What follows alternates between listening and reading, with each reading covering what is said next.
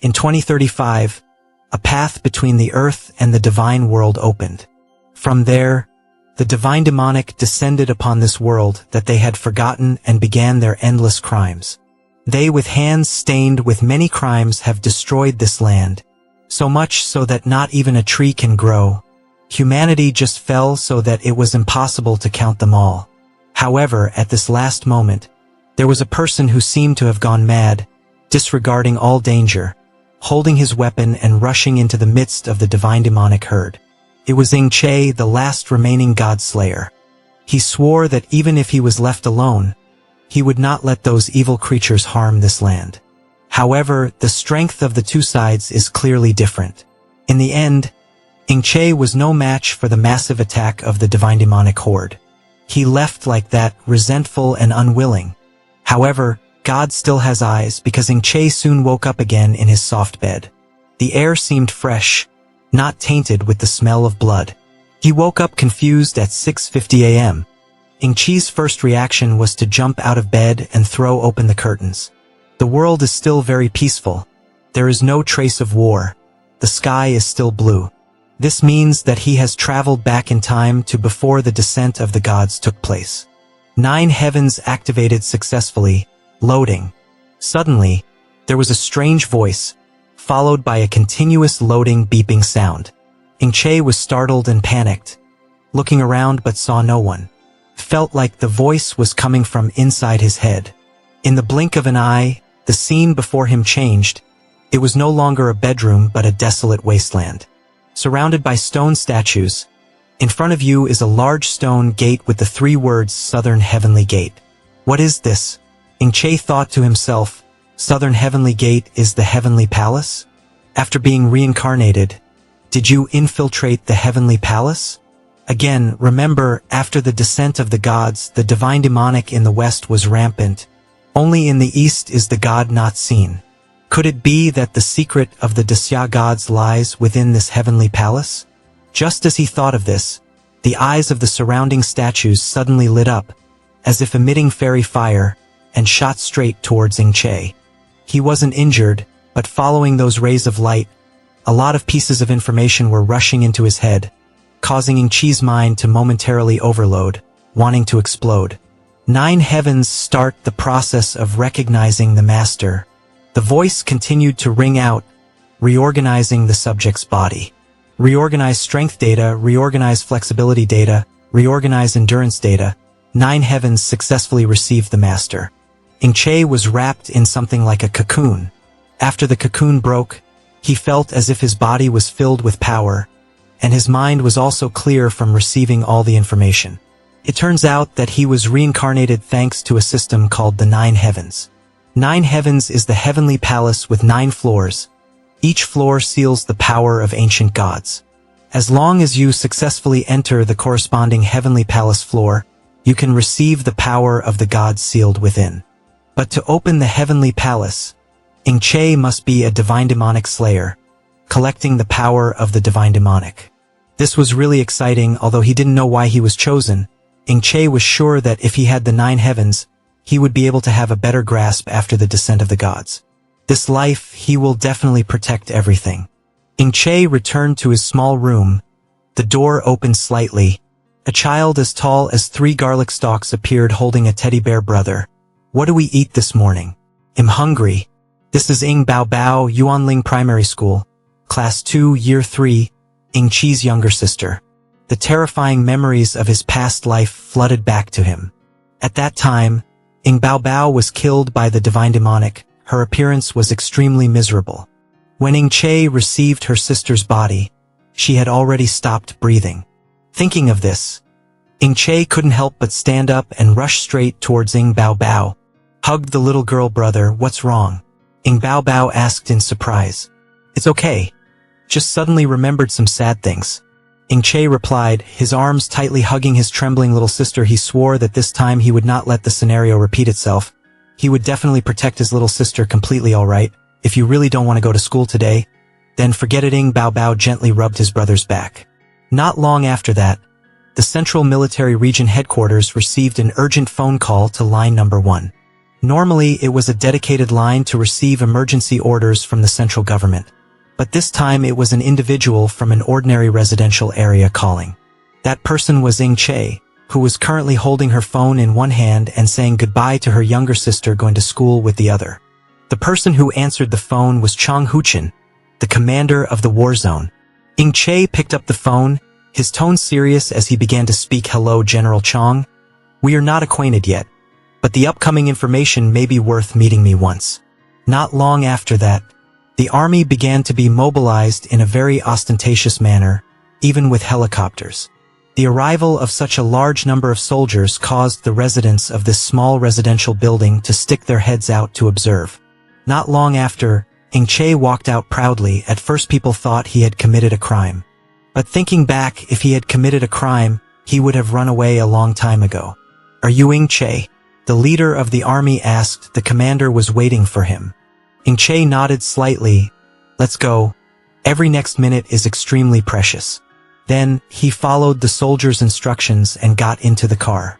The young ladies present at that time saw that he was young and was treated politely by the army. Moreover, he was quite handsome, so they immediately thought that he was an anonymous big shot, and automatically made Ing Che their national husband. On the way to the camp, Ing Che thought a lot: building an underground city, a steel wall, organizing a Godslayer army. There were too many things to do if he wanted to fight against the divine demonic. Fortunately, on this battlefield, he does not have to fight alone. At the same time, in the military district, Chang Huchin was listening to his subordinates report information about Ing Che. He was 17 years old this year, born in a welfare home, and had lived with his younger sister Ing Bao Bao since he was young. The current growth process shows that he has a very normal psychological state, no abnormality, and no criminal record. The more Chang Huchin listens, the more he wonders, how could an ordinary person like Ing Che know about his military strategy? Chang Huchin's guard Wang Zifan thought for a while and felt that there was only one possibility in this situation, which was that their military information had been leaked. But leaking military secrets is a capital crime. This is not a simple matter. Chang Huchin then ordered Wang Zifan to thoroughly investigate everything before the truth is revealed, and absolutely not to use his imagination to define things. At this time, Ing Che was brought to the reception room. Through the large window, he saw a world that was still peaceful but would soon turn into a sea of blood just thinking about it.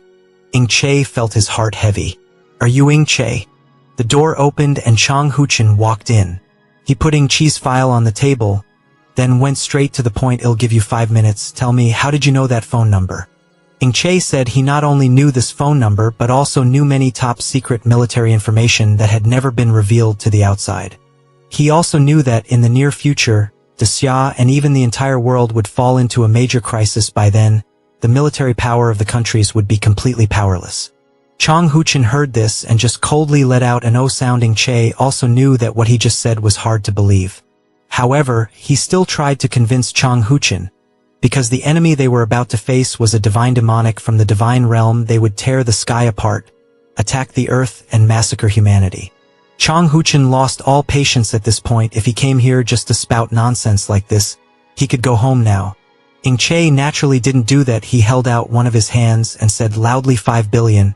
After the divine demonic invaded Earth, they committed a series of brutal crimes. And about 5 billion people will die because of that. By then, it will be too late for the nations to actually form an organization to fight against the divine demonic. Ing Che did not seem to be lying, but Chang Huchin still could not believe it. He asked him to give him a reason to convince him. Then Ing Che began to reveal the future. The starting point is the major fire in the West City that will take place in a few days.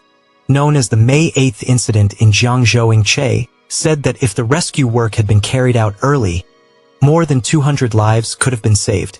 In addition, he also gave Chang Huchin a set of documents. "Please come here first to get an item. I will give you proof that gods, divine demonic, are real." That evening, Ing Che returned home. Ing Bao Bao came home from school and sat obediently waiting for him. Ing Che finished the big things and then started cooking. Busy all day, almost forgot that I have a younger sister at home. While cooking, Ing Che began to ponder again. There were only about 2 months left until the first descent of the gods. In order to protect his sister well, he had to prepare more things. As for the 9 heaven system, after the previous successful activation, it no longer had any reaction. To open the heavenly palace, you need divine demonic power. But right now the descent of the gods has not happened yet. Of course he cannot be a Godslayer. Che also does not have a martial god blade, so right now at most he can only be considered an ordinary person with some martial power.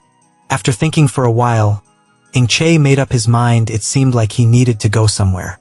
So after the meal, when Bao Bao was fast asleep, Che left her a note, saying he had to go away for a while, and that she should go to her neighbor Aunt Zhang's house for dinner in a few days. After that, Che quickly found an important archaeological site. Even though there was a sign outside saying no entry without permission, he still sneaked in. After all, the security here was quite lax. At the archaeological excavation site, Che found what he was looking for. It is the bones of divine demonic.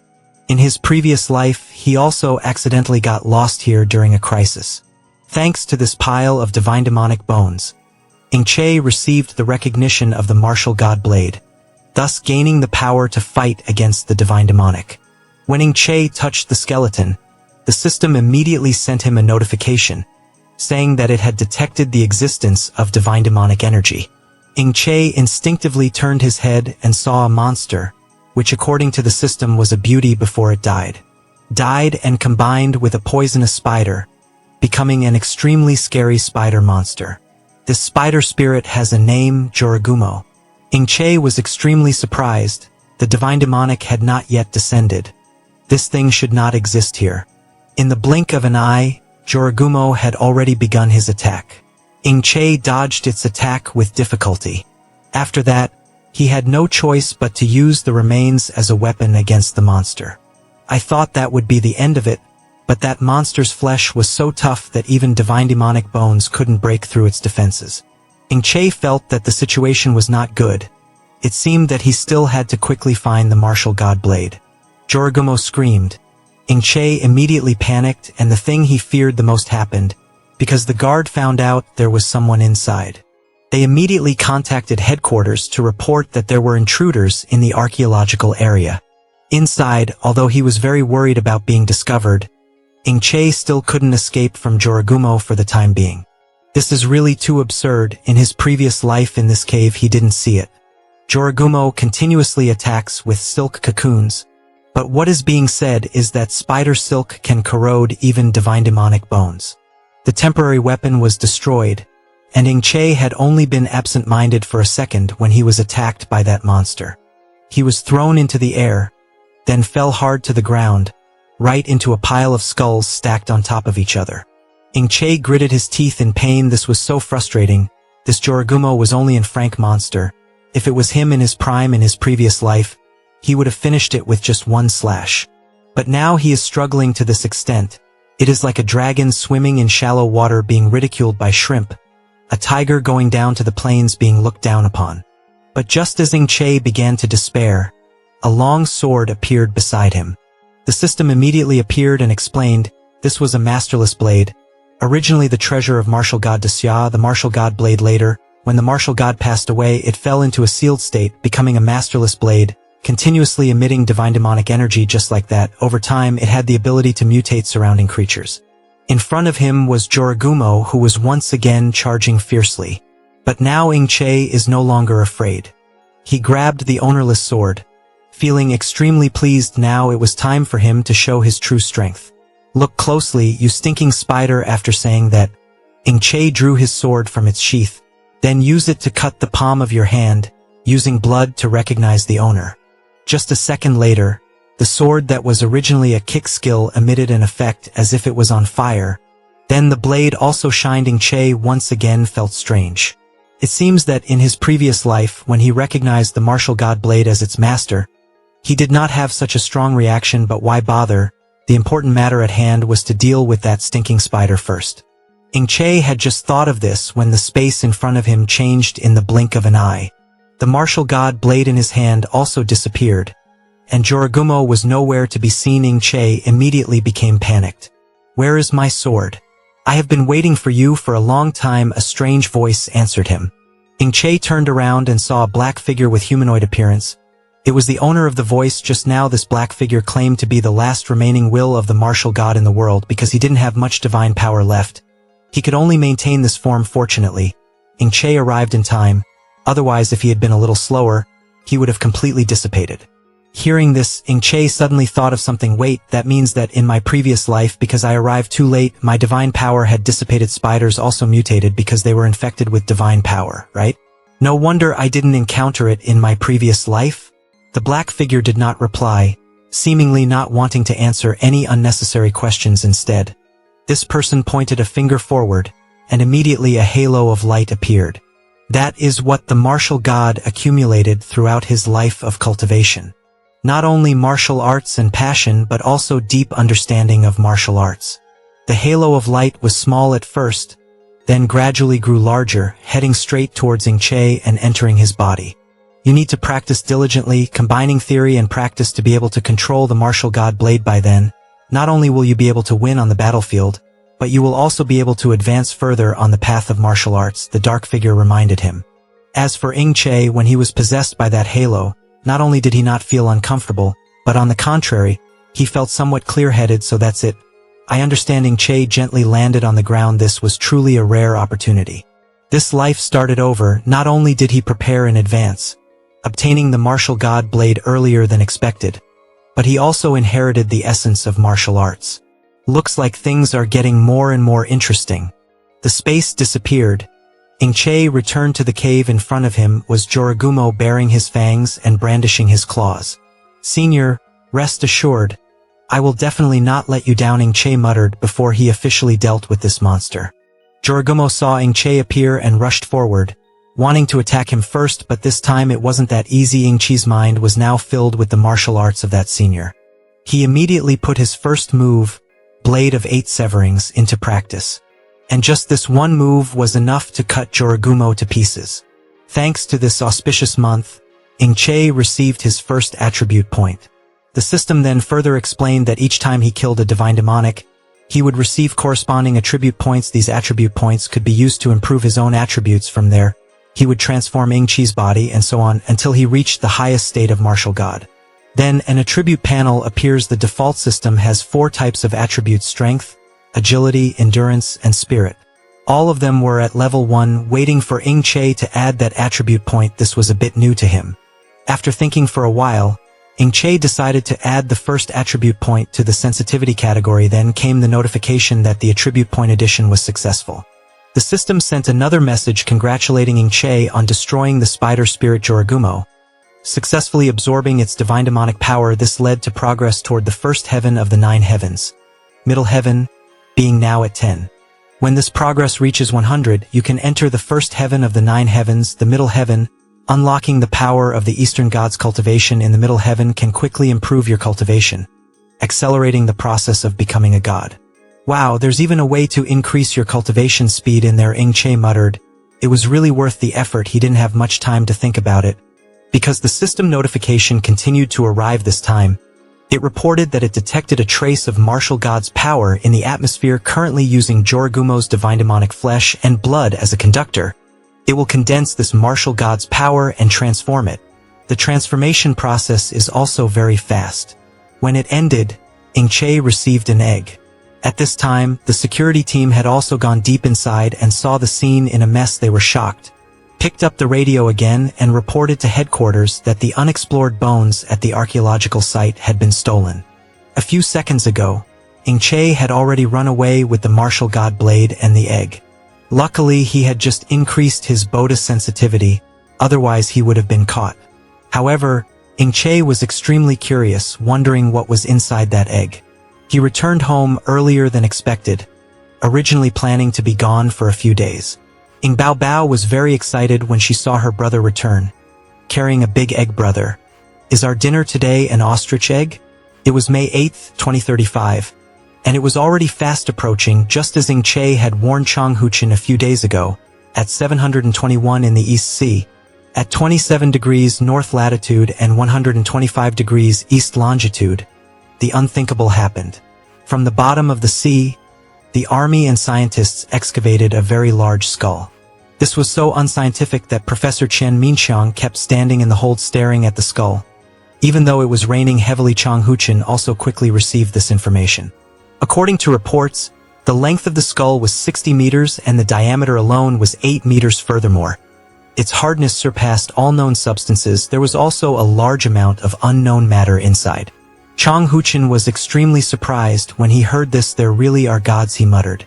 At this moment, another soldier came in from outside, reporting that a sudden fire had just occurred in the West City. Due to the enhanced fire prevention measures, the fire was put out in a timely manner. There were no casualties reported at the moment. Chang Huchen felt goosebumps again as he remembered Ing Chi's warning. What caused the fire? He asked. A team of experts is now heading to the epicenter of the explosion to conduct further investigation, but based on the current clues, the consensus is that it was a meteorite impact, sir. Wang Zifan was also startled after hearing this. If it was a meteorite, then the possibility of this being caused by humans was already ruled out. That is to say, Ing Che did not manipulate or arrange this matter, but he actually predicted the future. That night, Ing Che held the martial god blade in one arm and used Ing Bao Bao as a pillow with the other leg, leisurely sitting watching the news. He had also seen the news about the fire in the West City. The only difference from his previous life was that there were no casualties. It seemed that the future could be changed, just like how this time the fire did not cause too much of an impact. The next news is that the new archaeological site was robbed. Ing Che felt tickled while watching because that thief was him. Just then, the phone rang while Ing Che was wondering who would call in the middle of the night. He saw Chang Huchen's name. The next morning, he went to see him. In the lobby was the giant skull that had been excavated yesterday. Is this the divine demonic you speak of? Chang Huchen questioned. Yes, Ing Che calmly replied, adding that the skull belonged to In's class 6-winged angel. Does this prove what I said is true? Commander Chang. Wang Zifan stood to the side. She didn't get to see Ing Che last time. Today she finally got to see him as the person who predicted the fire in the West City and provided the coordinates for the army to excavate the skull of the unidentified creature. Her first impression of Ing Che was that he was much younger than she had imagined, but his attitude was extremely calm when facing Chang Huchen. General Chang, how is it? This time in the fire, I helped you save more than 200 people, so do you want us to be able to save more than 5 billion people in the future? Chang Huchen sighed, thinking about it again and again. This matter still felt unscientific, but there was extremely solid evidence, so he couldn't help but be hesitant. Finally, Chang Huchen made a decision and issued an order to the entire army, so that the central military region immediately entered a state of combat readiness. He himself will be responsible for reporting to the central government. After listening, Wang Zifan still wanted to advise Chang Huchen to consider it carefully, because even if what Ing Che said was true, a divine demonic invasion was still too absurd. However, Chang Huchen has already made his decision. Just do as old Chang says. I will take all the responsibilities. When it comes to the safety of the people, no matter how careful you are, you can never be too careful. Suddenly, another voice rang out. The three of them turned their heads at the same time. It was Jiang Jingha, the Grand Marshal of Xia, a man of extremely noble status. Chang Huchen stood up when he saw him, looking extremely respectful. Young man, you are Ing Che, right? Just now, this giant skull in front of us belongs to the gods. Jiang Jingha said as he reached out to take the documents from Chang Huchen. Yes, Grand Marshal, in the future we will face a great crisis, causing millions of people to be exiled, blood to stain the mountains and rivers of Xia, causing the people of each country to submit, sacrifice their souls, and become people who live only to praise the gods, and in just 15 years, human civilization will be completely destroyed. Jiang Jingha stared at the ancient lake for a long time, then asked again. We have discovered the remains of divine demonic. That also means these gods can be defeated, and there were people on this earth who defeated them, right? Ing Che nodded in affirmation, also using the example of the class 6-winged angel, which was shot down by Hoi 5,000 years ago and fell into the East Sea. Chang Huchen, who had been silent all this time, spoke up when he heard this. Wait, are you talking about the mythical Hoi? Does that mean that even myths really exist? Ing Che nodded again and again, saying that although most of the myths in this world were products of divine demonic invasions in ancient times, but there is one exception. The truth is that in ancient times, the divine demonic beings in the divine world once invaded this world, but were eventually driven away by the Eastern gods. The gods in the divine world absorb power from the beliefs of the races that worship them and consider them as a source of power. However, the Eastern gods were different. They cultivated and trained their bodies to the ultimate level. Through legends and their own great achievements, they underwent transformation, and finally became gods. Then this is a big deal if it is said that our guardian gods appeared in ancient times. Will they appear again this time? Chang Huchen asked again. But this time, Che shook his head because from what he knew in his previous life, in the ancient war, most of the Eastern gods fought bravely and sacrificed themselves. Later, the Eastern gods gradually became legends and no one saw them again in his previous life. People had also expected the Eastern gods to appear. But these gods were always absent from the wars and human strength could not compete with the divine demonic, so in the end the earth was destroyed. Now there are only 9 heavens left, but even the first floor has not been opened. Che did not say these things because the system's matters should still be kept secret, but he knew that he needed to quickly enlist the help of these people to prepare things that could be deployed from now on. Thinking of this, Che took out a roll of paper from his backpack that was the plan he had been working on for the past few days. Chang Huchen now believed him very much, and even felt excited. He never expected that in his entire military career, he would have the opportunity to fight against the gods. Che opened the scroll. On it was a world map with several points marked. He pointed to the first point, saying that it was where in less than 2 months Poseidon, the sea god, would descend.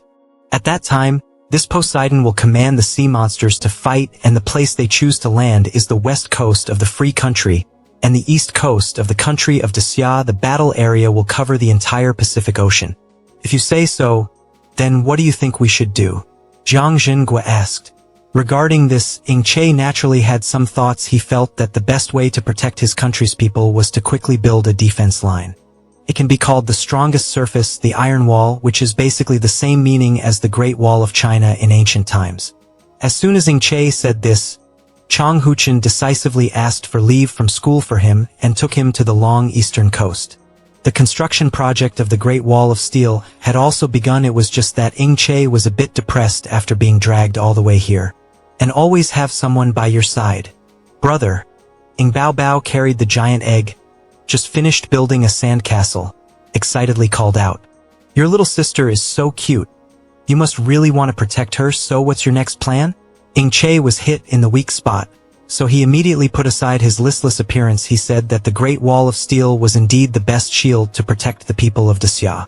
But they cannot rely on it alone to win the war. Especially the war with the gods who possess unparalleled power, and for Che, the most important key is weapons, special talents, and resistance power.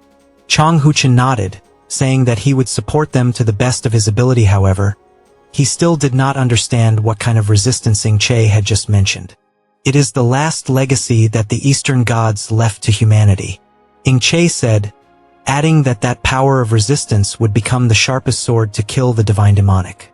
While the two were still talking, suddenly a soldier rushed over. Commander, something's wrong. What's going on? Why is there such a commotion? Chang Huchen slowed down a few steps and waited for the soldier. Meanwhile, Che quickly walked towards the storm camp. The little girl had no idea about the disasters that were about to happen. She just felt it was fun to play here. He planned to take his sister home after today. After all, Che could only give advice, but he couldn't help build a shield here. But after Chang Huchen heard what the soldier said, his expression changed. Che, I'm afraid you can't leave for now. Not long ago, a large meteorite crashed straight into the city center. But when the army and experts approached the scene, they only saw a large hole, and in the center of the hole there was no meteorite. As they tried to get closer, the receiver on the other side only heard a loud scream over the radio, followed by intermittent panicked voices. Monster, there's a monster, save me. Che was quickly brought to the scene. Now, this place has become a ruin. The police dog started barking as soon as it smelled him, and a policeman pointed his gun at Che as a family member. He obediently raised his hands above his head. In my hand was an identification document that Chang Huchen had just given me. I am a special envoy, named Che, specially here to investigate this fire incident. After verifying his identity, the other party let down his guard and let Che enter. The expert team still had no news, so they were especially vigilant because this happened at night. The expert team entered the area where the explosion occurred, but they all disappeared and there was still no news. The military and police quickly sealed off the area to ensure that no one else accidentally entered the danger zone. What about the meteorite? Che asked the officer. No meteorite was found in the meteorite crater. Also, in the last contact, the expert team mentioned that they encountered a monster and then lost contact. Ing-che pondered for a few seconds, then said he needed to go see the meteorite crater. The officer wanted to show him the way, but Ing-che said he knew where it was and left. He saw him carrying a giant egg on his back and immediately felt that this kid was really strange. Ing-che walked straight to the hole and jumped in without saying a word. The scene was indeed like a meteorite impact, except there was a strange smell. Ing-che picked up a handful of dirt, and there was something mixed in it. The system immediately sent a notification because it detected a reaction with divine demonic energy. In the previous life, the sudden fire caused by this meteorite had caused huge damage and impact. However, at that time, everyone was focused on dealing with the immediate disaster and ignored the underlying cause that might be hidden behind it. As time passed, perhaps the truth was also hidden by those with intentions. Just as Ing-che was deep in thought, the egg on his back suddenly flew up. Ing-che was shocked. How could an egg run like this? Moreover, it was very fast. Ing-che immediately chased after it, but the egg ran faster and faster, making him tired and out of breath. Finally, it stopped beside a railing, swaying unceasingly. Ing-che grabbed it, put it back in his backpack, and tied it up with rope. Now let's see how you run. If the system didn't say you were about to hatch, I wouldn't have bothered to steal you from my sister. Ing-che kept on nagging, but at this moment, an extremely terrifying scene appeared before his eyes. There was another big fire. This time it started in a house. At that time, the servants in the house were extremely panicked. The chain had been burned and could no longer hold it. Quickly inform the owner of this, quickly. From that house, a creature blew the roof off and rushed out, followed by servants who hurriedly chased after it. But this creature was extremely aggressive, continuously launching fireballs towards them. These people all had high martial arts skills, so they also stayed to fight. But the situation is not looking good for them. Because the fire was so great, the board could not reach the monster. Those who can't fight, fall back first. The rest of you help me hold on for another half hour. The owner is on his way. A red-haired girl carrying a nearly 2-meter-long Japanese sword said loudly. Careful, someone shouted from behind, because at this moment the creature had already sneak attacked her. With this distance and speed, it seemed like the girl wouldn't be able to dodge in time. But in situations like this, the male lead's existence makes sense. Relying on his agility, Ing-che quickly approached the scene. Then, he took out his martial god blade, helping the girl solve the danger before her. Being saved by Ing-che at the last minute, this girl couldn't even believe her eyes. He was like a savior, extremely formidable. Ing-che quickly identified his opponent. It was a flame skeleton. He immediately told these people to stay where they were, while he charged towards the monster alone. Wait a minute, come back soon, you will be burned to ashes by it. The girl cried out in worry, but Ing-che had already rushed into the sea of fire. Seeing his opponent's mouth wide open, as if he was about to release fire again, Ing-che quickly threw his backpack containing eggs up high. During the time the backpack fell, he pulled out the martial god blade and used the blade of 8 severings move again. The terrifying power of the saber and the passed-down martial arts combined together, allowing Ing-che to continue to successfully kill his opponent with one move. So fast that when the backpack fell, he could still catch it with great ease. The system quickly sent congratulations because Ing-che had destroyed the flame skeleton. Because it was also a divine demonic of F rank, he also received 1 attribute point. The flame skeleton's magic power continued to be absorbed, and the progress of opening the first level of the 9 heavens had already become 20. Those who witnessed this scene were extremely surprised. They were all famous swordsmen, yet they were almost turned into grilled meat by the flame skeleton. But Ing-che was different. He was able to kill that monster with just 1 slash. What the hell is this? The magic power converged, transforming into a mass of dazzling yellow matter. Ing-che was about to grab it when he heard the red-haired girl's shrill scream, "Don't touch it directly with your hands," but it was too late. Ing-che had already touched it, and nothing happened. After the chaos calmed down, the girl invited Ing-che into the pavilion to rest and talk, conveniently taking back the mass of material. "I am Li Xiaolu, from Jingzhou, the 37th student of the Li Family Martial Arts School," she introduced herself. Ing-che just let out an O sound, nothing more, nothing less. This bland reaction of his made Li Xiaolu frown. The Li family in Jingzhou was one of the 3 highest-ranked ancient martial arts families in Xia. Even though they had been in seclusion for many years, they had never faded from people's memories, yet Ing Che acted as if he had never heard of the Li family. Okay, anyway, thanks for what just happened. If it weren't for you, everyone in my clan would be dead. Tell me, how do you want to be rewarded? Li Xiaolu put on a very generous expression, saying that as long as it wasn't something illegal like arson, murder, or repaying someone with her body, she would agree. Also, I still don't know how to address you. Just call me Ing Che. Miss Li, Ing Che said as he moved closer. He had just heard Li Xiaolu say that he couldn't directly touch that massive matter, which meant that she knew very well about the origin of this thing. Ing Che didn't have any big wishes, he just wanted Li Xiaolu to introduce this thing to him. Honestly, I'm very interested in this thing. Can I introduce it a little? Humph, if you're interested, I have to tell you the secret of magic crystal? I can't satisfy you with this. You can't touch it because it contains an unknown type of energy. If you contact it for too long, something bad might happen. Do you think he'll tell you this? Li Xiaolu stubbornly said that he wouldn't reveal it, but in fact, he kept talking. He even said that if he came into contact with magic crystals for a long time, his life would mutate. The reason why that monster appeared just now was because of the influence of this magic crystal's energy. Ing Che listened very attentively, nodding continuously. And then what? Li Xiaolu was stunned, then realized that he seemed to have accidentally said everything just now. Ing Che is so strong, but she still doesn't know that she is the enemy of 2 enemies. If she speaks out like that, it's no different than putting herself in a weak position. Ing Che pondered. The secret of the magic crystal in the previous life was a national secret first discovered by Elder Chen. Because of its fatal flaw, it was immediately discarded.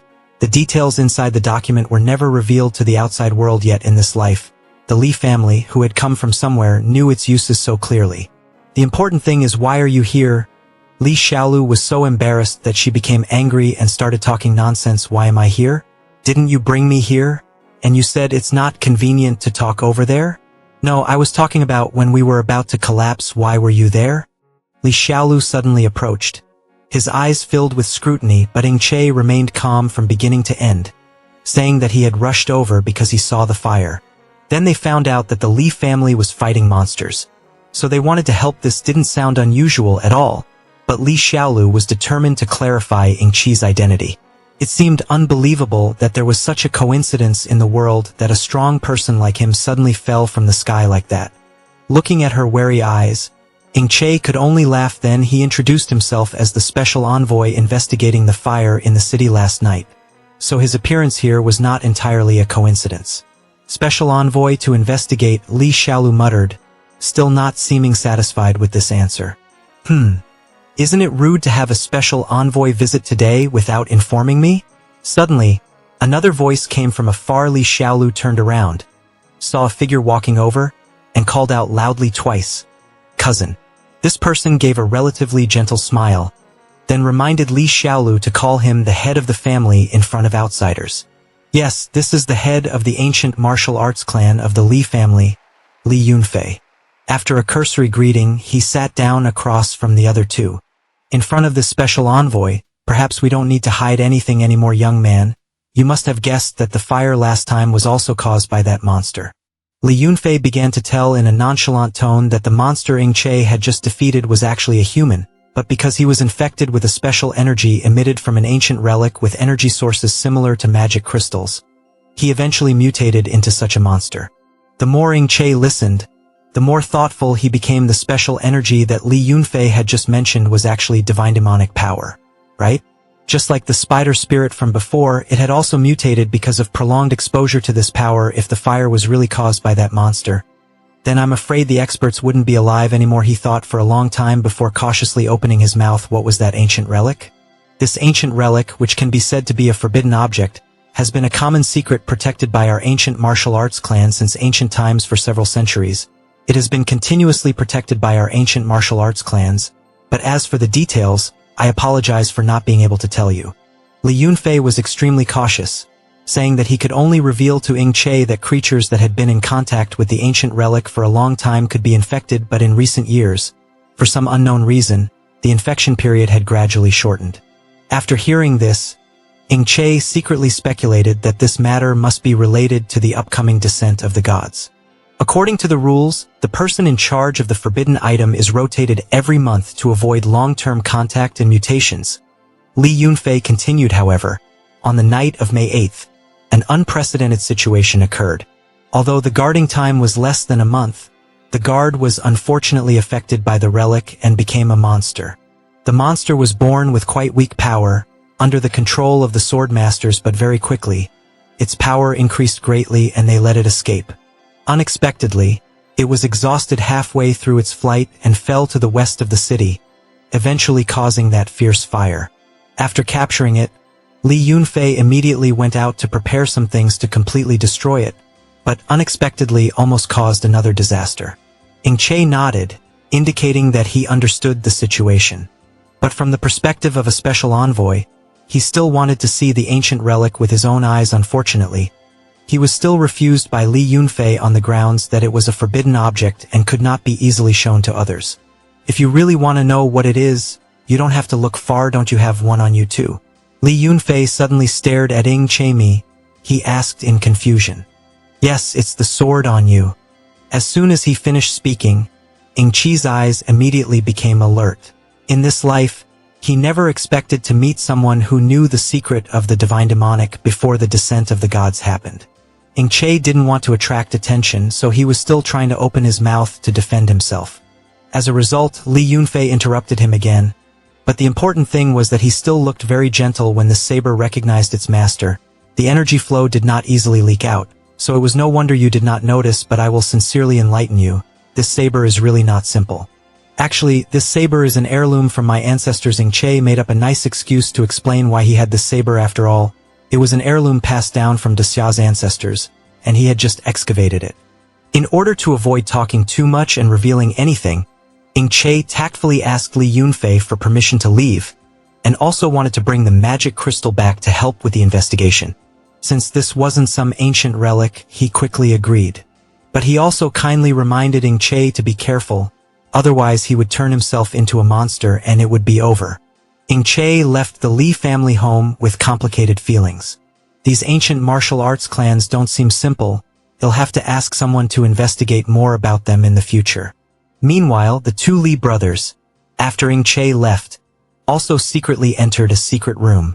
In front of Li Yunfei now is probably the ancient relic he mentioned, an ancient book floating in the air, surrounded by a number of magic crystals of different sizes. If that monster is dead, it's over, so tell everyone to clean up and get ready to leave.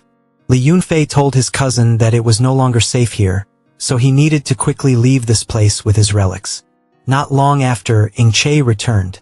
Bao Bao was already fast asleep. He read her diary, which contained resentful words blaming her brother for what he had been busy with recently. First, she had temporarily stopped going to school. Then she had joined the army and had been missing all day, even stealing her ostrich egg. After reading these immature words, and looking at Bao Bao's sleeping appearance, Che encouraged himself to work harder. He wanted to protect his sister at all costs, but once the descent of the gods actually happened, he wouldn't have the ability to always be by her side. So the best way is to find Bao Bao a forbidden item so that she has the ability to defend herself. Che gently stroked her little sister's head, not knowing that she was having a nightmare at the moment. In her dream, Bao Bao saw the ancient book of the Li Kia family, surrounded by countless magic crystals. Meanwhile, Che was already out in the living room, watching TV while carefully cleaning his martial god blade. He was still thinking about the Li family from this afternoon. Che never thought that someone would know about the divine demonic secret before the descent of the gods happened. It seems that these ancient martial arts clans are still hiding a very big secret. Moreover, that person named Li Yunfei, using his knees to feel, could also see that he was not as simple and gentle as he appeared. "You're back?" Bao Bao's voice from behind pulled Che out of her thoughts. "Why are you awake? Did I turn up the TV too loud?" "No," the girl replied absent-mindedly, then suddenly remembered something and opened her eyes wide. "But more importantly, where are my eggs?" Che pointed to the backpack beside him. The giant egg was still intact, completely undamaged. But he quickly realized something was wrong. The egg was not damaged at all. But the magic crystal he brought back from the Li family had been damaged quite a bit compared to that afternoon. Ing Bao Bao was holding the egg and looking at it. After a long while, he finally said, "Brother, it seems like the egg has hatched." From the egg, a creature of unknown species, but ugly enough to offend the beholder, fell out. A week later, the construction of the fortified shield was still being rushed. The 107,001st giant steel nail has been hammered in. But Chang Huchen was still not satisfied and asked them to continue to speed up the progress. Ing Che also gradually got used to the creature that hatched from that egg. This guy was also very picky. He refused to eat anything other than magic crystals therefore. Ing Che always carried him with him, even when he went to see Chang Huchen. At present, the strongest steel wall coastal defense system has made significant progress according to the concept design proposed by Ing Che. All 720 key projects along the coastal routes have begun construction. The supervisor reported that according to the current progress, the final stage of work is expected to be completed in the shortest time of 50 days. The length of the wall is 20,000 kilometers, 300 m above sea level. The width of the base is 500 m, combined with the mainland into a unified entity. That steel wall will cover the entire Eastern Sea. After listening to the report, Chang Huchen couldn't help but sigh. Such a wonderful project took only 50 days from design to completion. It was unbelievable. That's right, the manager turned to Ing Che and gave him a thumbs up. Comrade Ing Che had provided the blueprint for the strongest steel wall, and even the Dean of the Academy of Sciences had praised him endlessly, saying he was a genius. Ing Che used all his strength to wave his hand, humbly not taking credit for himself. But he really didn't have the face to admit it because this blueprint was something he had the good fortune to see in his previous life. And in the most dangerous times in the previous life, it was the scientists led by Professor Chen Minxiang who stood up. They worked tirelessly for 7 days and 7 nights to complete the design of the steel wall in the face of threats and chaos from natural disasters. As for Ing Che, after all, he was just a courier from the future, bringing the blueprints a few months in advance. I think everyone might have missed something important. Suddenly someone walked over, his voice a little annoyed. Not counting the concrete and other materials, the iron alone was estimated to have cost over 100 billion tons, equivalent to Dacia's output for nearly 10 years. This man, named Han Sanjin, was also a powerful official, but from the beginning he did not agree with the strategy of building a defensive wall. Because according to him, instead of fighting against Poseidon, it would be better to give up these coastal areas and narrow the entire defense line. Although Han Sanjin's idea was rejected from the beginning, he kept saying it over and over again these past few days, making people bored. The most bored person was definitely Chang Huchen, because right after that, he gave Han Sanjin a punch without any mercy, teeth and lips mixed together. Han Sanjin fell backwards, covered his mouth with his hand, and stared at the person who had just hit him with wide eyes. He really wanted to scream and question what Chang Huchen was so mad about. He was just being nice and wanted to give his opinion. Chang Huchen's eyes on the opposite side were as sharp as knives, looking straight at Han Sanjin as he spat out each golden word. "I'll say it one last time. My Dacia land. Not even an inch can be given up. If we gave up our coastal territory the first time we faced Poseidon, then what else would we run away for next time? Get out now, before I lose my patience and make you taste bullets." Chang Huchen was not just talking, because at this moment, the muzzle of his pistol was already pointed at Han Sanjin's head. Ing Che, who was on the side, saw this and was extremely embarrassed, and could only beg Commander Chang not to get agitated. Fortunately, the manager beside him was quick to respond and suddenly reported loudly. He said that last time Chang Huchen asked to find talent and materials for Ing Che, and now they had found enough, so he had to take him over to check out the situation first. After saying that, he pushed Ing Che's hand, signaling him to cooperate with him. "That's right." Ing Che quickly nodded. "Take me there quickly." Chang Huchen was indeed the guardian of Dacia territory, having fought on the battlefield for many years. His aura when angered was truly terrifying. Fortunately, Chang Huchen knew how to think things through. After hearing what the manager said, he immediately put away his gun. "Consider yourself lucky this time, but don't ever let me hear you say such things again." These words were said to Han Sanjin. Then the group of 3 of them quickly left. Han Sanjin narrowly escaped death, and only then did he dare to secretly breathe a sigh of relief. He looked at Chang Huchen's back, gritting his teeth in anger. How naive of him to put all of Dacia's hopes on a little brat. That is the power of the gods. How can we stop it? After speaking, Han Sanjin turned back to his assistant. "Last time, someone claimed to be able to contact the gods. Now tell them that I agreed to meet them once. You should quickly go and make arrangements." His assistant obediently received the order and left. Meanwhile, Ingqi's group had just entered the office when Wang Zifan ran after them, out of breath. The day before, Ingqi had asked her to investigate the Li family's martial arts school. But when Wang Zifan led people there was no one there. They searched for a while, and in the end, they only found a badge. Furthermore, the family that Ingqi mentioned seemed to not exist in Jingzhou. There was only an ordinary martial arts school opened by a man with the surname Li, but it had nothing to do with the people that Ingqi had met before. He took the badge from Wang Zifan's hand, staring at it for a long time without coming up with any clues. Meanwhile, Elder Chong immediately realized that there was something fishy behind this matter, and needed to continue investigating. Then they returned to the main issue at hand, which was to meet the newly discovered talents. Seeing Chong Huchen and Ingqi walking over, a girl with deep purple eyes immediately gave a slightly sarcastic smile. "Oh, the busy person is here. We have been waiting here for half an hour." Chong Huchen briefly introduced the experts before him to Ingqi. They were all people who had passed a strict selection process, and among the 5 people were experts from the 3 sects of Confucian, Taoist, and Buddhist sects. After that, he left the decision to Ingqi. Looking at Ingqi, he was young and skinny, not looking like a martial artist. These 5 experts were a bit dissatisfied, not wanting to be left like a pile of vegetables waiting for him to choose. Therefore, this Taoist sect expert named Shudao was the first to challenge him, wanting to fight Ingqi for 2 rounds because he felt that he was no different from a flower vase, only good at theory but knowing nothing about actual combat. Ingqi also understood the principle that if you want to win over talented people, you must use your strength to convince them. He placed his magical beast on the ground, then caressed the martial god blade in his hand. "Okay, but to save time, let's all go up together." Ingqi's voice was extremely calm, but his words were no different from insulting the other party. Besides Shudao, there is also the descendant of the Mahist Mo Xiaoxiao, who is the purple-eyed and extremely elegant girl. Next is the descendant of the Jingha sect, named Shangguan Wanzi, who looks very young. Next is a monk named Wenbei, a master from the Buddhist sects. And lastly, Momo, a refined scholar from the Confucian sects. Among the 5 of them, no matter who you pick, they all look stronger than Ingqi. But he only needed 15 minutes to defeat all 5 of these people. Even makes their appearance extremely unsightly. After putting away the martial god blade, Ingqi continued speaking. "So now can you all listen to me? Okay, gentlemen should only use their mouths, not their hands and feet. We are all civilized people, you speak."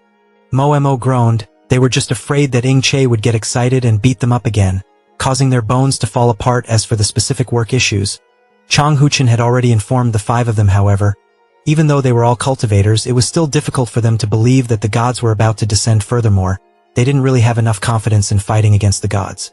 Mo believes that if the gods really manifest, then with this mortal body, they are at most just suicide soldiers to sacrifice. To tell the truth, with your current strength, even if you want to be sacrificial pawns, you are not qualified. Ingqi replied with a sneer. But that is also why, before the descent of the gods officially takes place, he wants to train them to become exceptionally strong, to become pillars to protect this country. Amitba, when Bai's eyes filled with tears, he admitted that his own practice was still weak. Now that he had met the enlightened master Ingqi, he hoped to receive his guidance. Ingqi nodded, then clapped his hands a few times. The manager immediately drove a cart carrying something covered in cloth inside. Ingqi reached out and pulled the cloth off. Inside turned out to be a giant incense burner emitting a 5-colored light. He said, "Even though the Eastern gods were now just legends, this was the most precious legacy they left to humanity." The 5 people present there could not hide their surprise when they saw this. "It took a lot of effort to convince the museum to lend this thing. I just don't know what relationship it has with the gods," the manager muttered. Ingqi was silent, touching the giant sensor. The system immediately displayed a simulation window with a note for this item. It was an ownerless cauldron, which was originally a divine weapon used by the ancient gods of Daxia, called the 9-turn universe cauldron. After the ancient gods died, it fell into a sealed state like the martial god blade, becoming an ownerless item. And now, Ingqi is once again undergoing the process of recognizing a master. When the process of recognizing the owner ended, the huge heavy incense burner suddenly flew up to everyone's surprise. Ingqi did not take it back. After all, they would have to witness these unscientific things for themselves for a long time. He briefly explained to them about this divine artifact called the Nine-Turn Universe Cauldron. There were many carvings on the top. In the process of trying to understand their meaning, each person would have a different feeling and understanding. Mo Xiaoxiao seemed to be the first one to grasp something among the 5 experts here. Ing Che watched her intently, but when he turned around, he discovered that the manager was also cultivating. And so, after obtaining the Nine-Turn Universe Cauldron, both Ing Che and these experts immediately began cultivating based on their own understanding. What is worth mentioning is that in just a short time, they all felt a clear difference.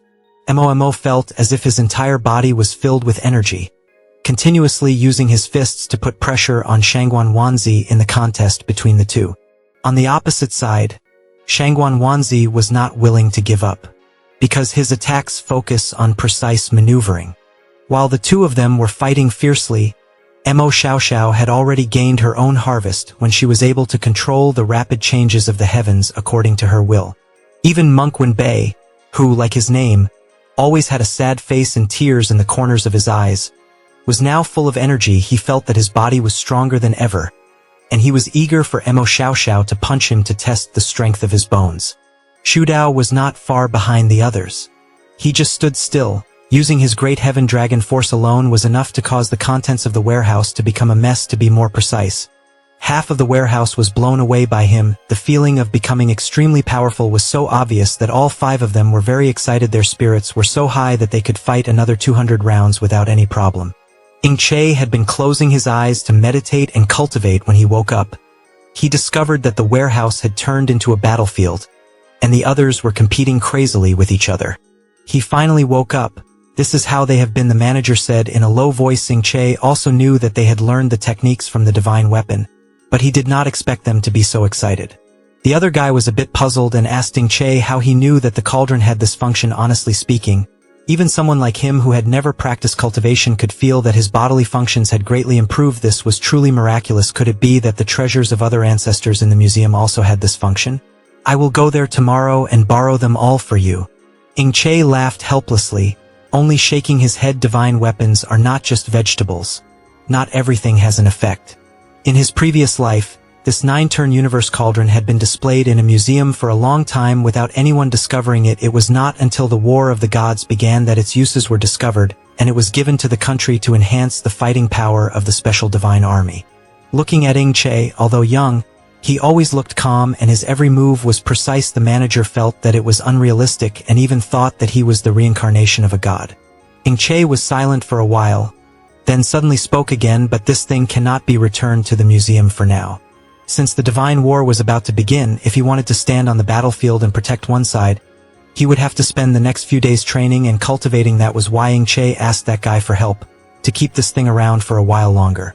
As for you, you will be responsible for contacting Chang Huchen, and at the same time strengthening everyone's training abilities, because right now, with everyone's abilities, facing the gods, victory is still too far away.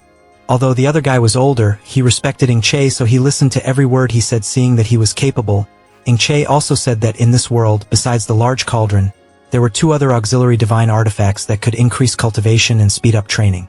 One is the Myriad Chaos Orb, whose whereabouts are currently unknown. It is constantly passing from hand to hand, and each time it appears, it causes a bloody mess.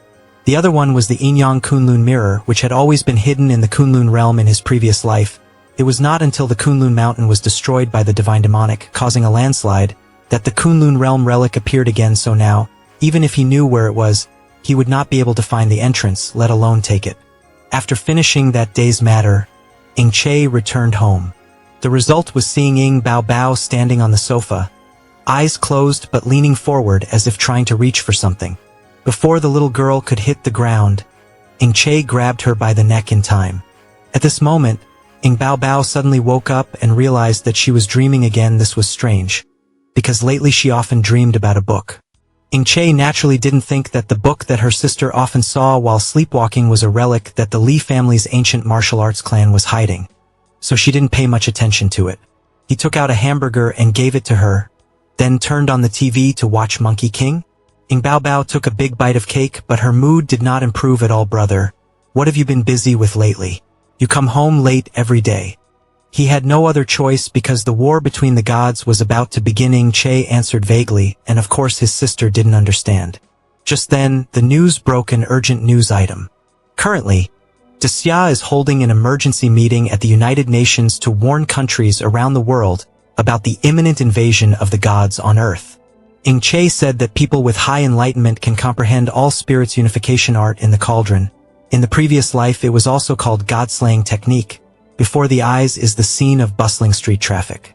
Next, at a roadside bakery, a customer came up to ask to buy. The owner took a portion of fried dough sticks. I wanted 2 portions of fried dough sticks and a bowl of soy milk, the seller quickly replied.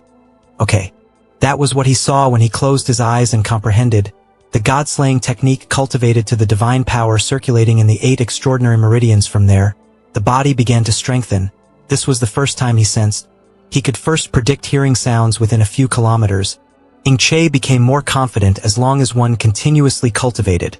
Not only would one's ears and eyes be sharper, one would have the strength to move mountains, be as fast as the wind, and transform weapons, but it would also help one obtain unimaginable magical abilities. A series of sounds rang in his ears. Cabbage, fresh cabbage boss, your pork is not very fresh, hurry up. It's getting late. Che meditated amidst the array of strange writings. He had to train his physical body and divine power to reach the peak before the descent of the gods. From there, he would surpass the gods and destroy the gods. Suddenly, a powerful scream reached his brother, making him jump. Blood spurted from both his eardrums and he screamed loudly his brother's ears. He jumped. Bao Bao opened the door and whispered.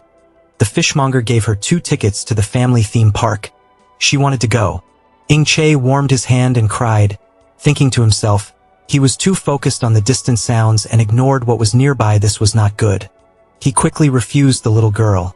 No, there was still more to come. But before Che could finish her sentence, Bao Bao came over with the ticket in hand, her eyes sparkling. Wah wah, just go once, just go once. Her whole face radiated an aura that made him cover his face with his hand. Okay, just this once. Bao Bao saw that he had successfully persuaded him and happily cheered. Great. Che immediately held out his hand and showed him the ticket. He looked at the information on it attentively. The little girl just now noticed her brother. But brother, your ears. The scene shifts to a park entrance with a pink bear. Mo Xiao Xiao is standing there, scolding, Captain, you're late. Che used his index finger to lift his glasses, apologizing. Borrowing the commander's things took a while. He was now disguised as a big-bellied uncle, leading Bao Bao along. Let's go. The ticket is only valid when both parents are traveling with children. Then please trouble her to play the role of Bao Bao's mother today. She felt helpless when she heard this. Did he have some misunderstanding with his parents? At the same time, there was a device scanning information on the Ferris wheel. Spirit energy for Spirit energy 6. It zoomed in on where the mother and daughter were sitting. Data extracted from the little girl. Spiritual energy 2. Someone with binoculars observed from a distance. It was 2 people wearing frog costumes. One reported, temporarily unable to find a target with a spiritual value of 10. The guy next to him responded. This side also responded. They quickly turned to Che's group. The parameters appeared one after another. Spiritual energy 10, spiritual energy 8, spiritual energy 8. The man in the frog costume immediately let out an evil laugh. Haha, discovered it. His next words were caught in his hand, revealing the target could become a sacrifice to the gods. Seeing Che suddenly stop, Xiao Xiao wondered, what's wrong? He looked up at the 2 dark figures on the rooftop in the distance and replied, nothing. Immediately after that, Che asked for help. Xiao Xiao, I'll go to the bathroom and change into other clothes. You help me pay attention to Bao Bao. She agreed without hesitation. Okay, no problem. Inside the public restroom, he took off the pillow in his stomach. From outside the door, one could hear Che complaining, ah, it's so hot I'm going to die. The man dressed as a frog approached just as he opened the door. The scanner recognized Che's information, confirmed it was the right person, and immediately released the electric shocker. But when he touched the person, he was unharmed and looked at it blankly. Faced with this awkward situation, Che pretended to fall to the ground, confusing the other 2. On this side, Bao Bao was holding a stick and drawing his image on the ground. Xiaoxiao's phone suddenly had a notification sound. Ding. As soon as she clicked on it, her eyes widened in surprise. The voices echoed in the dark room. The blonde youth spoke first. Our leader is so busy with 1,000 things. But he still took the time to come here. The masked man standing next to him replied, "That's right. This is not an ordinary performance. I guarantee your trip will not be wasted." Sanjin standing nearby asked, "Time is precious. How long until this performance starts?" He raised his hand to his ear and announced, "It's here right away. Bring the sacrifice here quickly." Two men in frog costumes spoke through the walkie-talkie, one hand pushing a cart with Che tied up and covering his face. He immediately realized that this voice sounded familiar. One of them led Che to a chair and sat down properly. There was a loud voice nearby, "Distinguished guests." The masked man raised his hand high and declared, "The descent of the gods has officially begun." Having finished speaking, he took a sharp object and stabbed his palm until a few drops of blood flowed out. The red blood suddenly flowed upwards following his incantation. I saw him sitting on a tall throne. Then the three accomplices surrounded Che, creating a magic formation connected by blood. His clothes fell down, covering the entire sanctuary. He was surrounded by red blood. The incantation was chanted, above which were waiting fiery angels, each with 6 pairs of wings. The masked man was still stretching out both arms and shouting loudly. 2 pairs of wings covered his face, 2 pairs of wings hung down to his feet, and the remaining 2 pairs of wings flew up. That is called Holy Ear, Holy Ear, Holy Ear, the talent of a god of 10,000 soldiers. His glory filled the world. The blood vessels grew larger and larger. The incantation continued to resound, Holy Calamity, Holy Calamity, Holy Calamity, Jehovah, the mighty army. The light of the army filled the entire world. The red blood had now gathered into a large clot. A face appeared with sharp eyes. Along with the call, "Request the descent of the gods," a majestic class 2-winged angel appeared before their eyes. The light shone.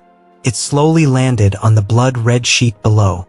The entire audience was shocked and filled with chatter. "Gods, angels, oh my god. Do gods really exist?"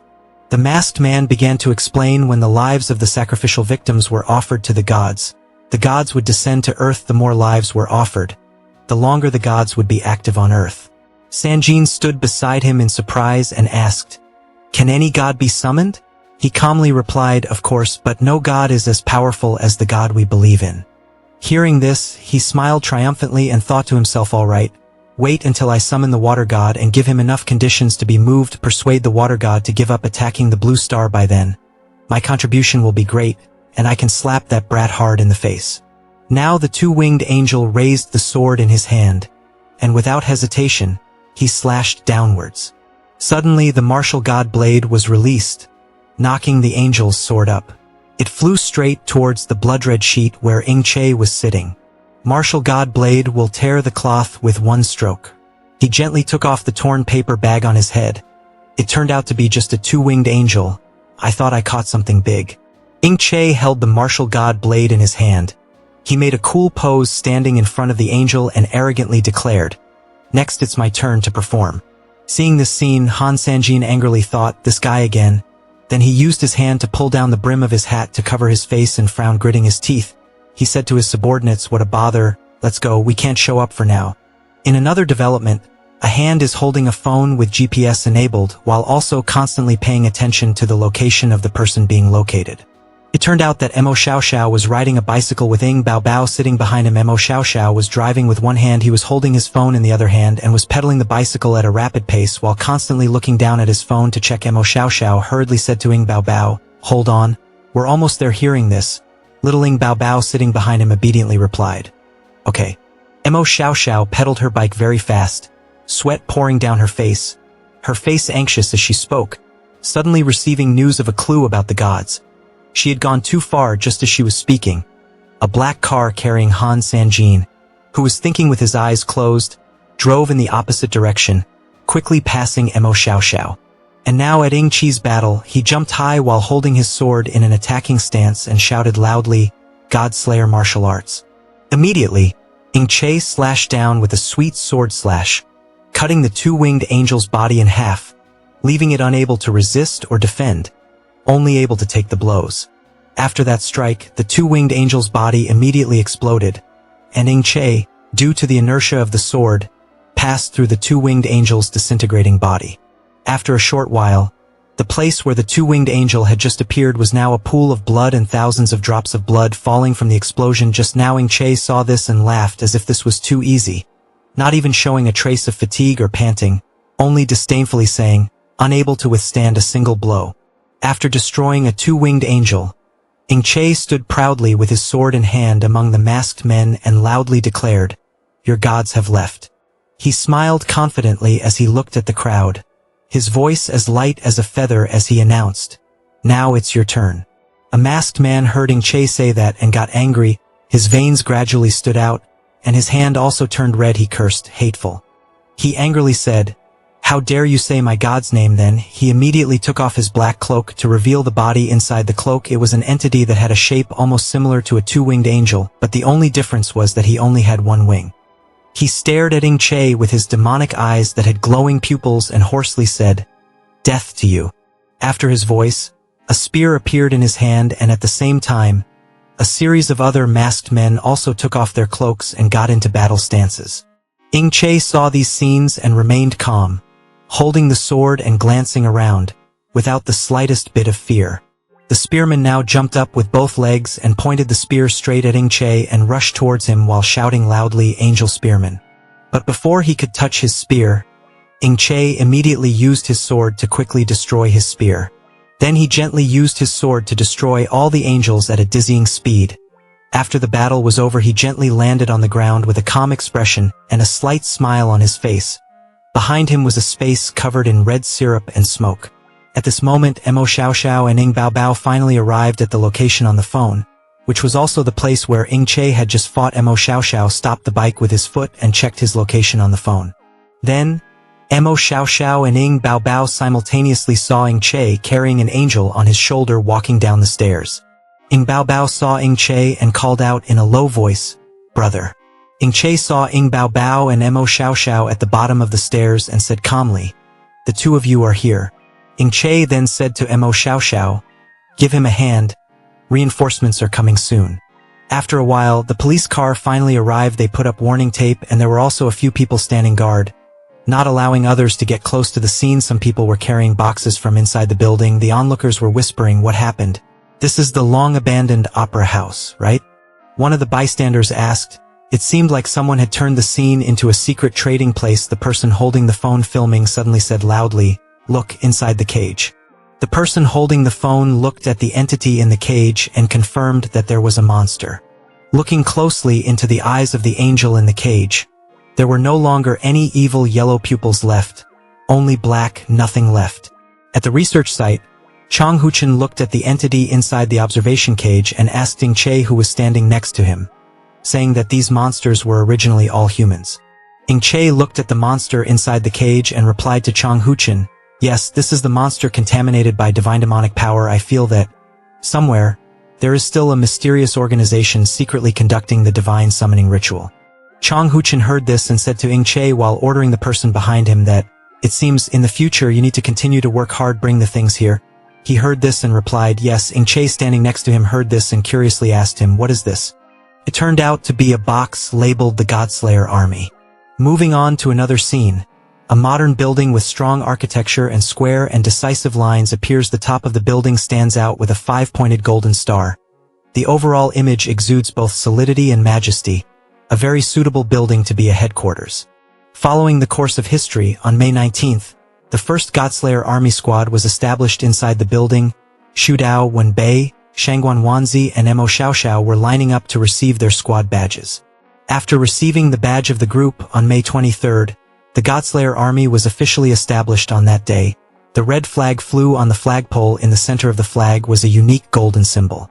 The flag fluttering in the wind symbolizes both the resilience and indomitable spirit of the Godslayer army.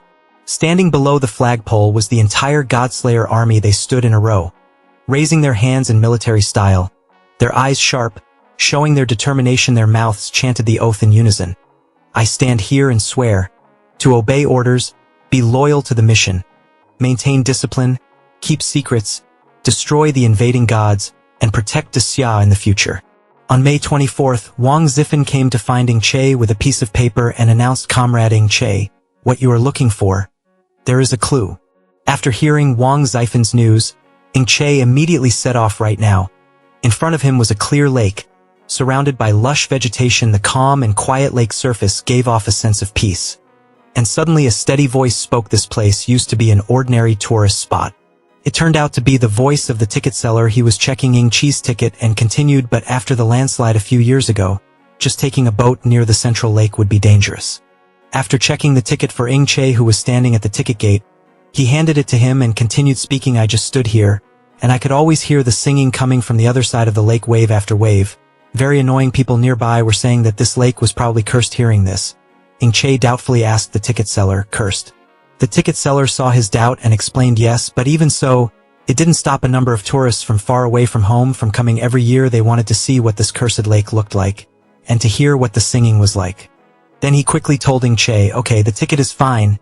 Please get on the boat." Hearing that, Che pretended to be worried and said to him, "It's so dangerous, you still want me to get on the boat?" The ticket seller saw Che's worried expression and smiled. "What are you afraid of? I was just joking with you, don't worry. As long as you don't get close to the middle of the lake, there's no danger." Finally, the ticket seller especially emphasized and told Che, "Let's go, kid, have fun on your trip to the lake." When he arrived at the boat anchorage, he saw a boatman standing on the boat with an oar in hand waiting for him. Suddenly, the Nine Heavens system panel appeared, informing Che that divine demonic energy had recently been detected. Che thought to herself, if it was a curse, it was likely that some creatures in the water had been infected with divine demonic power when she arrived. Sister Ziffin had already said so. Thinking of this, he couldn't help but recall Wang Zifen's advice when he talked to him in recent years. Many people had gone missing in there. Did he really want to go to such a dangerous place?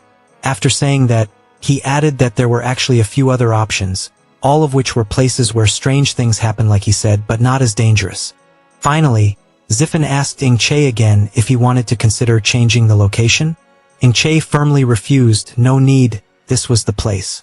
Wang Ziffin knew that he couldn't change Che's mind, so he could only say, "If you insist, then fine, but for safety's sake, we'll arrange a tour guide for you to pick you up at that time." Che walked closer to the boat anchored on the shore and thought, it seemed like this was the right trip. He had heard of this place in his previous life. After he had completely boarded the boat, he was still lost in his own thoughts. Rumor has it that the bottom of this lake was filled with strangely shaped aquatic creatures. Unfortunately, by the time he heard about this, the monsters in the lake had already been exterminated by a young man. After Che got on the boat completely, the boatman slowly rowed the boat away from the shore. Che let the boat go further and further into the center of the lake while he was still swimming in serious thoughts. And that young man was the one. Here he had found a treasure and risen from there. After the descent of the gods, the people became a powerful local force. This place was polluted by divine demonic power, from which monsters were born. There is a hidden treasure at the bottom of the water. Who knows if there is a divine artifact that suits my sister, this time for my sister, whether it is a tiger's den or a dragon's nest, I will charge in. Finally, Che snapped out of her thoughts and frowned at her phone, talking to herself. But the tour guide that Ziffin's sister mentioned, why can't I contact him? Forget it, let's just act first, go around the lake and check it out. On the shore, a person opened a pack of cigarettes and sighed. There are people who don't want to live anymore. Every year there are people who don't believe me. He took out a cigarette and gave it to the ticket seller next to him, the one who had just checked Che's ticket, then looked towards the lake and said with certainty, but every time they went into the lake, the boat would definitely capsize. The ticket seller next to him immediately denied it when he heard that. What nonsense are you talking about? Now no one goes into the middle of the lake when taking a boat. He lit his cigarette with his lighter, shielding the flame from the wind with his hand, and continued speaking, but he took a breath and exhaled the smoke, gently telling his colleague beside him that, right now, they were all lifeguards rowing boats, as long as they didn't go into the middle of the lake. Suddenly, he was stunned to see Che's boat getting closer and closer to the center of the lake. He held his cigarette and said in confusion, that's not right. Why is that boat going to the middle of the lake? I just saw him standing on the other side. On the boat, the egg that Che put in his backpack shook slightly to attract Che's attention. Che saw its expression and seemed to understand, telling it that, yes, it has been a long time since it ate the magic crystal last time. Suddenly, a song echoed throughout the lake, causing the lake water to create strong waves that hit Che's boat, causing the boat to sway and rock in the middle of the lake. Seeing that the water of the lake had made it impossible for the boat to keep its balance, Che heard the singing and immediately stood up, saying loudly, the singing in the rumor. Following that enchanting singing, Ingqi's boat was swept away by the storm in the middle of the lake. Accompanied by his screams, "What happened? Why did the boat swim out to the middle of the lake?" A hand with quite long claws suddenly grabbed onto the side of the boat. Ingqi stomped on the mermaid's hand, causing it to hurt terribly at the same time. He looked at the person in front of him in confusion. "Where do you want to take me?" This person took off his straw coat and hat, and it turned out to be a girl. She was the successor of the Eshan sect disciple. Named Zhou Loxia, she had a weapon in her hand and proudly said, sending him off to sell salt. Ingqi immediately drew his sword. He decisively swung his sword to block her attack with ease. At the same time, many arms of the mermaid monsters rose up, wanting to pull both of them down. The final boss of these monsters has also appeared. It has a beautiful appearance and is an F-class monster, the leader of the mermaids. She used magic to make the waves surge continuously. The water almost surrounded the boat.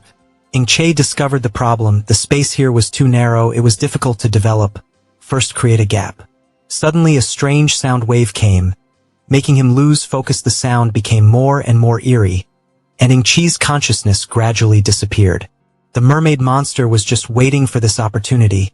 It jumped onto the boat and grabbed his ankle.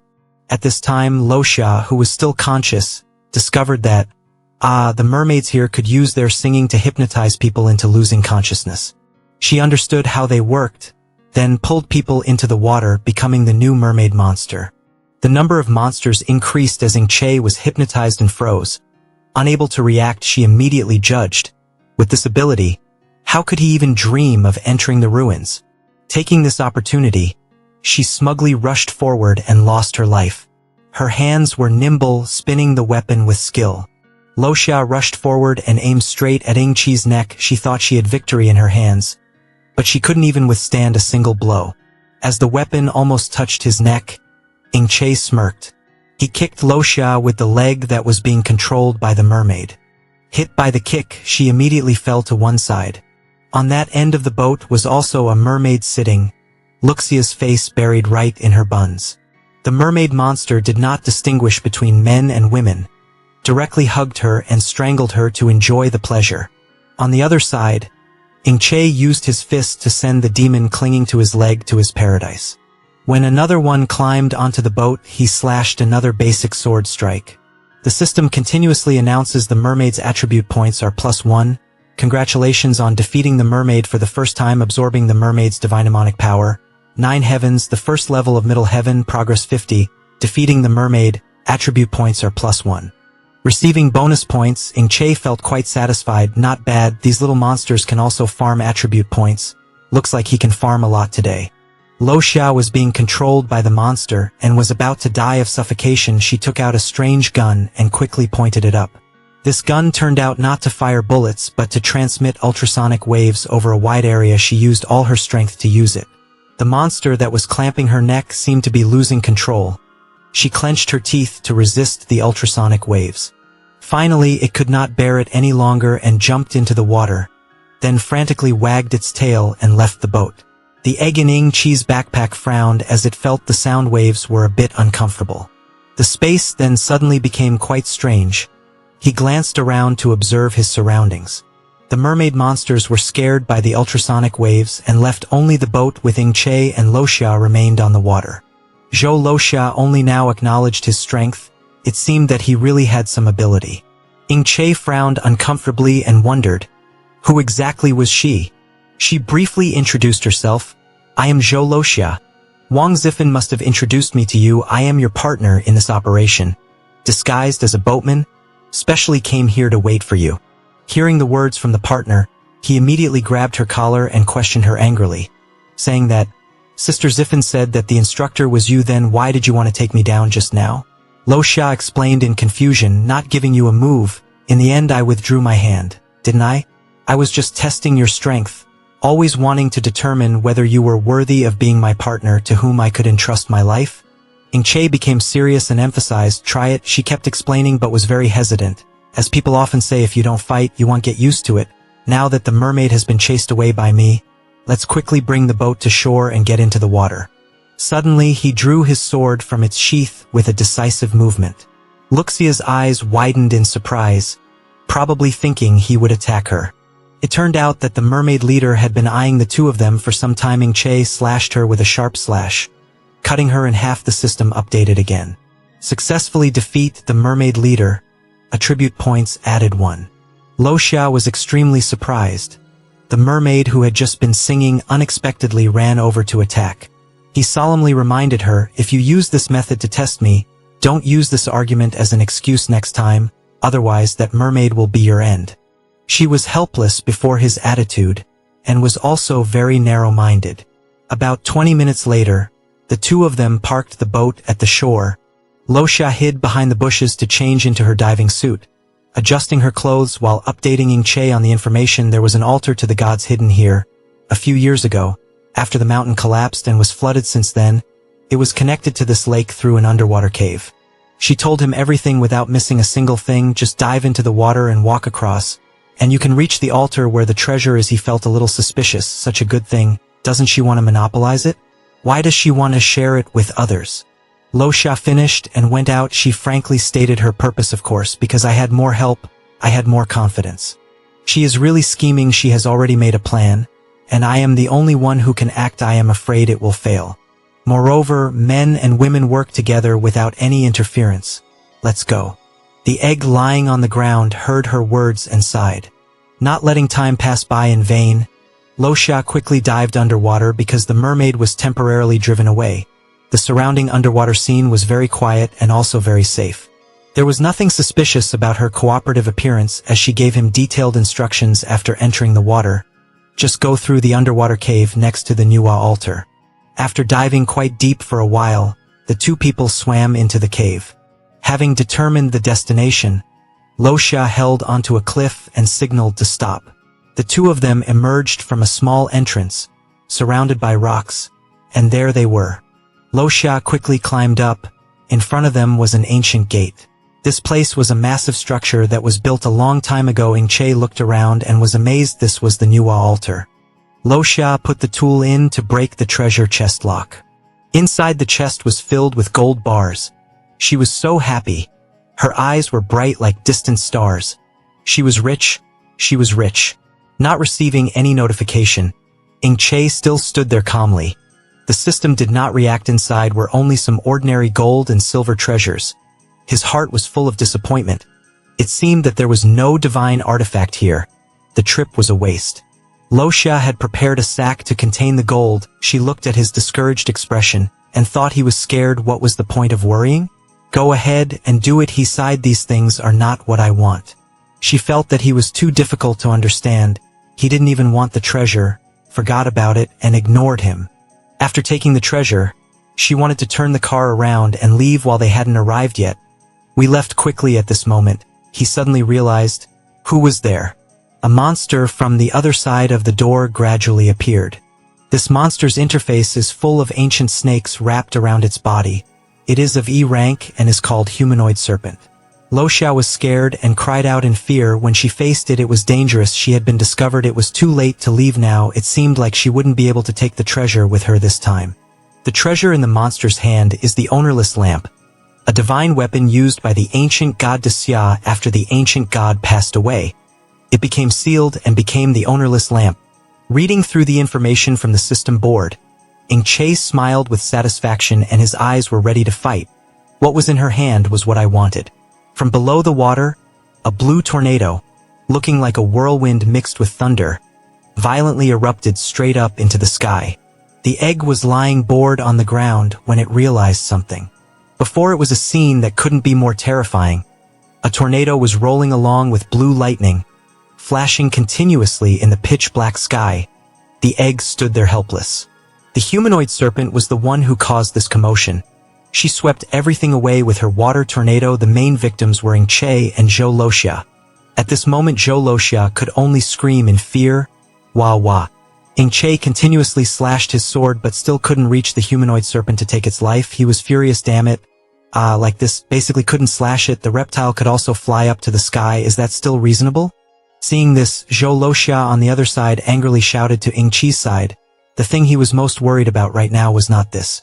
Even though she was about to fall, Lo Xia still held tightly onto the huge bag of treasure she had just obtained, shouting loudly, "We are about to fall ah." Suddenly, from somewhere, a white beam of light shot towards the two of them like lightning, causing seawater to splash to both sides. The egg quickly caught Ing Che and Zhou Loxia. He shouted in relief because he had just escaped death. He was saved. Ah, this is it. Ing Che is amazed by Eggy's ability to transform and fly. "Eggy, I didn't expect you to grow so big and fly." At that moment Zhou Luxia's eyes were spinning with dizziness. Ing Che was curious about Eggy's background.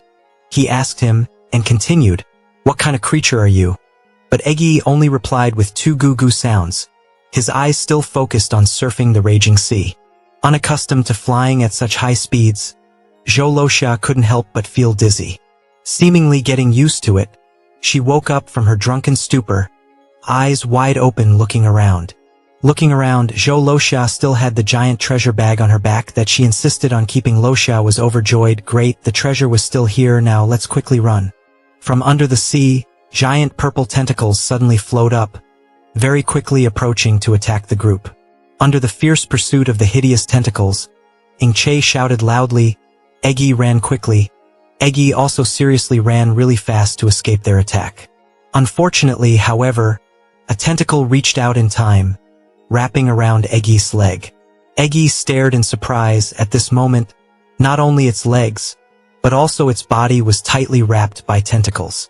The sword strokes were swift, slashing back and forth as fast as lightning. In just a moment, all the tentacles on Eggy's body were cut off by Ing Che. After saving Eggy in time, he reminded it, Eggy, the first person to lead her away, back to the shore. Eggy immediately obeyed, loudly replied, "Goo." Without hesitation, Ing Che jumped down from Eggy's head into the air. From Eggy's back, Zhou Loxia opened her mouth in shock at his actions. The water was so clear, yet he just jumped in. The monstrous tentacles still refused to give up. They still rose up to continue chasing and attacking the three of them. He fell into the center of the tentacles, his whole body moving flexibly and gracefully to avoid being wrapped around by them. However, they still managed to capture him. A mass of tentacles wrapped tightly around Ing Che's entire body, except for his head. In that dire situation, Eggy still obediently followed Ing Che's words. No matter what happened to him, he would not turn back. Zhou Loxia was successfully brought to shore by Eggy. She slowly lowered her feet to the ground. From the shore in the distance, Zhou Loxia could still see that right above the sea, a fierce battle was taking place between the tentacles and Ing Che. Meanwhile, Eggy had already turned back into a small form and was sleeping right next to her. The tentacles wrapped him into a large cocoon, pulling him straight down towards the depths of the ocean. The cocoon that encased him continued to sink into the sea. The cocoon gradually absorbed a hideous monster, its body anchored at the bottom of the sea. This monster was the Frank King Namu tree, with a docile body, patched together from countless tentacles. It was no different from a giant tree stump. However, this tree stump possessed a human-like face. Suddenly, the King Namu tree's 4 eyes opened wide, looking quite scary. After capturing Ing Che and wrapping him in a cocoon of its tentacles, the King Namu tree suddenly opened its eyes. From within the cocoon, a sharp sword strike was launched. Ing Che shouted the move, Blade of 8 Severings, breaking the cocoon and attacking the King Namu tree. With majestic sword slashes from the deep sea, Ing Che successfully cut the King Namu tree and its tentacles into many small pieces. The tentacles were severed, oozing out liquid from within. At this moment, the system notified Ing Che that he had successfully killed the King Namu tree. His attribute points were 1. Congratulations on your first defeat and successful absorption of the divine demonic power of the King Namu tree. After destroying the King Namu tree, Ing Che slowly swam to the surface of the water. At this time, he discovered something in the bottom of the sea. In front of him, both the turtle and the monkey were swimming together, but they were both dizzy, their arms and legs flailing around. He wondered, could it be because they were affected by the whirlpool just now that they were still dizzy? Ing Che smiled. It's true that when you're sleepy you run into a pillow, so I won't be polite. His sword hand was ready to strike. He shouted, Martial God Blade. As usual, Ing Che's lightning-fast sword slash passed through both animals in a zigzag pattern. The system again congratulated him. He had successfully destroyed the sea monster. Both of them helped him increase 1 attribute point, speeding up the floor opening process by 80. Now your attribute panel appears. Che struggled to get to the surface of the water. The waves were still very fierce, each strong wave was screaming. Eggy flew over to help Che from above, his face showing concern for him. It called Che, Goo Goo, and he could see it now, so he replied, Eggy. Eggy lowered himself close enough to the water's surface for Che to grab onto and climb onto his body. He still liked to stand on Eggy's head, making a majestic pose, raising his sword to the sky, shouting loudly, "Fly there for me." Eggy did not disappoint him, frowning seriously and loudly replying, "Goo." Both of them flew straight towards the humanoid serpent. At this time, she was still alive, floating in the air, emitting 2 sounds, hissing. Like lightning, he shouted loudly, and simultaneously used his hand to execute the move, Blade of 8 Severings, slashing straight at the humanoid serpent. However, she quickly blocked his attack with the shield ball covering her entire body. Hearing the system warning, Che immediately gave the system an order: system, distribute all power input points. The system followed Che's words, allocating all the attribute points he had just earned into his strength. Now his strength had increased to level 8, causing the surface of her shield to begin to crack. Very quickly, the entire shield of the humanoid serpent was completely shattered, and her entire body was immediately hit by Che's continuous slashes. The system reports that you have successfully destroyed it, and the progress of the floor opening has reached 100. After the humanoid serpent died, the ownerless lamp fell in midair. Seeing this, Che ordered Eggy, "Fly to the other side." Just in time, he used his hand to support the base of the ownerless lamp. The ownerless lamp was quite large, so Che had to use both hands to support it. Standing on Eggy's back, he happily said while holding the sword in his mouth, "That's great. I caught it easily." Suddenly, large cracks appeared at the base of the ownerless lamp, which spread rapidly. In just a blink of an eye, the ownerless lamp in Che's hand was completely shattered. He couldn't help but be surprised. Che was both angry and regretful. Why did it turn out like this? The magic treasure he had just obtained was so difficult. His body trembling as he held onto the broken pieces from the ownerless lamp. Broken. No way. The system reported again. The divine weapon was severely damaged, and will begin dissolving the humanoid serpent's teeth and scales into the weapon's fragments to repair it. The system repaired successfully, sending a congratulatory message to Che for receiving a snake-shaped bracelet with stones. Che was as happy as a child. He held the bracelet and was so happy that he cried tears and snot. It seemed like all his hard work had not gone down the drain. The system asked Che, "You have absorbed enough divine demonic power. The first floor has officially unlocked. Do you want to enter the first floor or not?" The black hole-like gate of the first floor opened. From above Eggy's head, Che heard a shout, "Ha, you be on guard, someone is coming, close first." On the island, some people discovered Zhou Loxia and loudly warned her. How could she have brought the boat to the middle of the lake? Loxia immediately bowed her head and apologized. "Sorry." The ticket seller was so angry that she waved her hands and cursed, "What's the use of apologizing? If anything, why call the police?" She said she needed an internship urgently and could do it for free. I just agreed to let her try it out. On her first day on the job, she encountered this trouble. She had already sunk the passengers and still hadn't recovered them. Suddenly, Che appeared from behind him and said, "Are you looking for me?" The ticket seller was so scared that his heart almost dropped and he screamed, "Ghost." When he looked back, Che had already walked to Zhou Loxia's side without a scratch, and even pretended to defend her. "It was because I was curious about the legend in the center of the lake that I let her take me there, so don't blame her. Being an intern isn't easy." Loxia saw this and her eyes lit up. "Oh angel," while the ticket seller was speechless at this situation. High school students are defending college students again. Forget it, luckily nothing happened, otherwise this old man would be unemployed again. Then he turned around and led the two people to a small boat docked on the riverbank and announced that due to the weather, this place was temporarily closed. "Let's leave." Loxia walked beside Che and asked him curiously in a low voice, "That's great. You scared me so much. Did you get that lamp?" He turned around in confusion. "The lamp is broken." She was so surprised that her mouth opened wide. Hic. But Che was still very calm and just pointed at the bracelet that looked like a small snake wrapped around her wrist and said, "It's okay. Eve found something better. After he finished speaking, he seemed to think of something and invited her. "Oh right, Miss Zhou, do you want to join us?" She didn't answer right away but corrected him. "Just call me Evil Sis." Che was shocked and broke out in a cold sweat upon hearing this title, Evil Sis. Could it be that she was the person from her previous life who was rumored to be a young person who would become rich? When it was time to board the boat, Zhou Luoxia answered his previous question. "The commander had invited me before, but I refused." Che looked at her curiously. Did she know why the commander invited her? Luoxia smiled so brightly that her whole body glowed as she replied, "I don't know.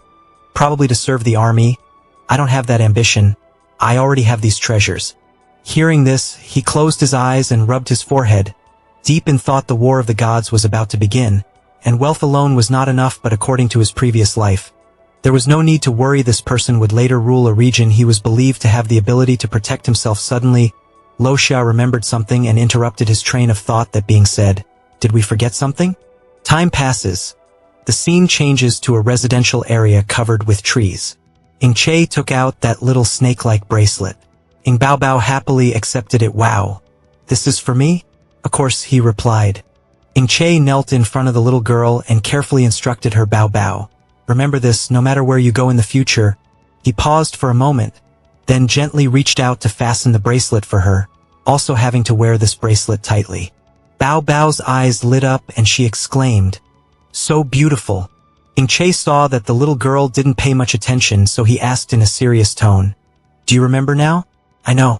Immediately after, a loud ding sound rang out, startling Bao Bao. A system screen appears, owner recognized successfully. At the same time, Che also explained, this bracelet was not only beautiful but also glowing. It was also a weapon. He gently took her wrist and began to instruct her. If he wasn't around, she would protect him as long as danger approached. He would mentally chant open defense to activate the defensive shield. Bao Bao heard that and was stunned, saying, open the defense." Immediately after, a stream of power radiated around the two, and the lightweight eggie was also blown away. For some reason, it was blocked by the purple defensive shield outside and looked down with a frown. Gu. Below, Che continued to explain in detail. The danger had disappeared, and at the same time he chanted disarm in his heart to turn off the defensive shield. Bao Bao repeated his words again, disarm. The purple shield instantly disappeared, causing Eggie to fall down. Che was still focused on instructing her. This weapon was not only defensive, it could also attack. If you wanted to attack, you had to mentally say attack. Just as Eggie fell flat on the floor, Bao Bao shouted at the same time and attacked. The humanoid serpent instantly rushed towards it, causing it to scream without having time to react. Gu. So Eggie was helplessly chased away by her to the sound of Bao Bao's delighted cheers. Attack! Attack! Charge! Monster! Don't run! Che didn't bother to stop him, but instead smiled and took out his phone. He calmly called, "Well, I'm back this time. I have to thank the help of the guide you arranged very carefully. Got the necessary things. Next time, I plan." At the same time, at the East Sea base, Wang Zifan was shocked when he heard the phone call. Closed door training? At this time? Che's reply on the other end of the phone made Xiao Xiao beside Zifan curiously look over. "That's right. I want to grasp the training time. The base is over there. I won't go for now. What about the team?" She smiled and assured him when she heard that, "Don't worry. We will also speed up the training." The phone immediately went into speakerphone. Che's voice rang out. "Xiao Xiao is there too? Good, everyone work hard. The next training intensity will be double." She was so scared that her face turned pale and she screamed, "Why double it again?" But what she got in return was a black phone screen. Wang Zifan unconsciously raised it up. He hung up, causing Xiao Xiao to fall into despair and scream. On this side, after hanging up the phone, Che's eyes were filled with determination as he thought to himself, after the battle with the humanoid serpent last time, the first level of the Nine Heavens system has opened. I can go in there to accelerate. My cultivation time is of the essence. I must become stronger no matter what. He looked out at the blue sky. Only 1 month left. The scene changes to a dark room, where a young man is gagged and trembling, his eyes filled with fear. In front of him now were two people wearing crowbeak masks along with Sanjin and his subordinates. Only then did Sanjin speak this time. Calling everyone here was only for a simple matter. Today here we want to meet the sea god. A masked man turned his head and replied, "This was something we had promised before. Of course there was no problem, we also hope you don't forget what you promised us. Hearing this, he solemnly assured them, rest assured, as long as this plan can succeed, in this land of Jiangzhou you guys will be free to move around, can spread your beliefs freely, and attract as many followers as you want. The masked man placed his hand on the trembling sacrifice's shoulder and said, but asked back, is it only Jiangzhou?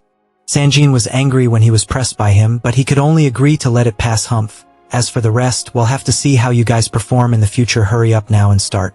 The masked men were not in a hurry. Don't rush, we will do what we promised you. Then, he took out a stick with many sharp thorns and placed it on his palm. A red ray of magic power spread out and lingered in the air. As soon as he squeezed the stick, the syrup immediately flowed out along with his incantation-like words. Great sea god, we with reverence call upon your holy name. The masked man raised his hand. His palm had no wounds, only red streaks like blood vessels gradually spreading. With just a slight wave of his staff, raging waves would appear, then calm the storm. His will penetrated the vast ocean. All creatures at the bottom of the sea obeyed his command. Those red silk lines quickly gathered and flew towards the sacrifice. He turned pale in fear and cried out, The miserable scream echoed outside the heavy iron door, where there were 3 soldiers holding guns to guard the place. At the same time, the scene changes back to Ing Chi's residence. At this moment, he was carrying a huge backpack. Almost everything he could eat and drink was stuffed into it. Bao Bao had already put on her bracelet and gone to school. She had just told her that she was going on a long trip and had already arranged for food and drink. Ing Chi's face was filled with determination, but the eggie on his shoulder seemed unwilling. He could enter the system to cultivate in the following days with peace of mind. At this moment, the system screen appeared. Do you want to enter the first floor? He immediately replied, yes. The surrounding space began to change. A layer of smoke gradually appeared everywhere. When Ing Chi's vision became clearer, there were thousands of figures in front of him. There were even giant figures that reached up to the sky. The sky in the distance was filled with thick smoke. The closer Ing Chi got, the clearer the soldiers fighting each other appeared. He slowly took another step forward, and all those people suddenly disappeared into thin air. In the end, only Ing Chi was left standing alone in the middle of the vast, desolate battlefield, full of doubt, and disappeared. Suddenly he looked up and wondered, what are these things? The system appeared at the right time. Those were the remnants of the great divine battle that took place tens of thousands of years ago. Although they had already perished, their shock and immortal memories still remained in this world. Ing Chi had just finished reading the information when something suddenly rose up from under his feet. A sudden gust of wind blew, causing him to look down in surprise. Immediately after, there were rays of red force flying from somewhere, heading straight towards Ing Chi. By the time he realized it, those red rays were already very close. These things were. They quickly madly burrowed into the middle of his forehead, a lot of things pouring in. The chaotic scene of punching and kicking appeared clearly in Ing Chi's mind. Red rays of light wrapped around his body. Gradually, rays of red and gold power gathered at Ing Chi's hand. His sword was covered in energy. Ing Chi used his power, infinite blade technique. As soon as he finished speaking, a thick smoke rose. A yin and yang circle was created under his feet. Ing Chi put force into the sword and slashed it forward, creating a huge explosion. Finally, he calmly withdrew his sword. Suddenly, Ing Chi noticed a strange piece of red cloth on the ground. He was full of questions. What is this? Ing Chi walked over and picked it up, and one by one, messages appeared. Information about the power of the Eastern God is this silk ribbon.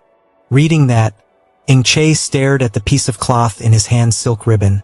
Could it be liberation? The red cloth in his hand began to move gently. Ing Chi's hair and eye color have a hint of red, adding to a small flame-shaped mark on his forehead. Ing Chi's hair stood up stiffly. Thick red smoke covered everything around him.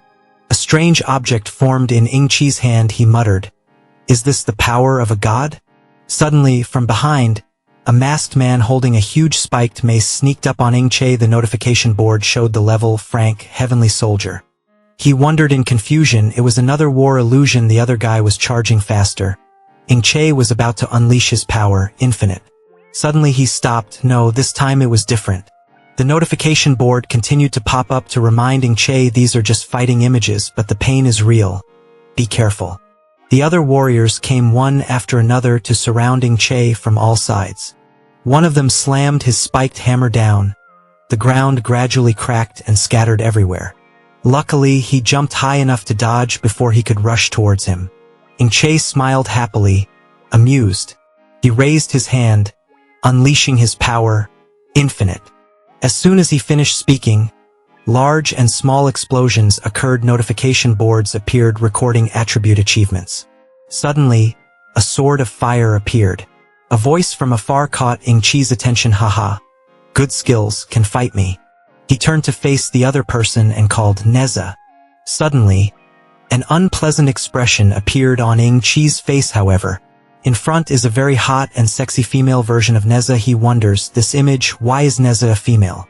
Ah, as if he understood Che's confusion, he immediately winked and pursed his lips flirtatiously. The notice board appeared just in time. Introducing Great Golden Immortal, Neza. The board emphasizes that this is just an illusion. As for why the image is like that, it depends on each individual's imagination. His face immediately turned red, and he quickly tore off the information board. This was not the image of Neza in my heart. A hand exerts power. Kunlun ring. A golden ring is released. Over here, Che also started to cast magic with his sword Infinity. Suddenly his feet moved back. Che ran away from Kunlun ring's attacks with his sword. He was feeling resentful as he ran. Didn't I say I had already obtained his power? Why was I the only one getting beaten up? A notification pops up reminding that one must defeat the illusion to fully grasp this divine power. Che was hit again, and again he shouted angrily, "Do you want to hear what you were saying? This guy is incredibly strong, and he even said that I have to defeat him to activate his special skill." Suddenly he stopped, looking intently ahead. The scene that appeared was two phantom lights reflected on the clouds at the same time. Neza had already caught up behind them. The notice board reminds that not only the main warrior but also more minions will attack. As soon as he finished speaking, Neza opened his sinister eyes wide and rushed forward, to see where the person could run away to. A series of soldiers appeared behind, and they rushed towards Che. He looked at the creature on his shoulder in confusion and ordered, "Eggy, transform." It immediately grew larger, carrying Che on its head to escape the group of soldiers and her. The scene changes to a peaceful house. Che and Eggy were exhausted and panting for rest. His face was covered with wounds from the battle.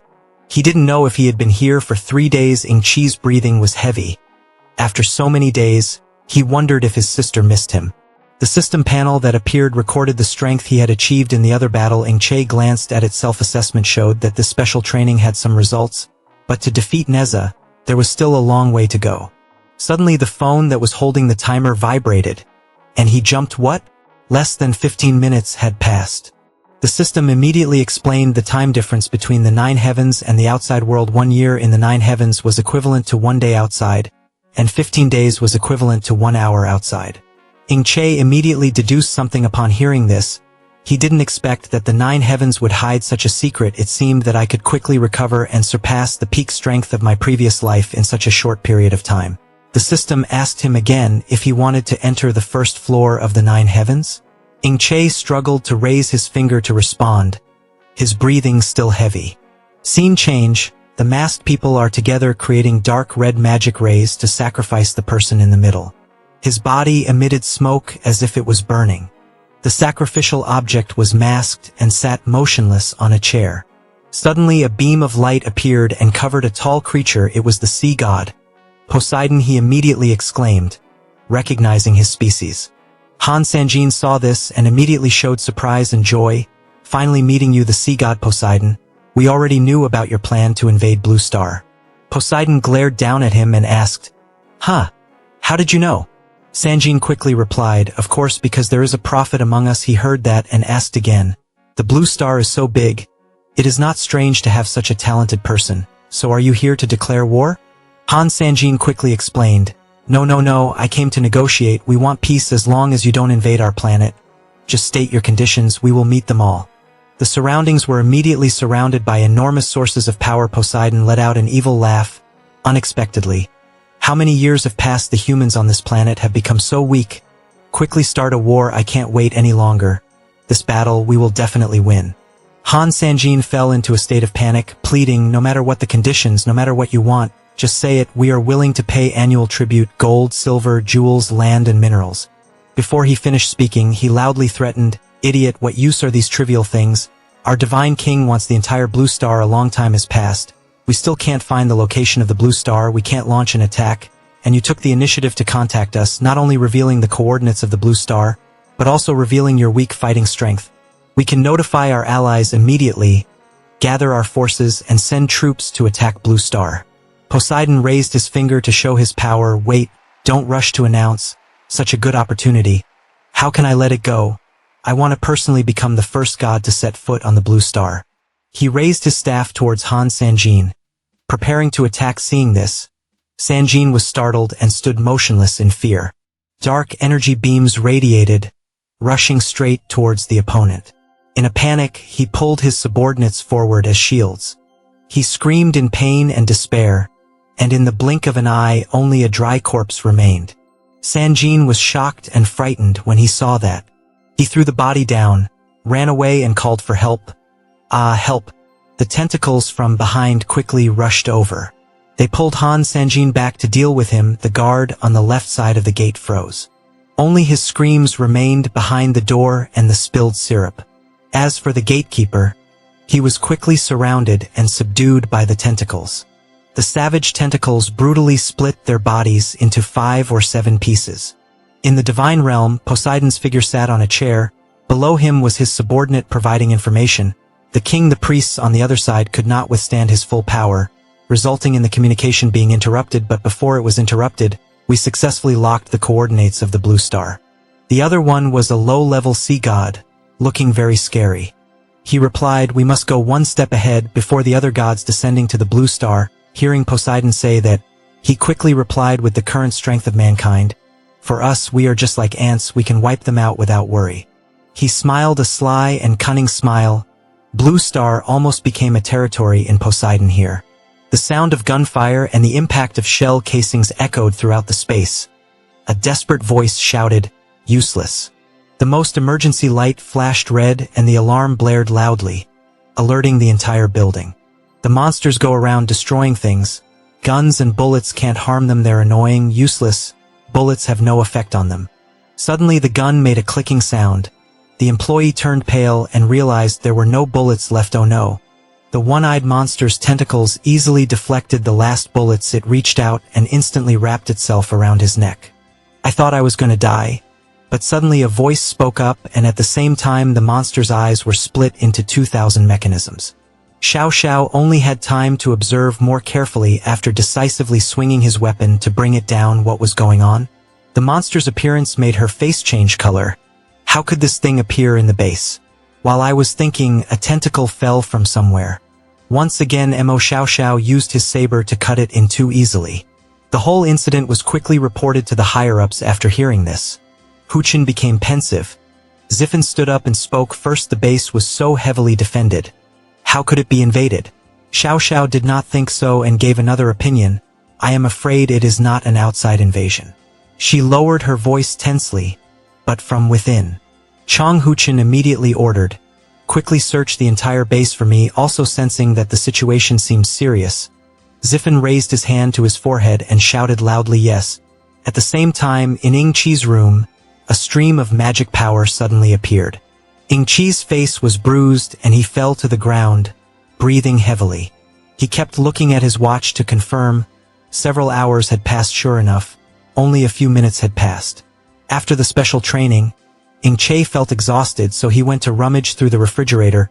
He didn't know when the food had run out. He'd just replenish his energy first and then continue. Time passed for a while. He once again returned to the virtual space, wanting to continue practicing with Neza. Hey, she must have gotten tired of Ing Chi's face. What are you doing? Also, don't call me this. He threw his backpack on the ground, full of enthusiasm. Come on, let's fight. But Neza looked at him with disdain. You're too weak. Knowing that she wanted to refuse, Ing Che quickly interrupted. First I see you're just scared. He transformed and smiled, intentionally using a provocative move. not daring to accept the challenge anymore. This plan seemed to work, making Neza angry. What do you say? I will play along with you, but this time I will not hold back. With that, she disappeared, leaving only a wave behind. Ingche was immediately surrounded by the current of water and turned around. Hey, where did the sea water come from? Neza stepped on the wind and fire while flying high above to take the initiative to attack. She skillfully controlled that water flow. While he was still confused, Neza's silk ribbon hit Ingche's cheek hard, causing his face to deform. She came out without any mercy. He was sent flying by her force, spraying a bunch of syrup. Ingche fell into the sea and disappeared into it. The person who caused this incident stood there and watched mockingly. Little brother, are you okay? Are you still this weak? Right now out at sea, there was a fish swimming next to the ship. The black boy excitedly pointed. Old man, look quickly, there's a whale. The boy's brother did not reply but seriously warned him, be careful or you will fall down. The black boy seemed disappointed. I know. Suddenly something caught his eye. Huh, what was that? There was a streak of water slowly spreading across the sky. It felt like broken glass. If you look closer, you will see a dark liquid coming down from inside. The first drop appeared immediately. It fell straight on the whale's head. Then the next drops rushed down at once like a rainstorm on the sea on the black boy. The boy reflexively covered his face and shouted, "What is that?" What happened next was horrifying.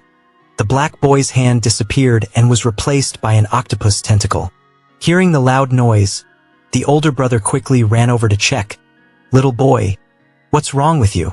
While he was still confused, he saw the little savior stammering, brother, brother. As soon as he got closer, the raindrops touched him, and as expected, a tentacle emerged from his arm. Looking hideous, the older brother was immediately frightened.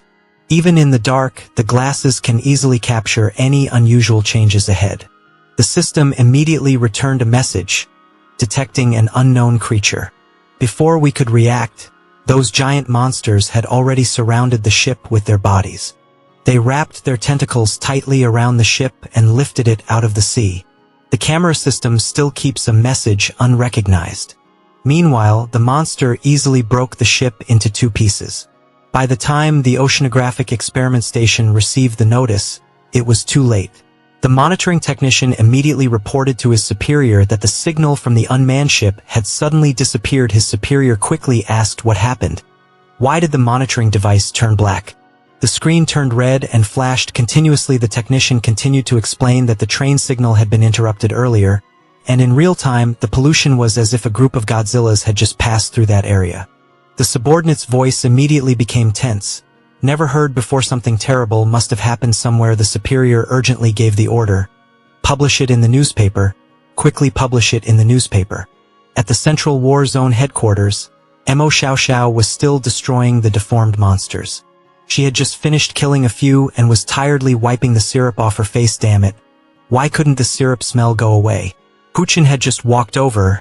What was the situation now?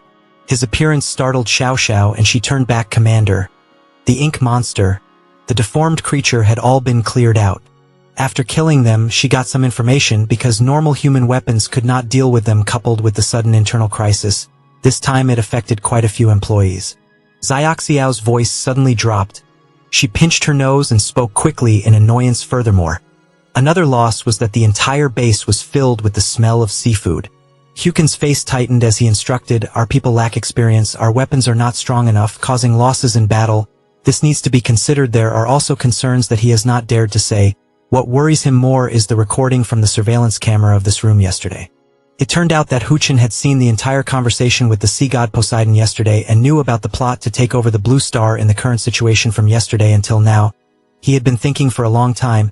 He was sure that if the coordinates of our planet were revealed, the sea god would probably descend soon.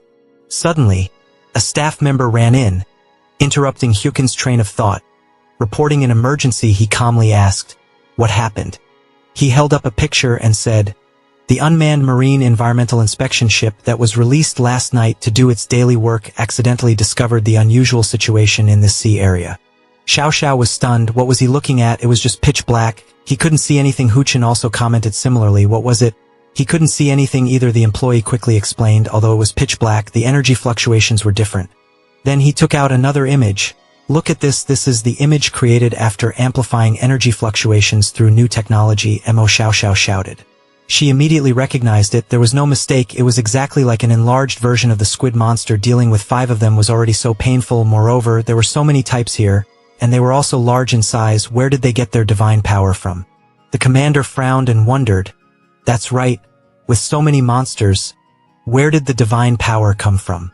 Could it be that the sea god had quickly attacked here? He was curious. Where is Ing Che now? Xiaoxiao's face showed a puzzled expression. He is cultivating in seclusion at home. Huchen became anxious. The situation has changed. Go invite him. We need his strength to deal with this crisis. He then added, informing the fleets to immediately increase patrols in the sea area. Each team was responsible for the 2 immediately obeyed. Yes. Chong Huchen cursed in his heart. That guy did something stupid, self-destructed, almost ruined the entire base, and even revealed the location of the blue star right in front of the enemy. The battle had come early. The sea has now become the most dangerous place. Monsters attack all passing ships. Many people have died. Quickly jump. The ship is leaking. Can't go. It's too late. Monsters. There are monsters. The low-level sea god stood suspended above, looking at the humans slowly turning into monsters.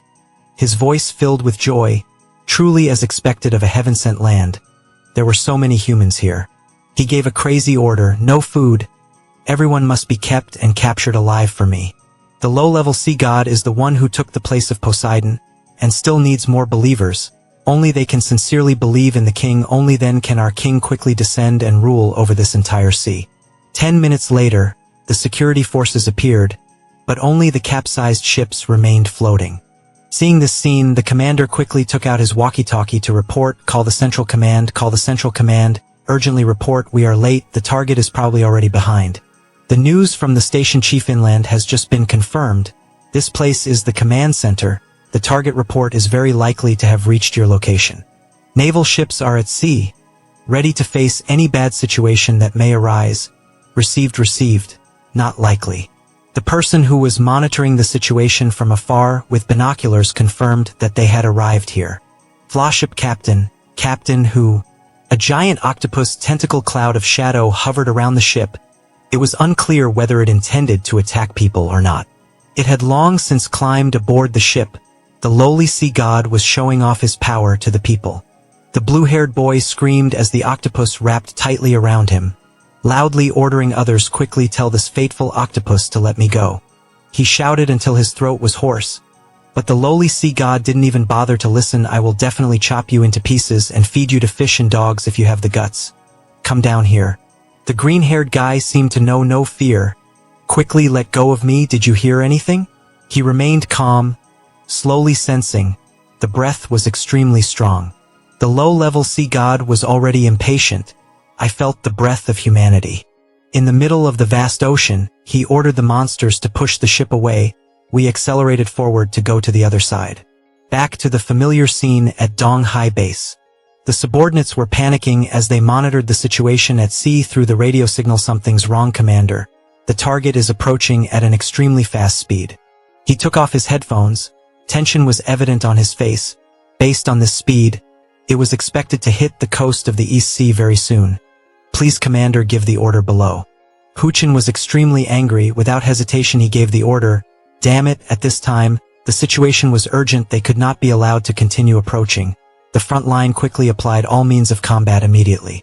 He had already thought of a plan to deal with the enemy. The first squad summoned the Godslayer army to the shore of the East Sea to arrange defenses for the front line. Xiao Xiao saluted before carrying out the mission. Yes. At this moment, the subordinate passed on the order. Listen. The destroyer team is allowed to carry out all combat methods.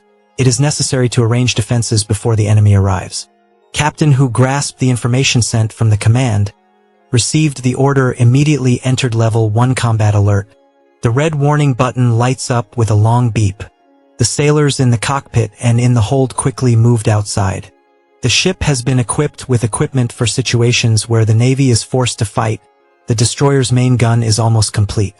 On the sea surface appeared many octopus tentacles. The gunner confirmed again, target locked, requesting firing orders. With the approval of the superiors, the first one was fired and opened fire. Many Navy warships simultaneously fired cannons at the ship containing many octopus tentacles.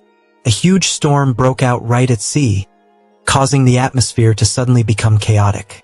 The moonlight on the sea made it difficult for the sailors to see clearly, so they hastily concluded that all targets were hit. Information from outside into the cockpit showed that they had not gone all the way, but the attack was ineffective. That's why Captain, who was furious, determined to deal with the hateful torpedo-launching monsters. The Navy warship received the order, and at the same time launched a small missile and fired. It rushed away quickly, carrying with it the hopes of the Navy. When the cannon exploded, there were no ships on the sea, only colorful smoke rising into the sky. Looking through the binoculars, Captain, who discovered the strange situation and promptly directed not good. There is an unknown creature approaching very quickly. Pull the steering wheel all the way to the left. Avoid it for me. Suddenly, the whale broke out of the sea, its distance very close to the ship. He was terrified by the rising tide of water as the whale jumped, which could sink the ship at any moment. No, it was too late. The place where Captain who stood was blocked from the sunlight. But he was not afraid. Still, with great determination, the last order: all aim artillery fire with maximum firepower. It was so angry in the middle of the ocean that it caused the ship to split into 3 parts. The sailors in the cockpit were in a panic. Flagship Captain. He immediately pushed the accelerator, ignoring the danger ahead. Hateful, from now on I will risk my life with you. The command from above continued to ring out as the whale approached the Navy ship. All eyes on it. The buoy barrel heated up in an instant. The artillery shells continuously maintained full power. Along with it were small missiles that continuously rushed out to sea. Many missiles were launched aimed at the whale. Even though it ate a lot of bullets, it was not injured at all. A giant octopus tentacle approached the Navy ship. It seems that the low-level sea god was quite satisfied with the monster's performance. The humans were interesting but stupid. It was unclear what kind of scheme he was hatching in his mind.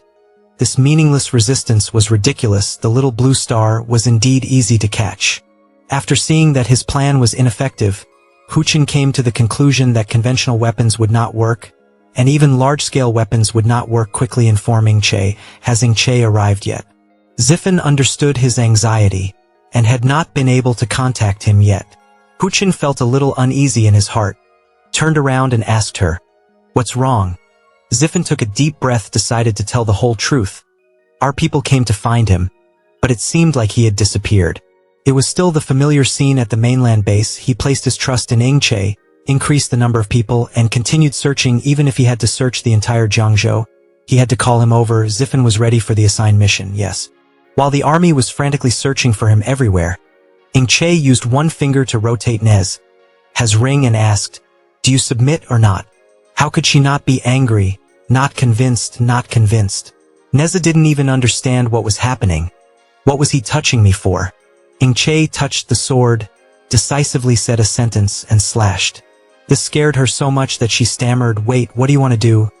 Che didn't like to talk much. He just counted. The war lasted more than 300 days. His eyes were filled with tears. After going through so many hardships, he finally won once. As the sword was just swung, Neza shouted, "Stop!" At that moment, the system also updated the information, successfully killing Neza. Attribute points 0. Attribute in front, remaining attribute points 0. Che was stunned, not daring to believe his eyes. 0. He grabbed the system, still holding the sword in his hand, and loudly scolded it. "What's wrong? Are you being lazy? Don't even want to add attribute points?" The system hurriedly explained, "It's not that it doesn't want to add, but the host's level has reached the highest level. The host needs to open the next 9 heavens to be able to continue training and leveling up." Che hesitated, not knowing whether to believe it or not. The next 9 heavens, the system broke out in a cold sweat, immediately pointing behind him. "That's right, see that horse rock? It really has a rich imagination when it sees the monkey turn into a horse. As long as it shakes hands with it and makes it feel a stronger aura and energy than it will open the next 9 heavens for the host. Otherwise, the host will forever stop at this first level of the 9 heavens until it accumulates enough experience outside before it can open it." It was only now that he noticed its presence. It was this small rock. Che was extremely confident in his talent. He took big steps towards the rock. "Then I will open my heart of compassion to let you know the great power within my body." He quickly grabbed its hand as the system said, but it seemed like nothing special happened. Che believed in it once more. Come and open the second 9 heavens. Who would have thought that the rock would actually be able to move, immediately applying the left-hand rule to Che's cheek? You are not worthy. Because of that, he was sent flying into the wall by a source of energy. Che was so angry but couldn't do anything. Damn monkey. I wonder what you're going to do next? System, open the southern heavenly gate for me. The message it sent back was not as Che expected, temporarily unqualified. He was angry but not significant. You guys are definitely on the same side. I want to tear you guys apart. Just as he was throwing a tantrum, the military suddenly opened the door and rushed in. They found him. He was in here. Chaotic scene at the sea containing many strange creatures. They were like a navy gathered together. No one knew who was in command. The whales and the sea monsters could not go deep inland, because the wall had already activated its mechanism, preventing them from entering inside. Black smoke billowed up before their eyes. Helicopters were also dispatched to monitor and deal with the monsters, opening fire and increasing firepower. Block all marine animals outside the steel wall. Absolutely cannot let them cross this line. However, the whale stubbornly charged forward, despite the bombs and bullets raining down on its head. It even intended to jump up and swallow the helicopter. The rocks and soil on the wall flew everywhere, while the whale refused to give up. Looks like luck has not smiled on them. Not good. The steel wall has been broken. The superiors kept giving orders, regardless of whether the whale was charging into the wall, to stop it and increase the firepower. Then what had to happen happened, and the soldiers certainly couldn't hold it back with a wall. The Air Force personnel urgently radioed command. The enemy had broken through the first defense, asking for help. Xiao Xiao and the soldiers were already waiting at the second line of defense. She called for unity from everyone. Training for so long. Now is the time to show our strength to protect this land. Xiao Xiao and everyone rushed forward, fighting 1,000 mechanisms. The soldiers spoke in unison, ready to fight to protect this land, and attacked. The two sides engaged in close combat, while she carried a special weapon to attack the monsters. The army of hungry monsters roared fiercely. They rushed from all directions like a flood breaking its banks. Their eyes burned like 2 torches of hatred, flashing with a terrifying red light and blazing with murderous anger as if wanting to burn everything. Under the powerful blows and uncontrolled slashes of the humans' surging anger, the monsters could not avoid injuries. Their deformed bodies were covered with wounds and syrup was splattered everywhere in a scene of horrifying chaos. In the midst of that chaos, a woman appeared and fought fiercely. Xiao Xiao fearlessly faced the army of monsters alone. She swung her large saber and slashed wildly. Several monster corpses were thrown away like sandbags, leaving behind streaks of black, pungent syrup. Seeing that the army of monsters was still coming in droves, their numbers didn't seem to be decreasing at all. She gritted her teeth and her voice became tense. No, like this, it wouldn't be possible to completely eradicate them, nor would it be possible to eliminate them all. Suddenly a giant whale unexpectedly rose to the surface of the water. Its huge body made the whole sea shake. The waves rolled and crashed against the shore, and the rocks threw up white foam. Shangguan Wanzi was equally fierce, and fierce the boy kicked the monsters repeatedly, causing them to take several painful blows before staggering and falling to the ground. The boy then turned back to look at Xiao Xiao with a serious look and said in an urgent voice, "It's the whale that's widening the hole in the Great Wall. We have to find a way to stop it. If the monsters outside the Great Wall rush in, it will be very serious." Her eyes showed determination as she looked at everyone and volunteered to speak loudly. "Leave that monster to me. Everyone stay here and hold it off. Don't even let a fly pass." When Bei and Momo agreed in unison, "No problem." The army of monsters charged forward like a fierce hurricane. Their steps were heavy, and their loud growls echoed throughout the space. Xiao Xiao quickly reacted, and the saber struck back. The blade emitted a powerful energy wave like an invisible wave that stopped the monsters from moving. They wanted to charge forward, but were absolutely unable to. They were even blown away by that powerful force, and the syrup flowed out continuously. Lightning bolts shot out from the blade like thunder, causing the monster army to tremble and retreat in fear evident in their panicked eyes. Xiao Xiao fought them with all his might, his eyes without a trace of fear. 1,000 mechanisms. The giant whale continuously surfaced and dived, occasionally thrashing its tail, causing fierce waves to crash against the shore. Then Xiao Xiao jumped up high, holding a large saber in his hand and swung down a deadly blow, every movement exuding a brutal aura. Without hesitation, she decisively slashed a deep and powerful slash into the whale's back. It screamed miserably and struggled in excruciating pain. Then she jumped and landed on a large rock.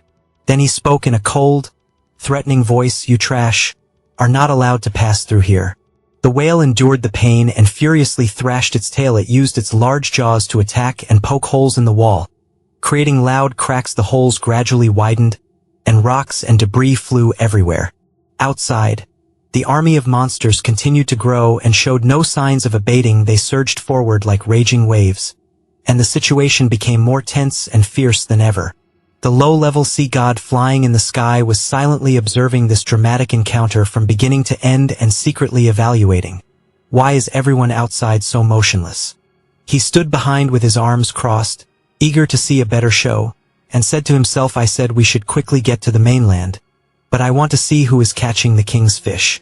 A monster took the opportunity when Mo Xiao Xiao was not paying attention and quickly rushed over, intending to attack her from behind. But it was completely wrong. Before he could get close, he was discovered and received a strong slash from her. He witnessed the scene and frowned, thinking to himself, but still. After Xiao Xiao finished responding to the monster, she noticed something unusual and quickly turned around in alarm. The lowly sea god above used magic to shoot mystical magic fairies down at her and chanted the incantation, Abyssal Tentacle. Mo Xiao Xiao used all his strength to jump up high. At this time there were red pipes stabbing straight down at the blue monster, creating thick white smoke, 1,000 mechanisms. She thrust her scythe forward and shot out a beam of light. The beam of light flew across the sea god's face, creating a scratch. The syrup slowly flowed out. The anger inside him gradually erupted. His eyes turned red and his voice was angry. "You dare." Then, the sea god raised his hand high and started to create blue magic spheres. He continued to speak fiercely. "If you dare to hurt me again, you will definitely pay a heavy price." The sea god is furious. An explosion was triggered. Sharp spikes from inside radiated outwards. Mo Xiao Xiao was now exhausted. Suddenly, she spat out a mouthful of syrup. Seeing the prey right before their eyes, the monster army quickly charged forward like a tiger talking. Mo Xiao Xiao sat motionless on the spot, exhausted, while the monsters still did not spare her and continued to move forward. At the crucial moment, a man appeared and kicked them up. Hon Fong retreated. Next, he used his magic to attack. A beam of light appeared, passing straight through the monsters. On the other side, a large string of beads was thrown out and wrapped around them. The move was called the Demon Burial. In a flash, after the command to destroy, the monsters were squeezed to the point of exploding. Everything was handled so quickly that even Mo Xiao Xiao exclaimed in surprise, "This is." From behind, the figures of 3 Shangguan Wanzi appeared. He stepped closer and spoke. The matter behind had already been resolved. Mo Xiao Xiao recognized the familiar voice and immediately stood up to respond. "Everyone." The 3 people spoke up one after another, wanting to help. "Leave the defense here to us. That flying squid in the sky. Leave it to you." Hearing them so enthusiastic, Mo Xiao Xiao felt more motivated. She smiled and replied, "Okay." The sea god looked down on the people below with disdain. "They are just a bunch of ants, not knowing their own strength. Come up here." With that, the monsters charged forward more and more ferociously. Mo Xiao Xiao jumped up, slashing through them, sending syrup flying everywhere. She turned around and left the back to everyone. Mo raised his hand and used his moves, bit by bit making the monsters fall to the ground. While hitting him, he laughed and replied, "No problem." When Bei just closed his eyes, clasped his hands and chanted Amitabha. The rosary also followed his command to knock them down. Mo Xiao Xiao suddenly jumped up, rushed towards the sea god, and gave up his life. She used force to strike, her face determined as she shouted, "Scythe of Death." With that, she swung her arm down, and a streak of light flashed past. At the same time, someone on this side happened to be cutting watermelon. The sounds strangely matched. It turned out to be Che. He brought the piece of watermelon he had just cut in front of the worker and asked after taking a bite. Unlike him, He became frantic again. He waved his hands and begged. Now was not the time to eat watermelon. The descent of the gods has come first, so quickly come with me. The two people's screams echoed throughout the building. Why are you just saying it now? You didn't even give me a chance to speak. The scene changes to the battle. The monsters have now been destroyed. Mo Xiao Xiao stood over their corpses and sighed softly. It was finally resolved. Chang Huchen witnessed this scene and couldn't help but exclaim, "Success." Everyone looked at the screen and saw her defeat the monsters and cheered happily. Success. The low-level sea god has now sunk into the deep sea. Silently praying in my heart, I am filled with fear. The thing in front of his chest suddenly emitted a mysterious green aura, and the voice continued to ring, calling out his divine name. From under the sea surface at this moment burst forth a rolling green energy. Mo Xiao Xiao heard a strange noise and turned his head in surprise. This is. The low-level sea god in the back was lifted up by the energy flow.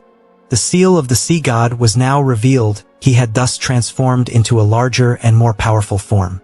The people on the boat and the octopuses also saw these strange things. They all looked up blankly.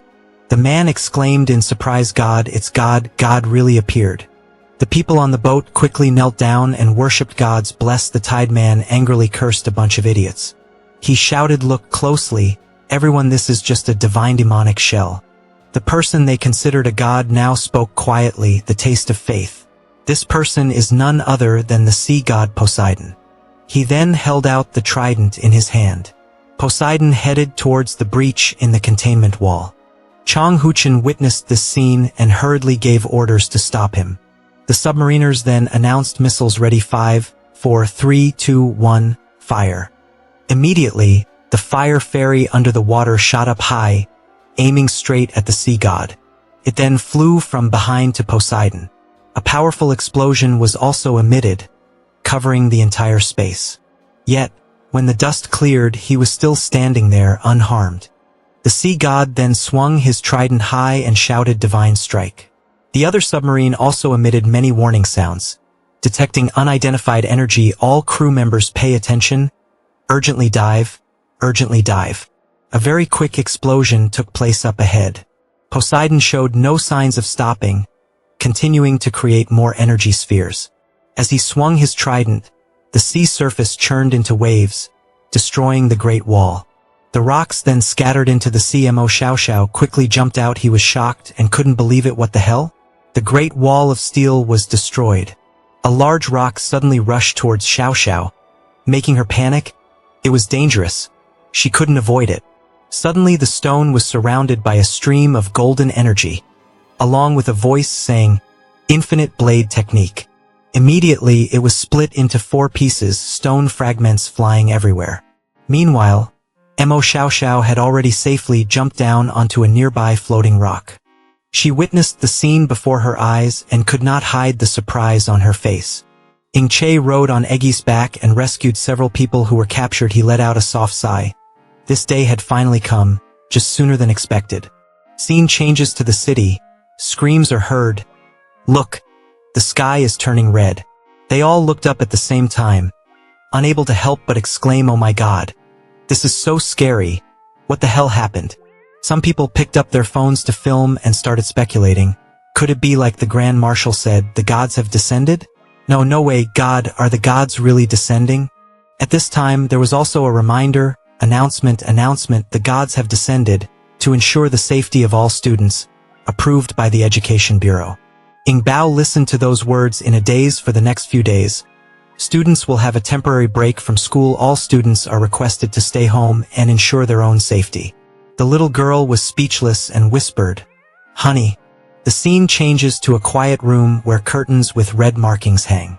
In the center of this room is a book surrounded by magic crystals. A man with a phone appeared here. He seemed to be affected by something, holding his head and crying out in pain. The phone in his hand had also fallen to the ground. This person's head fell down, screaming, The phone still had the voice, "Thank you, brother, for giving me the sports car." His hair was then also stripped away, gradually transforming into something strange. He then screamed, his entire face turning into a skull.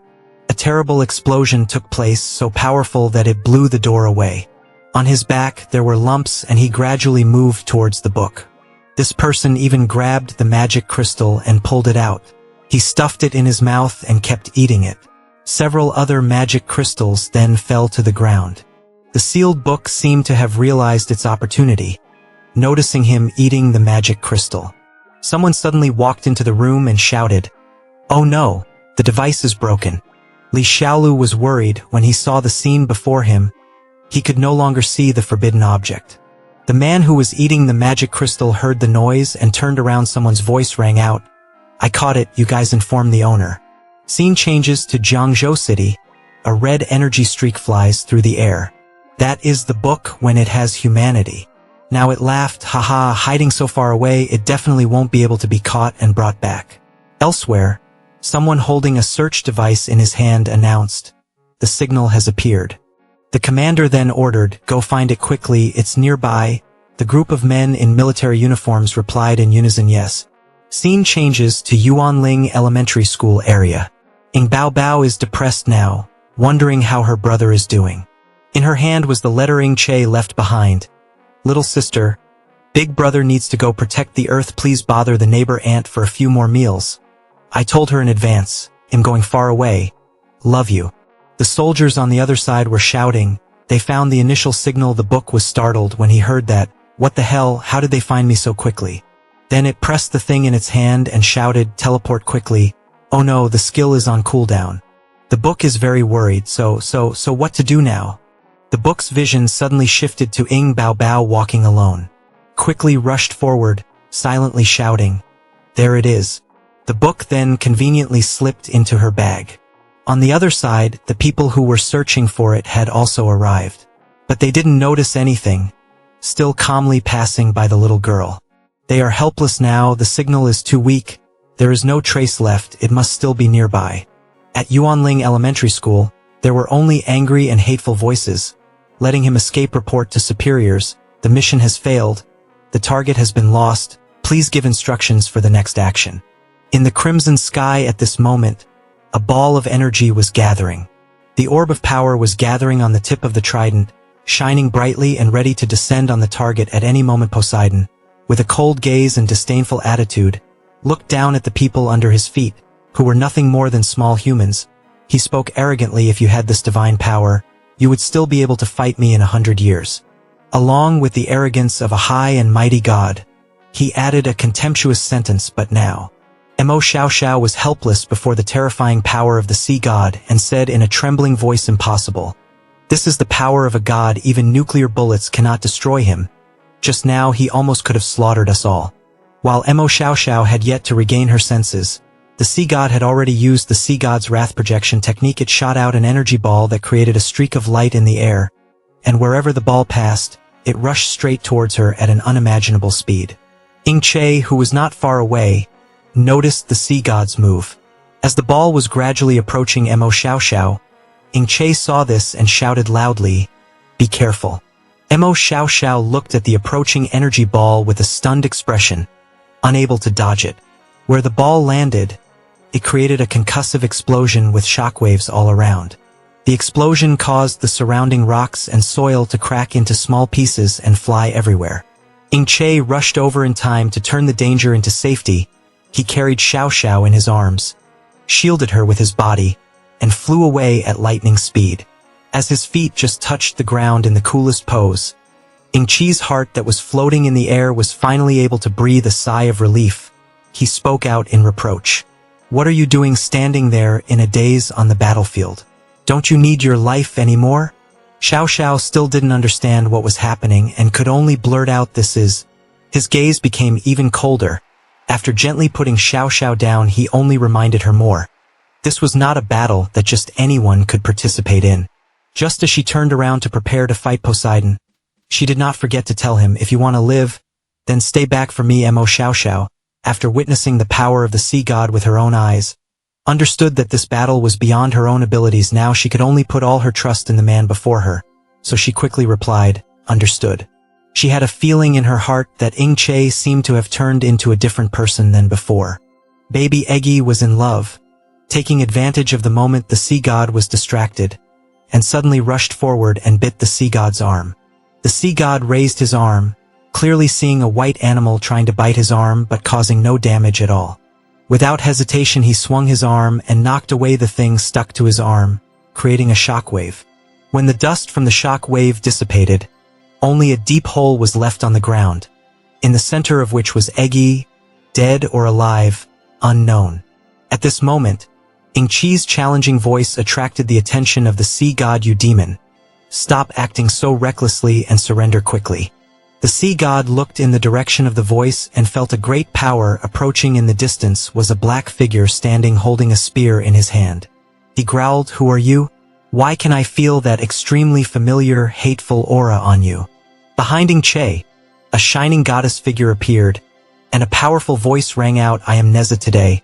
I will definitely send you, a monster, to hell." At the same time, at the base, Wang Zifen and Chang Huchen were watching the match through the monitor. Wang Zifen breathed a sigh of relief. Fortunately, Ingche arrived in time and Chang Huchen was feeling emotional. "This is it." Having said that, he fixed his eyes on the image of the stunningly beautiful girl appearing behind Ingche and continued speaking. "Eastern gods?" Returning to the battlefield, the sea god finally recognized that familiar and hateful power. He laughed coldly, his voice mocking, "So you are the Eastern god? I thought you were all dead. But I didn't expect that there was still one of you, a mouse, left." Noticing the other party's contemptuous tone, Neza roared angrily, "You seek death," said, and rushed forward. The flames swirled around the glowing spearhead. From behind, Ingche charged at full speed towards Poseidon. His sharp eyes flashed with sparks as he shouted loudly, "Take this spear of mine." Only saw the fierce fire in a flash. The eyes had already struck straight into the tentacle of Poseidon. Fiery storm. He skillfully moved in the air, lightly dodging the tentacle's attack. The ants didn't know if they were alive or dead. While frantically controlling the tentacles to chase after Ingche, Poseidon sarcastically said, "Eastern intelligence, it's no better than this. I can only avoid it." He immediately laughed coldly. "Ha, Poseidon is just like this." He played with the tentacles and kept on teasing. All he had was a flashy exterior. A tentacle immediately launched a direct attack towards him. The corners of his mouth slightly raised, his eyes revealing excitement, his movements too slow. Ingche smiled happily as he flew across the tentacles. Wherever he went, the tentacles were burned red by the fire. Without hesitation, Ingche continued to launch the next move, fire-breaking, wind-breaking 8 blades. Poseidon's shoulder took the full brunt of his attack. Cracks began to appear on his body, but immediately those wounds were healed. Ingche looked straight at the whole thing and smiled. "Don't say it, although it was a bit silly, it was indeed very interesting." Poseidon's face darkened as he angrily pounded his shoulder, but he quickly dodged it. It was too big to destroy completely. He had to attack its weak point. In his eyes, Ingche was just a fly. Poseidon growled in disdain, annoyed as a fly. He began to concentrate his power on the trident in his hand, 10,000 wave spear. Poseidon raised his trident with a stern face, emitting lightning bolts. The people below were also affected and became chaotic. Unmoved, Ingche grinned and counterattacked. The sea was in chaos. He used his move straight towards Poseidon, intending. Immediately, a red rope soaked in fire wrapped around his body. He was unable to react in time and had to grit his teeth as he was tied up. This time, he could no longer move. Suddenly, a jade stone gradually appeared from the top of his head. He tilted his head and smiled slightly, looking satisfied, finding the core. He got into an attacking stance, his voice steady as he headed straight for Poseidon. The perfect combination of power and technique, each throw reached new heights. With that, he threw his fiery spear straight into the wind. The collision was so great that the surroundings became a haze of debris. Below, Mo Xiao and Wenbei were watching attentively and couldn't help but sigh. They won? Amitba, the heavens and earth are settled. Ingche threw the fire spear straight down, creating an earth-shattering explosion that shook the entire ground. But the system still turned red, warning that divine demonic energy was still increasing. The enemy was too dangerous. Ingche's expression remained unchanged as he observed attentively, then suddenly noticed something strange. Poseidon's eyes flashed faintly, appearing even more ferocious after the attack as he exclaimed, "You? Very good." He was completely unharmed and leisurely flying above the crimson waves that were rolling and emitting steam like lava. To be able to force me to this extent, I admit it, you really have some strength. His trident emitted a terrifying green aura. Poseidon looked sorry for him, but that was all there was to it. Poseidon pushed his weapon out to face him and threatened, "Today you must leave here." As soon as he finished speaking, the sky was filled with terrifying darkness and lightning bolts, making the atmosphere even more terrifying. Ingche smiled and replied, "Ah, who doesn't know how to be bold? He doesn't mind petty jokes and speaks seriously, so give it a try." Immediately after that, both of them rushed forward to attack each other. However, Poseidon attacked faster and stabbed his trident straight at him, causing Ingche to block it in time and secretly panic too fast. He continuously attacked like a storm. Each blow created a terrifying shockwave that easily pushed Ingche back. The mad, warlike Poseidon stabbed forward, smiling smugly and sarcastically. He was so arrogant just now. He waved his hand strongly and powerfully knocked away the boy's fire spear. "This sea god is really merciless." He continued to attack without a weapon. "Let's see how you fight then." He threw out giant skeletons covered with terrifying spikes and shouted, "The sea god bones." Ingche temporarily lost his weapon and had to jump with all his might to avoid the sea god's terrifying bones. A series of giant bones intertwined with each other were called out by him. Those who came, enlightened the heavens and earth, and understood the original nature of all things. Those who came, understood the heavens and earth, understood nature, and understood the true essence of what I reside in. Together with the fierce explosions of sacred fire, a chaotic scene was created, forcing Ingche to jump and dodge. Not knowing when, Poseidon had swung his trident and approached him with interest, yet he was able to dodge so many of my attacks. The old man's hands strained to hold the trident and he sneered, "Having this kind of fighting spirit, very good. Unfortunately, your current realm is too low." Ingche didn't hesitate to ignore him, trying to rush to the side to avoid him, but he wouldn't stand still and wait for him to leave. Poseidon used his giant octopus-shaped lower limb to kick him so hard that he couldn't dodge it. Ingche was hit and kicked loudly into the nearby Rocky Mountain range. The kick caused so much damage that he couldn't help but painfully spit out a mouthful of red syrup. Poseidon did not give in and immediately rushed straight at him, saying disdainfully, "Your realm is too low now." He swung his giant trident up, preparing to deliver the finishing blow, and shouted, "Go to hell, little bastard, the sea god's wrath." Xiao Xiao and Wenbei stood helplessly from afar. Worried, she panicked and called out, "Captain." Ingche now seemed hopeless, lying there in a daze without any movement to fight back. Suddenly he gave a sly smile. He clasped his hands together and created a powerful seal that emitted an insane amount of light. That action caused space to suddenly freeze, and Poseidon lost all sense of his surroundings and was immediately stunned and panicked. All around him was a dark darkness and a terrifyingly complex barrier. Ingche's voice resounded, and the martial god domain opened.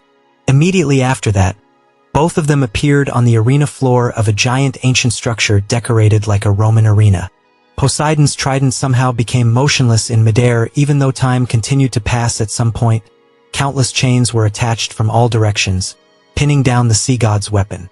Ingche now sat leisurely leaning against the wall in front of the trident, smiling with murderous intent. "Who said I don't have a weapon?" Poseidon was dumbfounded. "What is this?" Suddenly the chain vibrated violently and pulled up. Ingche waved his hand high and his giant trident was forcibly taken away by the chains. He sneered, "Now you are weaponless." Ingche slyly smiled smugly. "In my martial god realm, my strength can double. As for you, you are a captive and can only display 3/10 of your strength." Poseidon gritted his teeth in disbelief. Even with his current cultivation level and having opened up his own space, this person's potential was too great. He absolutely could not be left behind. He clenched his fist and swung it out, a fist covered in powerful magic, shouting, "Go to hell for me." Under the gloomy sky, quietly illuminated by the eerie red moonlight, a panicked voice rang out. What was going on? The position where Ingche and the sea god were just now was surrounded by a terrifying magic sphere emitting a smoldering magic power. Xiao Xiao was startled.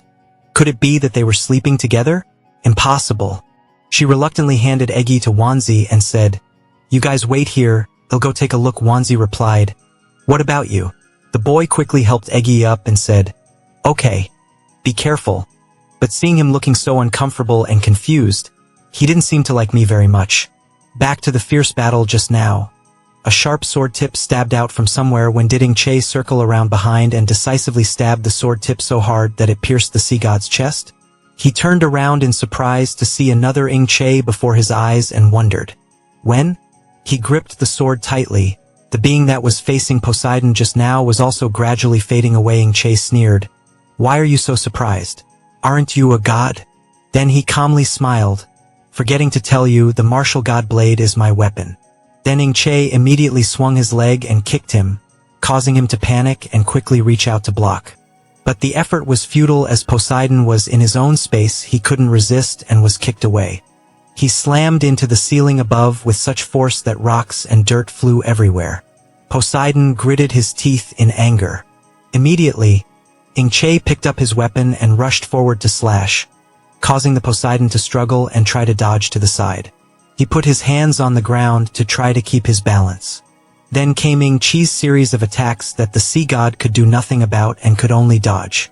He sarcastically said, "You are a god and all you can do is hide." Poseidon glared at him. "Kid." He threw a threatening punch. "Who are you looking down on?" But he easily dodged it. Ing-che clenched his sword and criticized, "Is this a god?" Then he shouted loudly, "I will condemn you on behalf of humanity." Then he launched a series of crazy slashes that twisted together, quickly cutting off the tentacles and seriously injuring the old man. His body gradually crumbled into pieces like sponge, his expression shocked and stunned, only leaving behind his last words, "This is impossible." He fell to the ground right under his feet and disappeared. Ing-che stood there with only a cold gaze as he looked at the sea god. The system immediately rang out to congratulate on defeating Poseidon and receiving 10,000 attribute points. He looked at the reward and exclaimed, "So much." Ing-che showed a dissatisfied expression and shouted, 10,000 points? There is a monster ahead that I fought for a long time before killing it. This god directly gave me 10,000 points. Ing-che looked blankly at the glowing thing in his hand. The system displayed a notification, absorbing Poseidon's divine demonic power. After a while, he spoke with a bit of confusion, "Magic crystal." The system continued to announce, 9 heavens, the second 9 heavens sent the sky, opening progress 50. Ing-che happily clasped his hands together. It seemed that I was getting closer to crushing that monkey, haha. Fighting with real gods was the right way to level up. Suddenly a boy pointed up high and shouted, "Everyone look up at the sky." Looking in that direction, everyone's mouths were wide open in surprise. The shrill voices screamed along with the strange transformation. The sky gradually turned blue. Some people are happy, some are panicked. Really, is it us? After a moment of composure, they cheered with excitement. "We won, that's great." Celebration sounds echoed throughout the air. The gods have been defeated. We are still alive. Long live. But contrary to that excitement, a voice rang out full of worry. "Can you hear me?" Immediately afterwards, Mo Xiao Xiao passed through a new space. Tearing apart the dark night was the scene of Ing-che standing still in the sunset. She breathed a sigh of relief when she saw him. Ing-che still stood there looking into the distance without saying a word. The bright sun shines everywhere. Mo Xiao Xiao hurriedly walked towards him. She hugged Ing-che very strongly. The magic crystal in his hand slipped out due to the strong impact and fell to the ground. At that moment, Ing-che only had time to utter 2 words in his mind. "Save me." Mo Xiao Xiao hugged him lying on the floor sobbing, "Thank goodness, he's okay. They said he and the sea god are together in the endless. You scared me to death." Ing-che didn't know what it was to be touched. He just waved his arms and legs around and screamed, "Suffocating, suffocating," unable to breathe. Mo stood beside Shangguan Wanzi, covering his eyes and teasing him. "This is really affectionate. Children shouldn't watch." The boy calmly argued back. "I'm just not tall enough." When Bei stood beside him, gently clasping his hands in prayer, "Amitba." Then something seemed to catch Xiaoxiao's attention. She looked at the magic crystal lying on the ground and shouted, "You have this too?" Ing-che asked back, a little confused also. Mo Xiao Xiao understood and laughed to explain to him, "Haha, I also have a few hundred pills, but at most." Then she pointed to a mountain of magic crystals piled up beside her. "Look over there." Looking over there, Eggy was lying on the pile of magic crystals. gnawing on them. Ingche was instantly petrified. Why was he immediately compared to someone inferior? This sea god was not good. He had no prestige. He defeated him once and only received 1 gold coin. As if noticing his gaze, Egi glanced over. Then it quickly opened its mouth to continue enjoying its magic crystal. In just a moment, it had finished swallowing the magic crystals. Ingche opened his mouth and screamed, having eaten it all in one breath. Immediately afterwards, several loud explosions were heard. A moment later, Egi woke up with a different body. I have evolved. Ingche and Mo Xiaoxiao stood by the side clapping their hands in agreement. So amazing, it can still evolve. But the next second, he realized something strange and shouted, pointing at Egi, what the hell? How did you evolve like this? You're just like Pikachu. A pair of wings sprouted from its back. Egi shivered with an indifferent expression and took off into the air. Mo Xiaoxiao also explained without any hesitation, it didn't pay attention to him. A green mark suddenly appeared from the sky. The low-level sea god glanced around in confusion. What happened? A voice responded to his thoughts, King, it failed. Immediately after, the low-level sea god was stunned in utter bewilderment. His tail slapped him hard across the face and he yelled, get a grip. It was a little angry, trying to calm him down. Now is not the time to be discouraged. The low-level sea god finally calmly replied, you are right. He covered his face and let out a sinister laugh, haha. It's a pity that those low-level human beings would never think that our king could still be alive. The tentacle suddenly became silent. There was actually such a genius among humans. We had to bring this news back quickly. Then it stretched itself out and continued to speak its mind now. Let's not worry about stealing credit. We must quickly help the other divine kings get here. As soon as he finished speaking, the low-level sea god firmly ordered, go. Quickly bring this news back. The tail automatically broke off and responded somewhat resentfully, no need for you to order me. From the part that just separated from the body, it automatically grows more limbs. When the God King is resurrected, I will gather them together. The tail transformed into a small octopus, at that time gathering a large army, starting to attack towards the blue star. It will definitely be a syrupy war, so many God Kings against billions of humans. The advantage is on my side. Not waiting for the two to finish, Egi rushed over from afar. The low-level sea god was extremely surprised by its stormy appearance. Where did this clownfish come from? Egi flew towards him and quickly and decisively bit the low-level sea god's hand. He didn't react at all, just gently raised his hand and laughed contemptuously. Just relying on you. So small, and yet you want to swallow me whole. Be careful not to get overeating, haha. Then he reached out, intending to grab Egi. Since you've already offered yourself to me, we've just flown a long way here, and we're hungry, so let's have you as a snack. But life is not like a dream. Egi quickly swallowed him whole into his body. It frowned in displeasure and chewed on him. After finishing his meal, Egi glanced to the side with a frown. It was attracted by the strange mark in the air. Egi quickly flew over in that direction, letting out a soft goo sound. It flies through the trace in the air to another place. Egi's face was filled with worry. After it flapped its wings and flew away, there was some movement at the place where the mark was. It slowly turned into a magic crystal floating in the sky. Egi searched the air for a while but still found nothing strange. So it decided to stop and take a closer look around. While he was still bewildered, some strange liquid dripped onto Egi's shiny head. It raised its head in annoyance and saw the octopus from earlier trying to climb up a crack.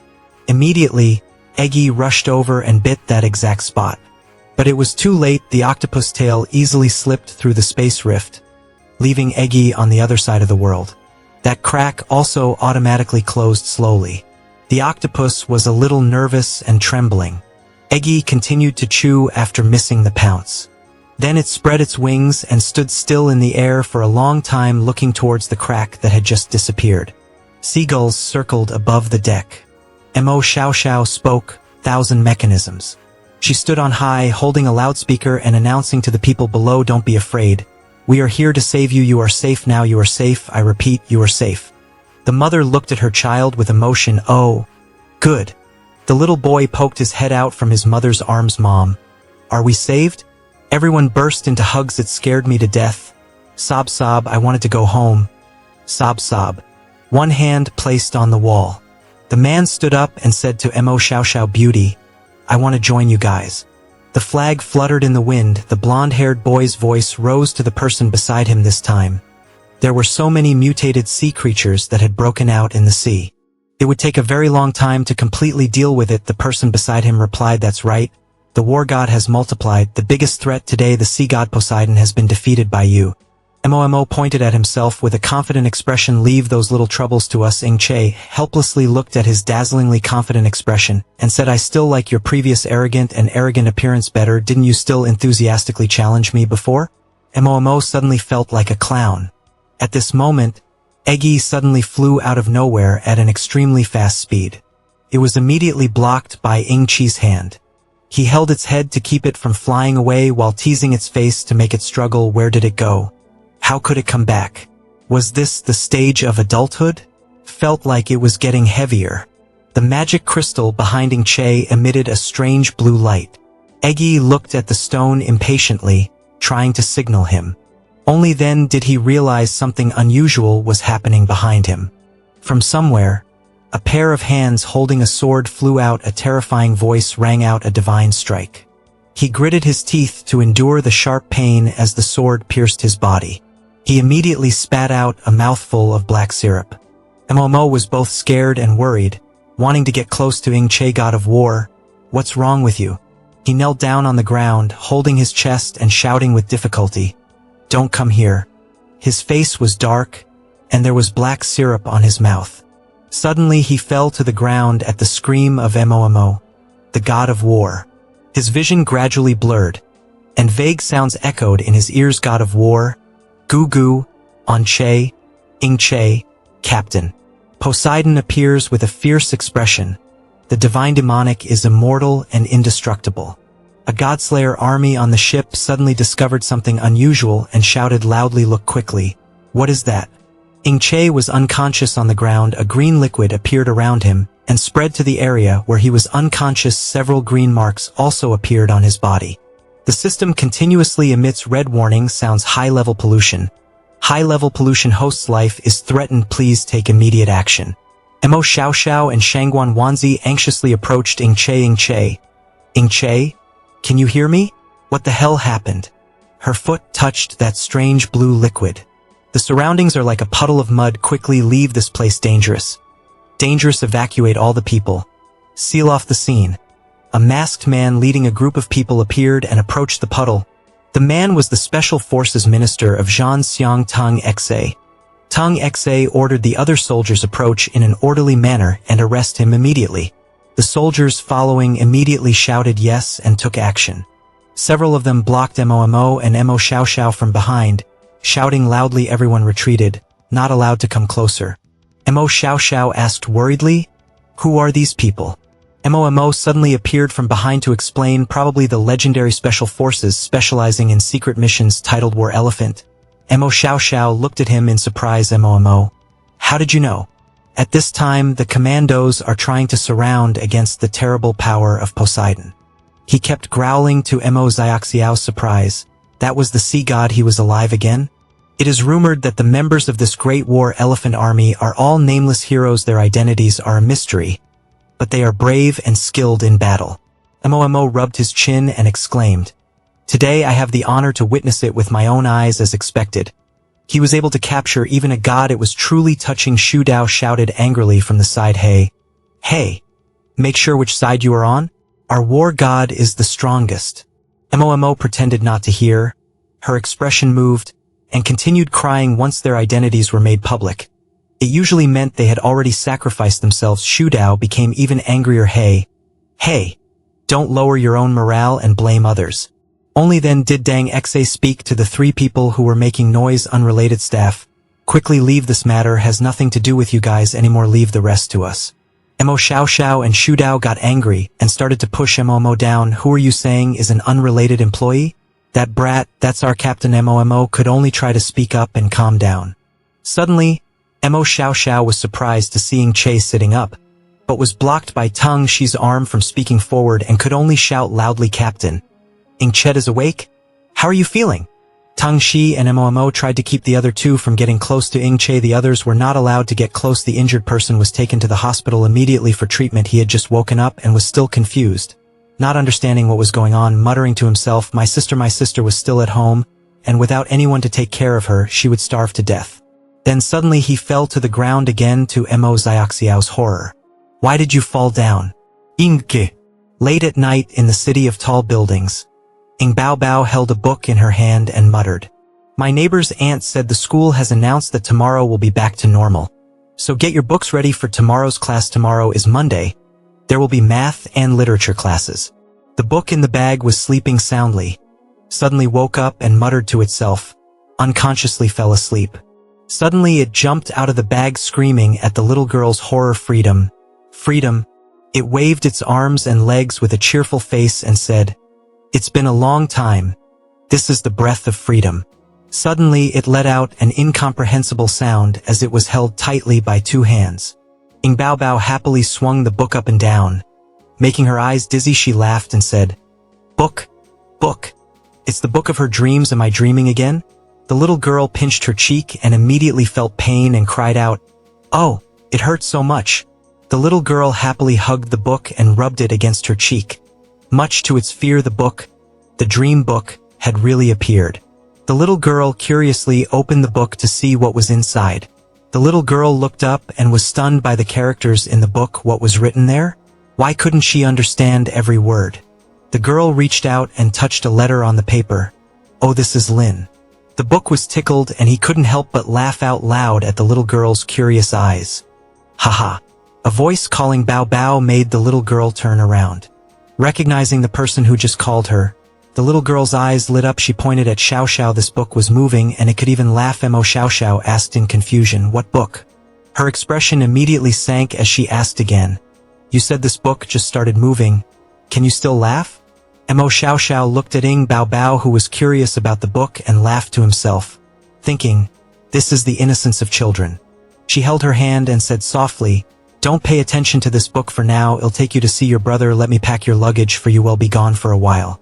Ing Bao Bao heard that she met her brother and immediately said yes.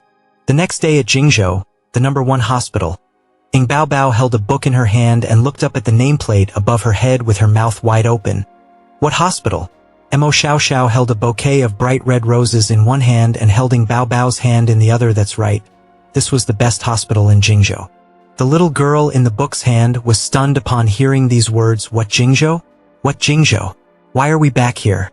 Bright red bouquets of flowers were placed next to the wall, and on the paper were left words, hoping the hero would recover soon. Here, it's so fancy. Both of them were surprised to see the entire aisle filled with balloons, flowers, gifts, and teddy bears on both sides of the wall, leaving only space in the middle to move around. An old man immediately snatched the bouquet from Mo Xiaoxiao's hand, his face full of anger, and another person came to give flowers. The old cleaning man turned to the doctor and angrily said, Dr. Baba, take care of your patients. I'm tired of cleaning up and you're blocking the way too. The doctor could only helplessly reply, I'm sorry. I'm really sorry. You've worked hard. On the wall was a board with the information of patient Ing Che and the name of Dr. Wang Baba. The old man was still angry and shouted, what kind of great hero was this that he was given so many flowers? He didn't understand. Let Dr. Baba explain it to him. This person saved the whole world. What a pity. Ing Che lay on the hospital bed with his eyebrows tightly furrowed. Seemingly in great discomfort, he had to wear an oxygen respirator, and his body had blue streaks. The magic crystal was placed in a device right next to the hospital bed. It continuously emitted an electric beam around it. Ing Bao Bao saw Ing Che. Immediately tears fell down and called, brother. The little girl wanted to run closer to the hospital bed but was stopped by Mo Xiao Xiao. Wait, Bao Bao, can't come closer. Ing Che was lying on the hospital bed, surrounded by a blue-white curtain. Mo Xiao Xiao held her in front of him. Behind her was also Dr. Wang Baba. She slowly explained, this place was filled with anti-magic devices. If you get close, it will affect your brother. Mo Xiao Xiao turned to ask the doctor, Dr. Baba, is our captain still not awake? The doctor could only sigh, well, according to the current situation. Mo Xiao Xiao didn't want to affect Ing Bao Bao, so he suggested, let's go out and talk. The doctor also nodded in agreement. Ing Bao Bao saw that the two didn't want to tell her, so she asked, "Brother, what's wrong with him?" Mo Xiao Xiao turned around and smiled, giving a reasonable explanation to comfort her. Or perhaps to comfort himself. The captain had been fighting to save everyone. He was too tired, so he needed to rest now. After he finished resting, his brother would wake up. "Bao Bao, stay here and take care of your brother first." Mo Xiao Xiao and the doctor walked out of the ward. "Dr. Ba, please speak." The doctor's expression immediately became serious. Actually, she didn't need to worry so much. The patient was fine and would probably wake up soon. Mo Xiao Xiao heard that and immediately breathed a sigh of relief. "Is that so? That's good." She looked at the doctor's serious expression and couldn't help but sigh. However, looking at the doctor's expression, it didn't look like nothing was wrong. Ing Bao Bao hugged the book and secretly opened the door to eavesdrop. It was too far away, so she couldn't hear what was being said, but the doctor's expression looked very scary. Could it be? Ing Bao Bao went back into the room and stood opposite Ing Chi's hospital bed, calling out, "Brother." The little girl was trembling as she hugged the book in her arms, tears welling up in the corners of her eyes. "What happened? Don't leave Bao Bao alone." "Bao Bao still doesn't want to eat at her neighbor's aunt's house," she said while sobbing. Tears ran down her cheeks and fell onto the book she was holding. Bao Bao wanted to eat with her brother. Hoo. The book she was hugging tightly could only silently scream, "Help! My precious body is about to be soaked in water." The arm slammed against the wall with a loud bang. Mo Xiao Xiao looked at the people who had just arrived and asked, "What are you guys doing here?" Tang Xe calmly spoke, "I have a permit to enter and exit. Do you want to disobey? In this battle, the one being considered for promotion is Lieutenant Mo, right?" She still seriously replied without explaining clearly, "There is no way you can enter." Tang Xi's expression darkened. "What am I doing? No need to explain it to you guys. Wait until you have enough authority to speak. Lieutenant, open it for me. I have to eliminate him immediately." Ing Bao Bao heard the noise outside and was frightened. From outside came Mo Xiaoxiao's angry voice. "What did he say? Who did he want to kill?" The little girl immediately looked towards the hospital bed in fear. They wanted to kill her brother. Ing Bao Bao was so worried that she cried and clutched the book in her hand. "What should I do? I want to save my brother." Being hugged, she broke out in a cold sweat and cursed under her breath, "Damn it, I can't breathe." At this time, Ing Che was still lying unconscious on the hospital bed. Outside, a person who looked like a secret agent loudly reported to Tang Xe report. "A huge source of energy has appeared recently." He was shocked when he heard that. "What did you say?" The other person pointed at the red dot on the screen and explained, "Such a huge source of energy. If not controlled, it would be too late." Hearing that, Tang Xe quickly pulled out his gun and avoided. "If you don't open the door, I won't be polite." The person opposite did not hesitate to open his hand. Red energy rays appeared and sparkled. "Come. Let's see who is not polite." 1,000 mechanisms. A red gun also appeared in Xiaoxiao's hand, pointing straight at Tang Xe. He coldly warned, "I say one last time, get out of the way. Do you want everyone to die together?" Xiao Xiao angrily growled in defiance, "If you want to pass, then pass me first." Seeing her being so stubborn, Tang Xe also started to get annoyed. She asked for this, "Don't think I don't dare to shoot." Outside the hospital room, there was an endless argument. Open, then open. Who is afraid of who? She opened. Just then, Jiang Zhangguo appeared and loudly interrupted, "Everyone stopped for me." Then the door to the room was finally opened. Bao Bao inside suddenly shouted loudly and released a stream of energy. "Don't kill my brother. Gong." Suddenly at this moment, Ing Che took off his oxygen mask and coughed. The system immediately displayed a notification, "Danger dispelled. Danger dispelled. Successfully cleared the divine demonic power contamination in the host's body." Bao Bao heard the sound and looked back in surprise. Xiao Xiao was also surprised and her eyes widened. Ing Che sat up on the bed with a question mark on his head and asked, "Everyone, what are you doing?" Bao Bao now reacted and stuttered, brother." At the same time, the book in her arms opened its eyes wide and was covered in cold sweat. When did this guy wake up? Could it be that he didn't notice her existence? He asked again, confused. "What happened?" Ing Bao Bao cried and hurriedly accused them of wanting to kill him. Meanwhile, what Ing Che was paying attention to was the book in her hand. The system displays information, the book without an owner, the only true book that records all the truths of the universe. cannot be recognized by an owner, cannot be destroyed, cannot be completely detoxified. Hearing what the little girl said, Tengshi raised her gun and asked warily, who wanted to kill him? Xiao Xiao beside him looked at his antics and was speechless. Only Bao Bao honestly shouted, of course it was him. Tengshi asked in confusion, me, why do I want him? Xiao Xiao glanced at him. I also wanted to ask him. Zhangguo saw this situation and pretended to cough and glanced at him. It seemed like there was some misunderstanding. Hearing Che was very safe. No one wanted to kill him. Tengshi, explain everything clearly. Only then did he explain in a serious voice, the sea god. Outside the quiet hospital room, a warning rang out. He was about to lose control. Quickly deal with him. Scene change. The elevator has now gone down to the 3rd basement. On the tightly closed heavy steel door appeared the words, unauthorized persons are not allowed to enter. A moment later, the door scanner rang out, pupil, fingerprint, password 3-layer check. No errors, welcome to the Grand Marshal. A group of people appeared outside the door. Suddenly a creepy voice came. Brother, someone is coming. Zhang Zhengguo led the 4 of them. Ing Che, Bao Bao, Xiao Xiao and Tengshi. Through the test tubes filled with strangely shaped monsters, another creepy voice replied. Yes, there are a lot of people coming today.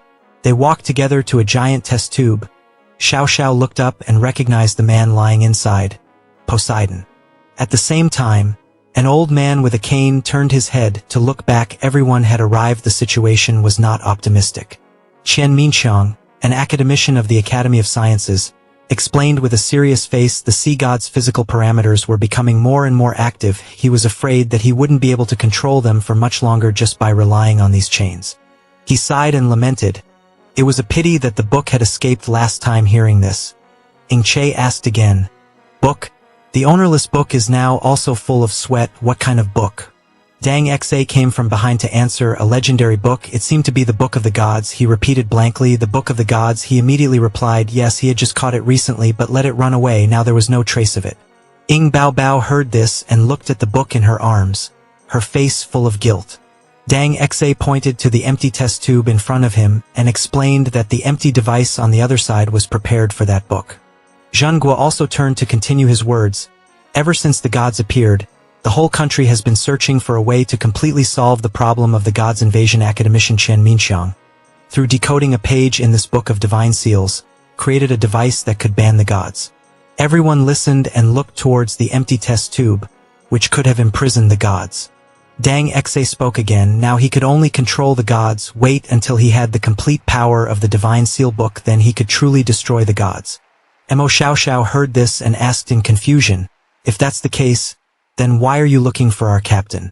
Meanwhile, Ing Che seemed to have understood their purpose, so that's why he brought us here. Tengshi crossed her arms and looked at him. Sighing, he was still smart, while Xiao Xiao, who was ignored, angrily shouted, hey, what do you mean? Even Bao Bao rubbed his chin in thought, his expression like that of a young detective. Then he spoke, causing the ownerless book to curiously raise his hand to eavesdrop, as if he understood. At this moment, the system's warning sound rang continuously. The red alarm made the whole building noisy, urgently closing all entrances, urgently closing all entrances. The ownerless book saw this situation and stiffened. It seemed like he understood. Dang Xa now also doesn't bother to act anymore and points straight at it. That's right, so in reality what we really need, what we're really aiming for is you. Everyone saw the ownerless book and ran away shouting loudly, catching it. But Xiao Xiao had other concerns. Hey, don't hurt Bao Bao. The ownerless book curled his lips and thought to himself, he didn't expect to be exposed so quickly, but you guys caught him. Before he could be satisfied, he received a tentacle whip to the face. The tentacle threw it up high. Ting Xa quickly shouted loudly, now open the device. Immediately someone was waiting to start the wiper. The device shot out a blue beam of light that sucked in the ownerless book in the air. Finally, it couldn't take it anymore and fell flat into the device. A stream of air spread out. The ownerless book was inside, making everyone shout happily, success. It now looked like a normal book without the consciousness it had before. Ing Che was stunned and exclaimed in disbelief, the world is really just a traveling opera. This realistic book is really a bit lacking. At this moment, the creepy voice rang out in the room again. Absolutely not wrong, this was Poseidon's eyes opened, revealing a cold blue light, the aura of an angel. Immediately after, a tentacle madly shot towards the ownerless book's device. But someone didn't let it succeed and used a slash to cut it in two, infinite blade technique.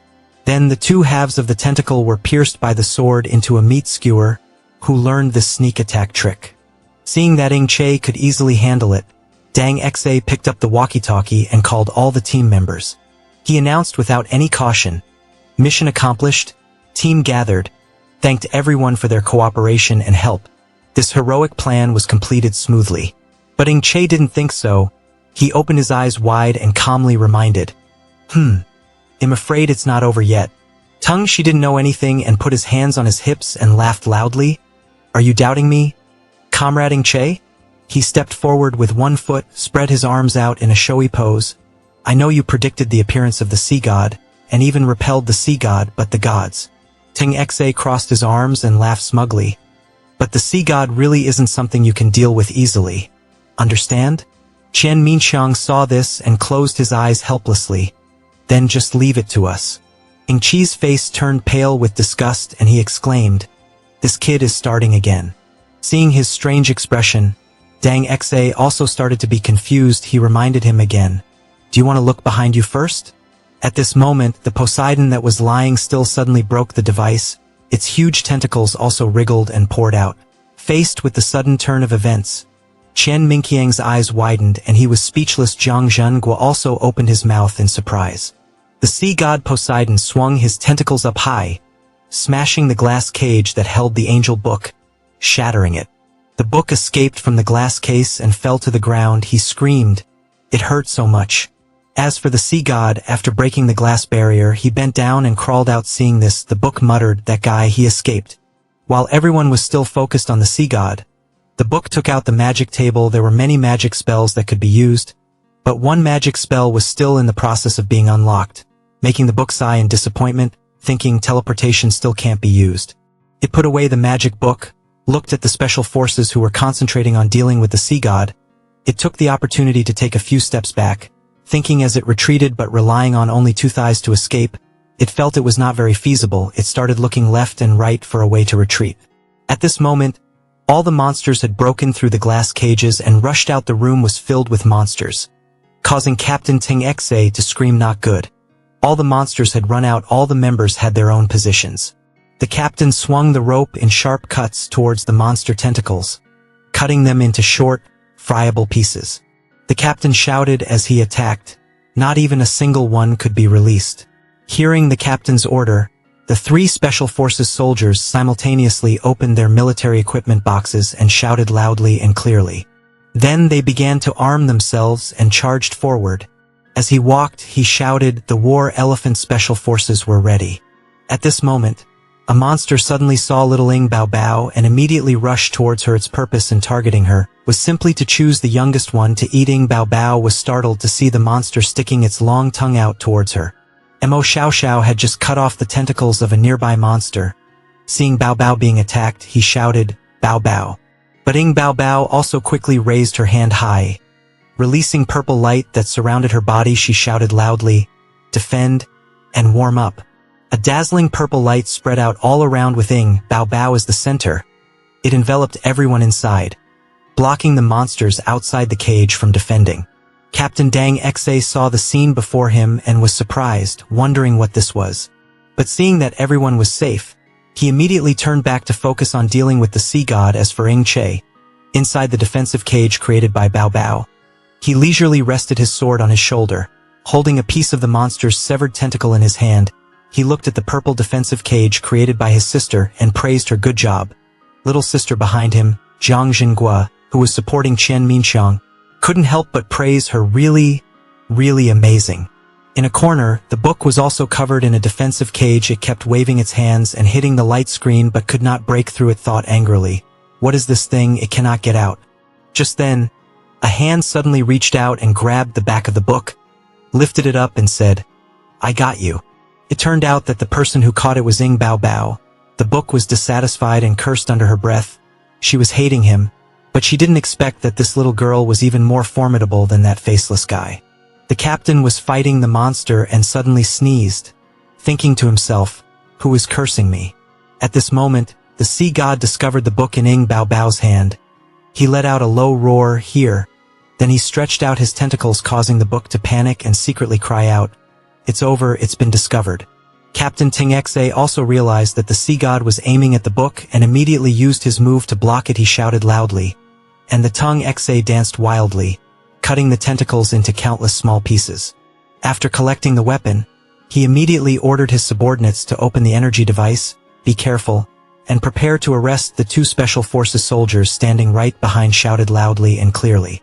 The captain turned to Ing Chi's group and said, "Comrade Ing Che, quickly lead the Grand Marshal and the academician away. I will stay behind to cover the rear." It seemed like he was still not at ease and added another sentence, "Remember, you must protect everyone well." The captain just finished speaking. Ing Che replied, "Okay." Then he turned around and left with Zhang Jingua and the others. Mo Xiaoxiao politely extended his hand to guide, "Go this way." When the captain raised his head, he was speechless when he saw Ing Chi's group, who had just been right behind him, already walking towards the elevator door. At this moment, the number 3 appeared on the elevator screen. The elevator had arrived. He couldn't help but secretly shout in his heart, "Hey, you guys are leaving too fast." Seeing Ing Chi's group entering the elevator, the sea god angrily jumped forward and roared, wanting to run. He swung his trident towards Ing Chi's group in the elevator but was stopped by the yellow energy chains of the War Elephant Special Forces. He opened his mouth wide and roared angrily, showing his unwillingness, threatening to break the chains. A Special Forces soldier had to use his other hand to support the arm that was releasing the blockade chain to keep it stable. He turned to the captain and reported, "No way, Captain, this chain doesn't have enough energy." Captain Dang Xe replied angrily, "Hateful, didn't you just absorb that book?" From inside the elevator, Qian Minxiang observed and asked curiously, "What happened? The latest weapon I researched. Could it be useless?" The only response he got was silence from everyone. Even Ing Che hesitated, his face unable to hide the seriousness. "Only the book is now complacent. My power is not something ordinary people can control." Before the elevator could close, Ing Che suddenly reached out to stop it.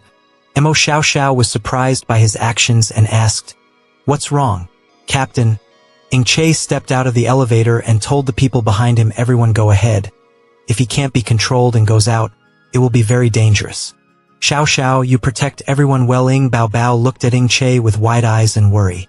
The little girl wanted to follow her brother, so she suddenly rushed out of the elevator. Leaving Mo Xiaoxiao unable to stop her, she could only call out, "Bao Bao, stop." At this moment, the elevator door closed. Ing Bao Bao balanced her body and opened her eyes wide to look forward. She stuttered, "This is..." In front of her was a red sphere in the center of the room. Around it were countless broken machines and objects scattered all over the room. There were also Special Forces soldiers who died in the battle and countless pieces of monster tentacles scattered everywhere. The book didn't seem surprised at the sight. Before it sneered, "Oh, he's gonna die." A powerful fist landed on the head of the ownerless book. It painfully hugged the lump and screamed at Ing Bao Bao, "Children shouldn't be so violent." But the little girl just turned around and left without caring. "Big brother." A small trembling arm pointed in the other direction. He was inside. From underground, Dang Xe also emerged as if to say hello. The ownerless book stood with its arms crossed and spoke, "Although I hate you people who captured me, I hate those seafood even more, so I will reluctantly help you." Ing Bao Bao turned to look at it with some surprise. "Really? How can I help?" The eyes of the ownerless book flashed with a sly glint. It thought to itself, it had just been discovered by that god king. If it had discovered its whereabouts, then it could no longer be kept. It felt like it could use that brat for a while. Then the ownerless book turned to face Bao Bao. "Hey kid, do you believe in light?" The girl stood there, not understanding what he meant. "Huh?" Without further ado, the ownerless book opened its pages. "Whether you believe it or not, from now on you will believe in the light." A bright beam of light immediately shot out as soon as it finished speaking. The light pole stretches straight up into the sky right at Jingzhou No. 1 People's Hospital. The dazzling light also enveloped Ing Bao Bao's body. The little girl opened her eyes wide in surprise. I think I understand the words in this book." Suddenly, a red line of words appeared in the air. "Heavy pollution, heavy pollution." Another message continued to appear. "The host's life is in danger. Please take immediate action." Che just made a fatal strike, a levelless slash. The system quickly reported the sea god was killed successfully, attribute points added 10,000. He gritted his teeth in displeasure, for the 7th time already. Then Che did not hesitate any longer and continued to rush towards the glowing blue stone. He once again slashed at that location in the air, but unlike last time, the system displayed a message, high-level projection, unable to attack. Che's eyes darkened, revealing his unwillingness. This sea god was just like a cockroach. He could revive no matter how many times he died. Above was still the same bright red text that announced the emergency situation earlier. Che felt a little helpless, and there was also a red warning on top of the system. His body was getting weaker and weaker, and his physical strength was almost depleted. There was no other way at this point. He could only use his last remaining assets. He decisively turned to look at the system that was so hot that it needed an ice pack. The system was also tired and tried to reply, host, I'm here, plus the 10,000 attribute points that just entered the account, the total remaining 70,000 attribute points. Che received the information and immediately decided, okay, the system added everything, but before he finished speaking, he stopped. What is that? A space gate appeared before his eyes. From inside it came Bao Bao's immature voice. Second brother, I'm here to help you. Che was a bit distracted by the noise. What was going on? It was his sister's voice. Poseidon also took advantage of the opportunity to appear from behind him. Looking around here and there would be death. His trident quickly stabbed down towards him. Go meet the king of hell. But he quickly turned to stone. A series of chains had bound Poseidon's actions. He laughed mockingly. Another human trifle. But contrary to his imagination, a black mark slowly appeared. Poseidon only now felt fear. No, this is his weak voice rang out. Angel book. The system also quickly reported the situation to Che. The only exact location of the sea god has been determined. The host can launch an attack. He no longer hesitated and quickly made his move, invincible slash. At the same time confidently shouted loudly, one last time, go see the king of hell. Poseidon didn't expect himself to be destroyed like this, painfully screaming, no, the divine demonic is immortal. Not listening to any of his last words, Che's sword quickly stabbed straight into the marked place on his body. The magic crystal shattered into pieces. A huge shockwave also erupted right at the position where Poseidon had just stood. In a place that looked like a sandbank, the octopus cut from the tail of the low-level sea god was dancing and spinning, exchanging information. So this is the divine realm, a gloomy voice said, you mean save your divine king? Then he gently reassured, there is no need to worry. However, those words did not appease the octopus. Zhusi, and a level god king, stared at it in confusion. Why? His face showed a calculating look as he listened to her explanation. Because his divine identity had been shattered, he had been completely destroyed. In fact, the divine realm that originally belonged to the sea god was now masterless. Octopus is very sad. Right now, we need to negotiate how to divide it. Suddenly a beam of light appeared from the side. Humans are still so stupid, daring to look down on divine power. She coldly looked at Zhusi sarcastically. Shouldn't this be the time to strike down divine punishment? Lord Zhusi was kind. He just gently replied, not in a hurry. Trutu put his hands on the floor and explained thoughtfully, wait until this matter is over. Him like you guys. Naturally I won't let them off. A great angel, high rank, smiling charmingly. 10 days is enough. Send divine punishment to Blue Star, and we will cooperate. Trutu had no choice but to smile and agree.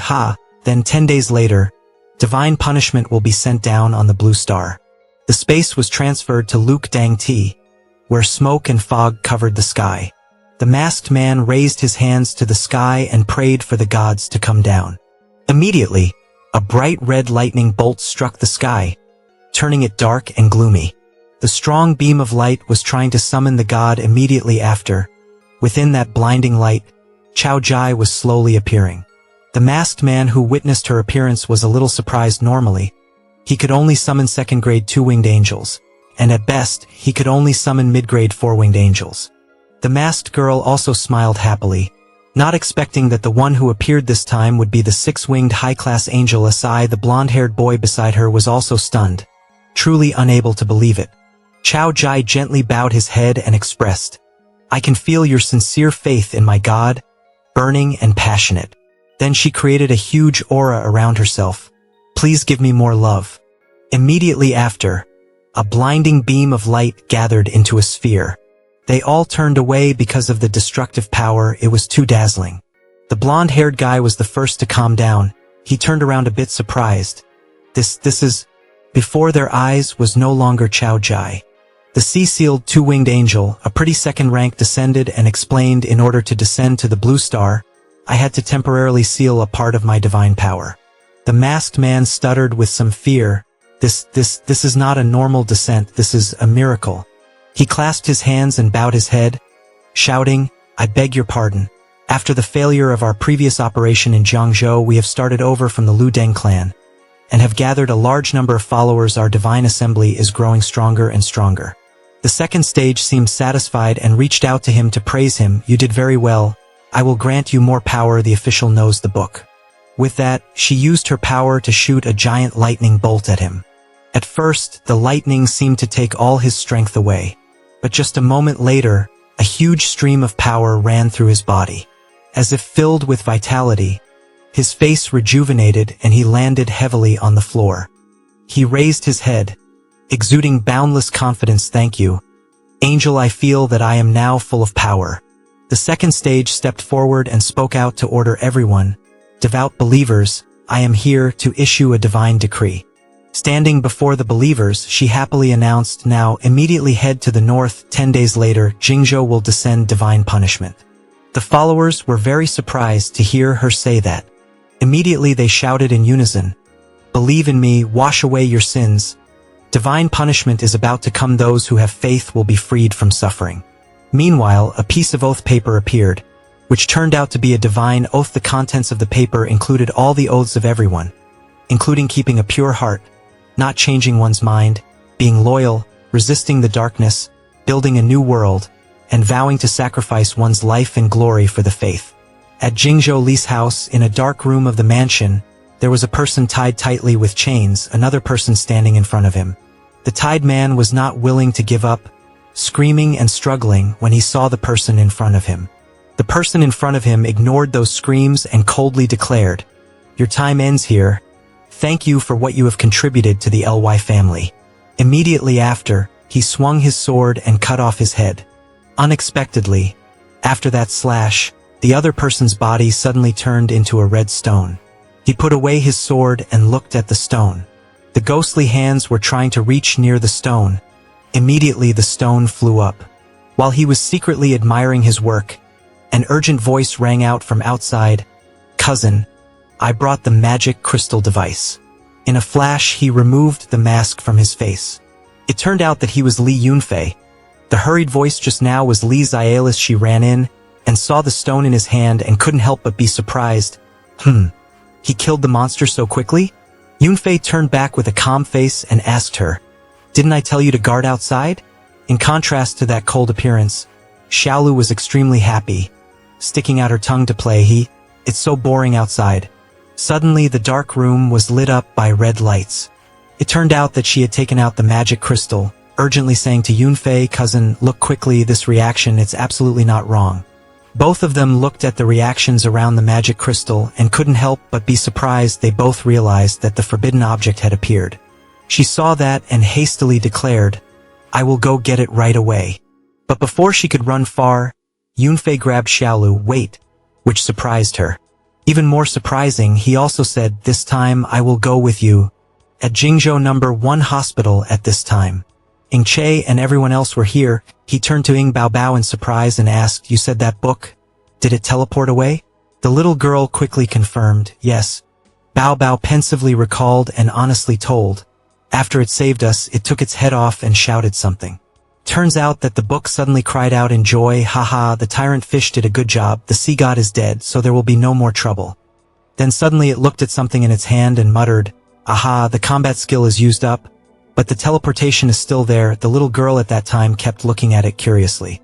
As it turned out, it pointed to the badges on its box, happily announcing, goodbye, goodbye little one, goodbye little snake.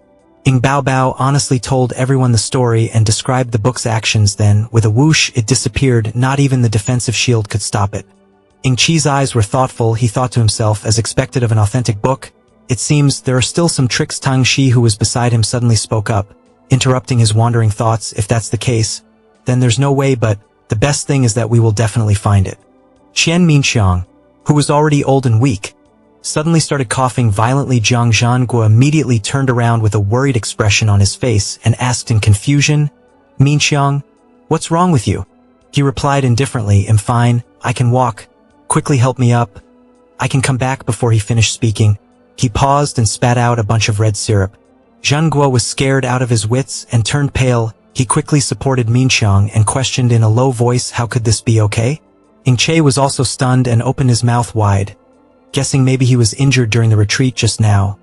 Tang Shi spoke again, or maybe he was scared and quickly called an ambulance. The scene changes to the number 1 People's Hospital. This is the hospital first. Take the person to the ward, let the doctor check. In the long, straight hospital corridor, on both sides were closed room doors. The quiet atmosphere brought a very standard feeling. On a shelf in a certain hospital room, a strange brown book was moving automatically and making noises. What book of the gods? What book of angels? What forbidden ancient artifact? Book of truth? No, I am a book of freedom, haha. He tried to open the bag behind him and hide himself inside. The most dangerous place was the safest place. Hiding here, no one would find him for sure. He was tired and complained for a few hours. Too tired, let's sleep first. Outside the hospital, the air was very fresh. The hospital sign hung high, clear and prominent against the blue sky. Tang Shi acted reluctantly and volunteered. "Qian Minxiang is in the hospital. There is no way to send him. Grand Marshal is about to go to school. There is no time to see him off. Let me send you guys to the hospital now." He looked at Ing Che and Mo Xiao and continued to explain. "To be honest, actually, I didn't want to see them off either. But there was no other way before the Grand Marshal left. He had instructed me to make sure to bring them to safety, but it seemed that the two of them didn't pay much attention to what he said." Xiao held the shirt of righteousness in her hand and happily asked Ing Che, "Why do you have so many shirts of righteousness?" He replied blankly, "So many?" He remembered Zhang Zhanguo's words of request before leaving Tang Shi. "I have an important meeting right now, so I can't go." Ing Che just got out of the hospital. "Please help me take him to the suburbs of Jingzhou to rest for a few days." While he was trying to recall his memories, he was awakened by Ing Bao's voice. The little girl excitedly and happily said to Ing Che, "Brother, it's rare for us to be here. Can we go for a walk and then come back?" Hearing this, Tang Shi interrupted and calmly replied, "No. A minute of time is like a gold bar. This man is very busy." The girl replied angrily, "I didn't ask you again." But he calmly folded his arms and replied, "That won't do either. I still have a lot of tasks to do. I have to quickly get you all out of here." Bao didn't bother to argue with him anymore and angrily scolded, "You hateful person!" Regardless of the noisy noise outside, the small brown book inside the briefcase still slept soundly. Its name was the Book of No Owner. It was used to record all the truths in the universe. It was the only true book. It could not be recognized by an owner, could not be destroyed, could not be completely detoxified. The little girl was angry and sulked. Why did he say that to Bao? Ing Che, who was standing next to him, was stunned. He thought to himself, "It's just a book." Tang Shi felt wronged and was annoyed, so she frowned and shouted back, What's wrong?" Ing Bao pretended to ignore him and drew a circle with her hand, cursing him. Seeing the bullied girl Mo Xiao getting angry, she scolded him after a fight. He just smiled and quickly said to dispel the tense atmosphere, "It's nothing, then it'll bother you." Hearing this, Dang Xa came out with a majestic and solemn expression and declared, "If you leave it to me, there will definitely be no problem." That's right, just now. He remembered that he had just overheard Zhang Zhanguo whispering to him, "Ing Che, I came here first today because I have something to ask for your help." Then he handed him something white and round with eye-catching yellow designs on it. Tang Shi suddenly approached with a very suspicious-looking face, and he leaned close to Ing Chi's ear and asked softly before the Grand Marshal left, "What did he say to you alone? He also quietly gave you something. Was he giving you some secret mission?" Then he ambiguously put his arm around Ing Chi's shoulder, causing him to jump in surprise and ask, "Huh? What did you just say?" Seeing that he was distracted, he understood and didn't care anymore. "Well, if you don't want to talk about it, then forget it. It's not like I really want to hear it either." Then they also left the hospital room and followed him to the escalator to go downstairs. After returning, "I will write the report for everyone." Mo Xiao, although still upset, still politely replied perfunctorily, "Then thank you very much." Tang Shi confided, "This time the matter ended happily in general. He lightly assessed, although my influence made the sea god tremble, The contributions of small characters like you cannot be denied. Then he felt very proud of himself and secretly boasted, if this world did not have me, it would not be okay. Xiao Xiao seemed to hear his thoughts and immediately spoke up to explain. It was clearly thanks to our captain that we were able to deal with the sea god. He didn't admit it and argued, didn't she see the fierce battle scene just now was clearly my stage alone. She laughed heartily, her voice teasing. Sorry, I really didn't see it. They had already reached the hospital grounds after talking for a long time, but they still did not stop. Tung Xe continued speaking.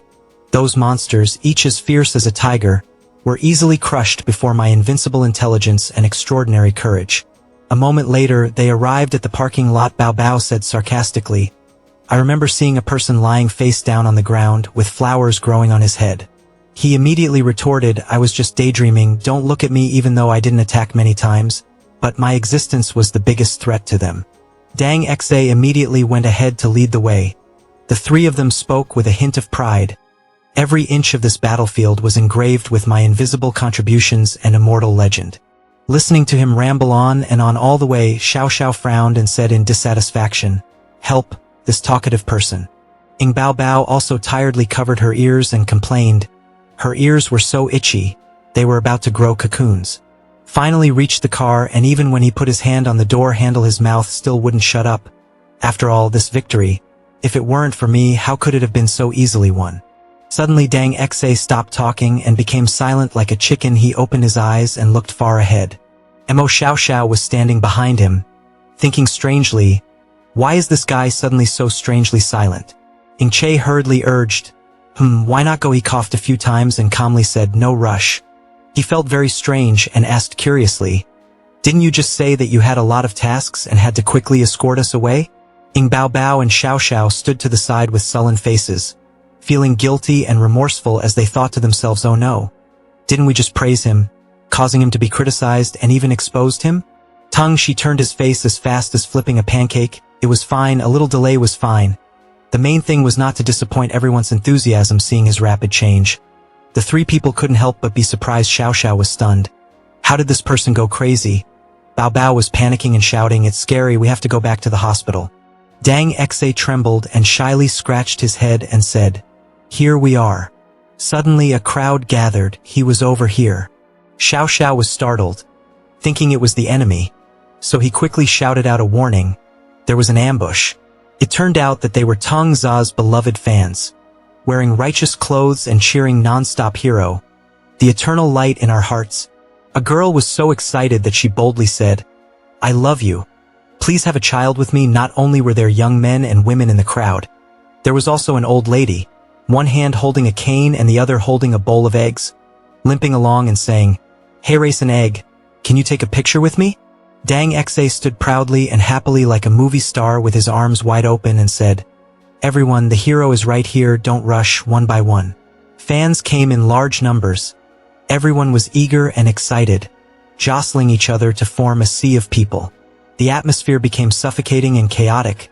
People were rushing around to the point that there was no way to walk. It was dangerous. Xiao Xiao quickly dodged and dodged the crowd. Ing Bao Bao was pushed and couldn't stand firmly. I avoided it. The bustling crowd made the air stuffy, creating billowing waves of dust. Pushed and knocked down, and without even realizing it, stepped on Dang Xe, causing him to stagger and lie flat on the ground. Everyone rushed to Ing Chi's place with pens and paper in hand, shouting excitedly, signing. It turned out that he was mistaken for his fans. He hurriedly signed for each person to calm the chaotic crowd. Everyone had it. Everyone had it. Take it slow. A sexy purple-haired girl did not hesitate to take off her coat to reveal her large breasts and said gracefully, please sign here. He replied in a daze, afraid that this was not appropriate. Another girl wearing a striking yellow shirt quickly squeezed in, giving way, giving way. She brought the microphone closer to him and asked him a series of questions. War God, regarding defeating the sea god this time, may I ask if you have anything to say to everyone? He couldn't think for a moment and just stammered, The reporter's microphone has an entertainment sign attached to it. 20. Suddenly, Tung Xe appeared and brazenly blocked the microphone with his hand, not giving Ing Che time to answer. Okay, no interview. He was stunned when that voice spoke, then turned to look at him with a doubtful expression. and thought to himself, why is this voice a girl's voice? Tang Za's hood and mask had fallen off a bit, revealing half of his face, but he was still unaware and calmly said loudly, everyone, disperse, we have a mission on our hands now. The reporter was surprised when she was rejected. Then she frowned and retorted angrily, now is not the time to interview you. Captain Zhanxiang, please, you have long been out of fashion. Okay? The new top of the line is our war god, what a pity to interview him, a little how stingy. A fan standing behind her did not accept the injustice and joined in, that's right. It was very difficult for us to meet the war god. Dang Xa felt very embarrassed after being scolded. His mouth kept muttering the two words she just said that would probably be engraved in his mind for the rest of his life, outdated. Through the mask, Ingche noticed his lips, pink lips. Hey, could it be? He was startled and quickly adjusted his appearance and put his mask back on. He looked at him with hatred in his eyes and then growled in questioning, did he just see that? Ingche hurriedly made excuses, his thumb still raised, his face showing absolute authority. I couldn't see anything, he whispered softly. There were some secrets between people, normal. He was very angry when he heard that. Who would believe him? After a long time of trying to move, they finally got into the car. Ting Xa was sitting in the driver's seat and was starting the car. He was still feeling resentful and angry about what had just happened and thought to himself, damn it, why don't I have a part in it? Ingche did not forget to politely greet everyone and say goodbye when opening the car door. Upon hearing that, the female fans were all shocked and flustered. One girl couldn't hide her emotions and excitedly said, he's saying goodbye to me. A gentle guy with bulging muscles and rosy lips immediately retorted, you should take your eyes away. It's clearly him and me. Facing the fierce cheers of the fans, Ingche shyly said inside the car. Everyone was really enthusiastic. Bao Bao beside him also happily looked at him with admiring eyes. Brother, you are famous everywhere now, he asked, confused. Is that okay? Mo Xiao Xiao, who was sitting in the front seat, also turned his head and said something, causing a stir everywhere and becoming famous internationally. Dang Xa felt very jealous and annoyed, secretly thinking to himself, to be frank, he was famous even in outer space. She turned around and said to Ingche, the captain, during the time you were in a coma, you became famous. He replied in disbelief. Is this true? Ing Bao Bao raised her index finger to show her pride and joy, saying, really, my brother is definitely welcomed. Then suddenly he stared at the little girl and softly called, Bao Bao. Faced with her brother's gentleness and warm, affectionate way of calling, the little girl was momentarily shocked, felt strange, and then asked in shock, brother, why are you looking at me like that? Ingche gently grabbed the strap of the small pink school bag that Bao Bao was wearing and said in a sinister voice, now it's time to teach you a lesson in love. The little girl stared blankly. He angrily hit her but a few times and shouted, it was so dangerous just now. What were you doing running out of the elevator? The little girl was scared and cried out for help. Oh, help, big brother. Ingche still did not spare her the effort to teach her a lesson. He continuously hit and warned her that was no good. There would be no next time. If you encounter danger, you just need to run away. Leave the rest to your brother, understand? Giving you weapons is for self-defense, not for fighting. Bao Bao was so scared that tears started to fall. Hoo, hateful brother. The loud cry that rang out outside the car attracted everyone to gather around. He continued to scold and admonish. And that book of unknown origin, how could it be used carelessly? Even if his brother disappeared, there were still people. If everyone sacrificed, there were still many others. There was no need for a child like him to go to battle and kill the enemy. Separated from the hustle and bustle, in another corner of the parking lot, a small stall was crowded with fans. The owner enthusiastically advertised, come and see. Here is the strongest war god accessory. A person was attracted and stopped by. Take this for me to see.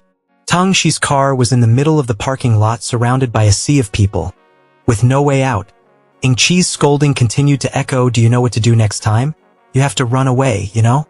Little Ing Bao Bao cried pitifully, but it was a crime that had not been punished yet. She was sulking and screaming, hateful brother. Mo Xiao Xiao sat silently watching the brothers bond with each other and speak. It was truly a heartwarming scene. Dang Xa sat in the driver's seat and couldn't help but complain impatiently. There were too many people here. The car couldn't move at all. She asked absent-mindedly, is it true that the news that the captain was discharged from the hospital today has been spread? He didn't say anything in response.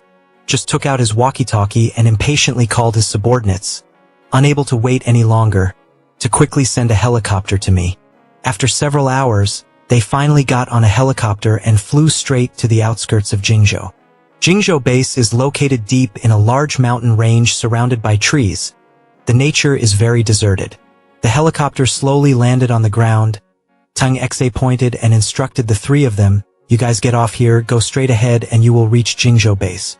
He stood at the helicopter door looking down at them and said, "Goodbye then." Che also waved back, "Goodbye." He looked at them and thought to himself, his mission was complete if nothing unexpected happened.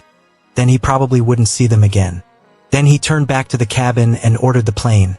"Let's go." But when the helicopter had just taken off, there was a loud explosion that shook the whole mountain and forest. As the firestorm swept by was so big and fierce that he panicked and covered his face. What happened? Che stared in shock, her mouth agape as she witnessed the chaotic storm before her. Why did it explode? Mo Xiao instinctively hugged Bao Bao and used her body to shield her. From within the thick smoke of the village emerged the figure of a man holding a long sword and carrying something extremely large on his shoulder. He looked at the pilots passed out on the ground and said, "Dang Xa, your men just almost let it escape." He heard that and was stunned, confused, and did not respond or say anything. Che asked in confusion, "What is going on?" He spoke up threateningly and warned, "Manage your subordinates well. If you work carelessly like that, your salary will be deducted." The man was called 11 Xie and was a member of Bureau 669. He was carrying a large animal that was injured and had a lump on its leg and said in a condescending tone, "This time I've helped you catch it. Remember to transfer me 200. Hearing this, Dang Za's face immediately became uncomfortable and he thought to himself, what a useless and shameless thing. Then he spoke into the walkie-talkie, calling 2 people to carry a stretcher and drag him away. Dang Xa questioned, "Why are you here?" Tichta slowly put away his sword. "Thanks bro, I just got off the plane. There is an urgent meeting here tonight." Dang Xa was confused. Tonight? An urgent meeting? Tichta enjoys making signs, that's right, he has to join in too. He turned to look at Che, Bao Bao and Xiao Xiao and wondered who these people were. Dang Xa was cold and unable to answer. "Well, go first, you quickly bring this thing back to the cage." He raised his finger to touch his mask and thought, "I want to have a meeting again. I'm still thinking about going home to play Zelda." Xia arched his body into strange shapes, moving his body and equipment. 11 Xia shrugged helplessly. It wasn't much different anyway. He was startled when he heard the words, "Dang Xa, I heard he will be there, your idol." Ting Xa immediately stopped. A moment later, birds were flying in the sky. Tung Shi's cheeks were red, thinking his idol will come tonight. He'll talk about playing games tomorrow. Xiao Xiao looked on in confusion from afar. That guy was really strange. Bao Bao was not far behind. Who else would come as a girl? Tung Shi cleared his throat to regain his composure. "Today, I will mercifully bring you all to Jingzhou base, but you must pay attention to my instructions here," he warned, "otherwise I will not take the burden for you." At the 669 Nature Conservation Research Institute, Che looked at it with frustration, turned back to 666. Why did he come here? Wasn't he talking about Jingzhou base? Tung Shi followed Chi's symbol 666. This was just to hide from human eyes and ears. In fact, this place was a top-secret headquarters. No one could find it. When the door was opened, Shu Dao stood inside with a cool pose. "God of War, you've arrived." Xiao Xiao was startled. "Impossible. Fans chased all the way here." On the contrary, Bao Bao's eyes were wide open with delight. Her brother had his own crazy fan. Suddenly her face changed completely. She secretly denied. No, why should she care about her rotten brother? She would never pay attention to him again. Dang Xa thought painfully, how come even the fans know about this secret place? Who leaked the news? This matter has leaked quite a bit. Shu Dao happily raised his hand to make a greeting sign. "I have been waiting for everyone for a long time." Xiao Xiao squinted and recognized this person. He looked a bit familiar. Che quickly ran over and put his arm around Shidao's shoulder. "Oh, it's your little boy, you changed your clothes. I almost didn't recognize you," Xiao Xiao shouted. "It's Shu Dao." Che praised, "The clothes are nice. It's the style I like." Shu Dao smiled wryly. "It fits very well." Dang Xa raised his hand to cover his face. He didn't look bad dressed like this. Of course he liked it. Xiao Xiao thought, then continued, "Why don't I buy a set? Bao Bao secretly made up her mind, her brother likes it, she also wants to buy it. The little girl changed her attitude quickly again. No, I want to buy black clothes. Written on them are 2 angry Tran words. Che suddenly realized, that's right, where are the others? Shudao explained. The others were still in the East Sea on the other side cleaning up and dealing with the sea monsters. This time they also received a lot of gifts. Now that they've finished giving them away, they have to go back and continue helping with the cleanup. He instructed, God of War, you stay here first. Rest well with the deputy captain for a while. Leave the rest to us. Che high-fived Shudao, then leave it to everyone. Shudao was happy. Okay. He's leaving, then I'll go first. Che instructed, pay attention to safety. Suddenly he turned his head to look as if searching for something. Xiao wondered, what are you looking for? Che replied, strange. Where is Eggy? Shudao got in the car but still looked back to announce, Eggy, it. Now on the other side, the East Sea, the sea is calm with flocks of birds flying above. The radio starts playing and another one comes on, and today I got another gift. Eggy was lying there munching, goo-goo. Goo-goo called from afar, na-na. Shudao recalled, it stayed in the East Sea to help with food, help with eating monsters. Last time when he fell, it sniffed him a few times, felt relieved, and then went to fight monsters. It felt like the monsters in the East Sea had been destroyed, so it would probably want to go back. With that, he drove away. Okay, goodbye. Looking at the car gradually moving away, Bao Bao wondered, brother, how long do we have to stay here? Che replied, probably about 23 days.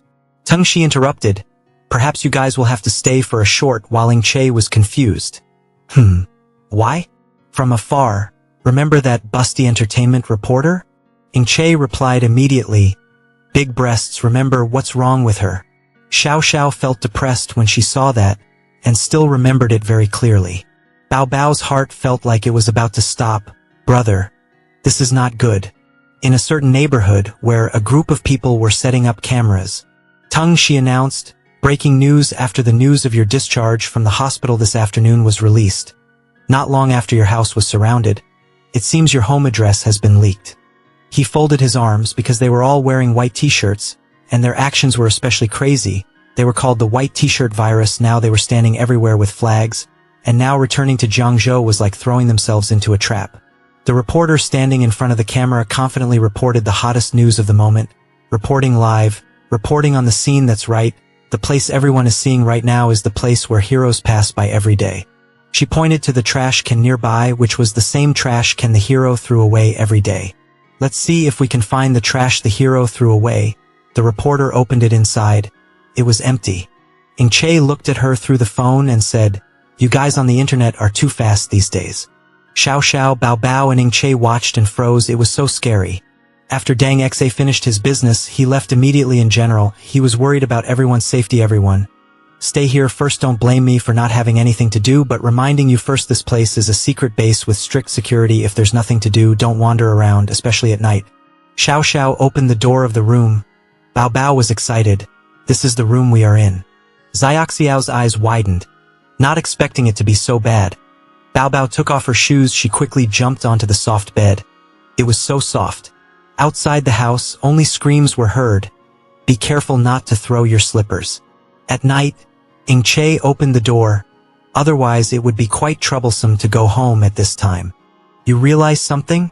That is, Che saw the room was lit, her sister's room. The Book of the Masterless walked cautiously, thinking to himself, for some reason, he always had a feeling of insecurity if he had escaped from the center of Jingzhou, the most strictly locked down place.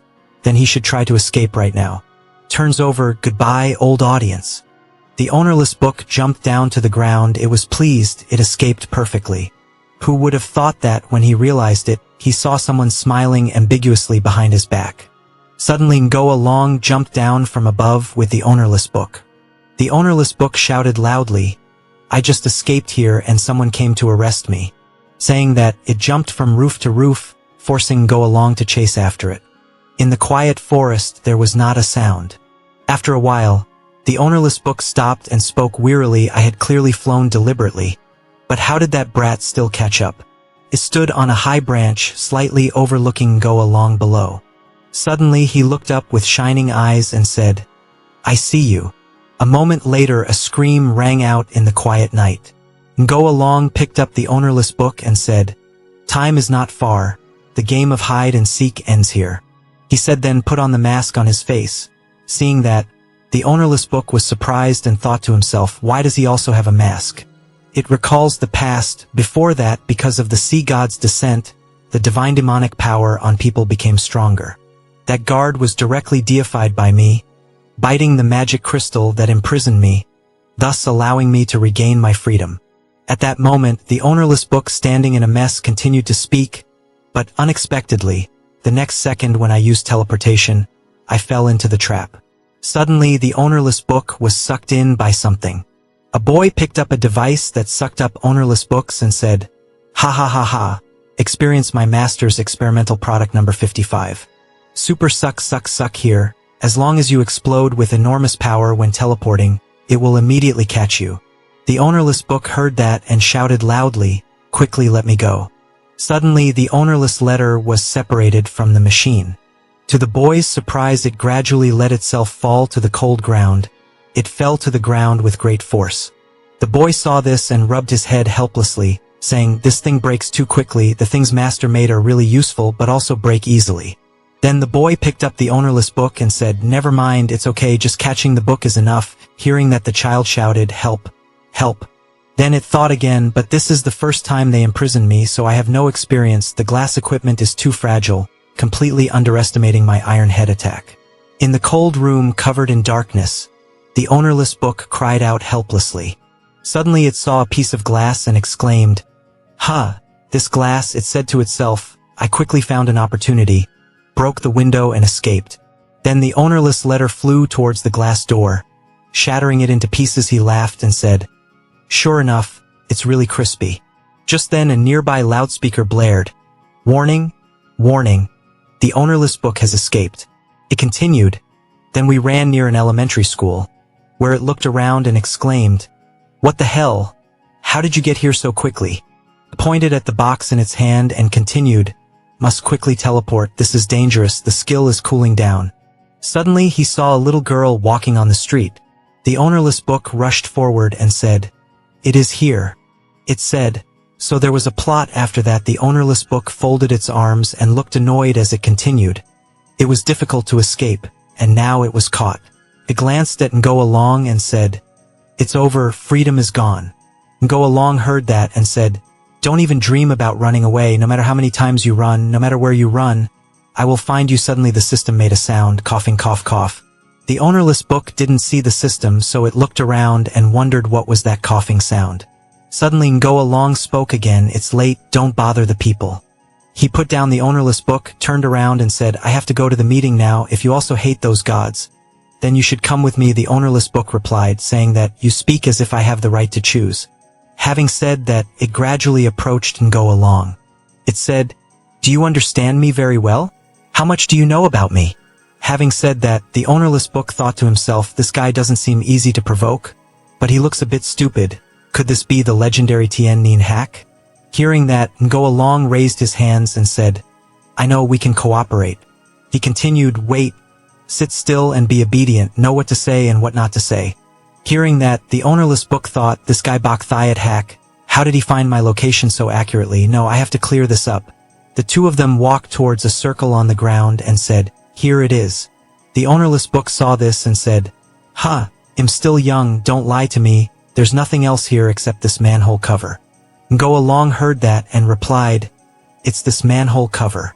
He spoke up and said that on the evening of May 8th, it was said that after fishing out an unbelievable divine skull from the East Sea, that night the Grand Marshal personally flew to Zhangzhou to find out the truth. Ngo Along opened the manhole cover and looked inside. He continued, "At the East Sea base, the Grand Marshal had seen the real god skull with his own eyes. He also met the apocalyptic prophet Ing Che the next day. When he returned to Jingzhou, Bureau 669 was secretly established. He jumped down into the sewer and explained that the name 669 Bureau was just a code name. In fact, this agency managed all events related to gods appearing in the Dusya territory. Ngo Along landed successfully and continued speaking. Just as mysteriously, the members of 669 were only known by their code name, the director of the Dragon Mask. His code name is Ngo Along. Ngo Along and his subordinate team specialize in handling serious disruptions to production and business order, and large-scale public safety threats. At the same time, he also recruited top players. Previously, Che was sent to investigate the May 8th fire in Jiangzhou, and the case was later filed in the Wulong-related file of the 669 Bureau, and the special talents he requested were also dispatched through Wulong. At this moment, on the table there was a hot pot that looked extremely delicious. Bureau 669 member Dang Xe spoke up. Why hasn't he arrived yet? Will he really come today? You're not lying to me, are you? Dang Xe and the War Elephant team are in charge of special events related to strange creatures, responsible for capturing monsters related to gods, bringing them back to a secret base for research and analysis. This is also the reason why when the sea god descended, Tung Xe appeared at the East Sea base. Tung Xe opened his mask slightly, put food in his mouth and said, "If you dare to deceive me, I will definitely smash your dog head." The member of the 669 Bureau, 11 Xie, who was pouring water, heard this and replied, "How would I know?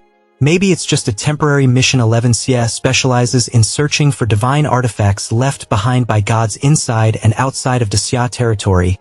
The 9-turn universe cauldron that was previously borrowed from the museum was also part of 11 Xie's files in the 669 Bureau.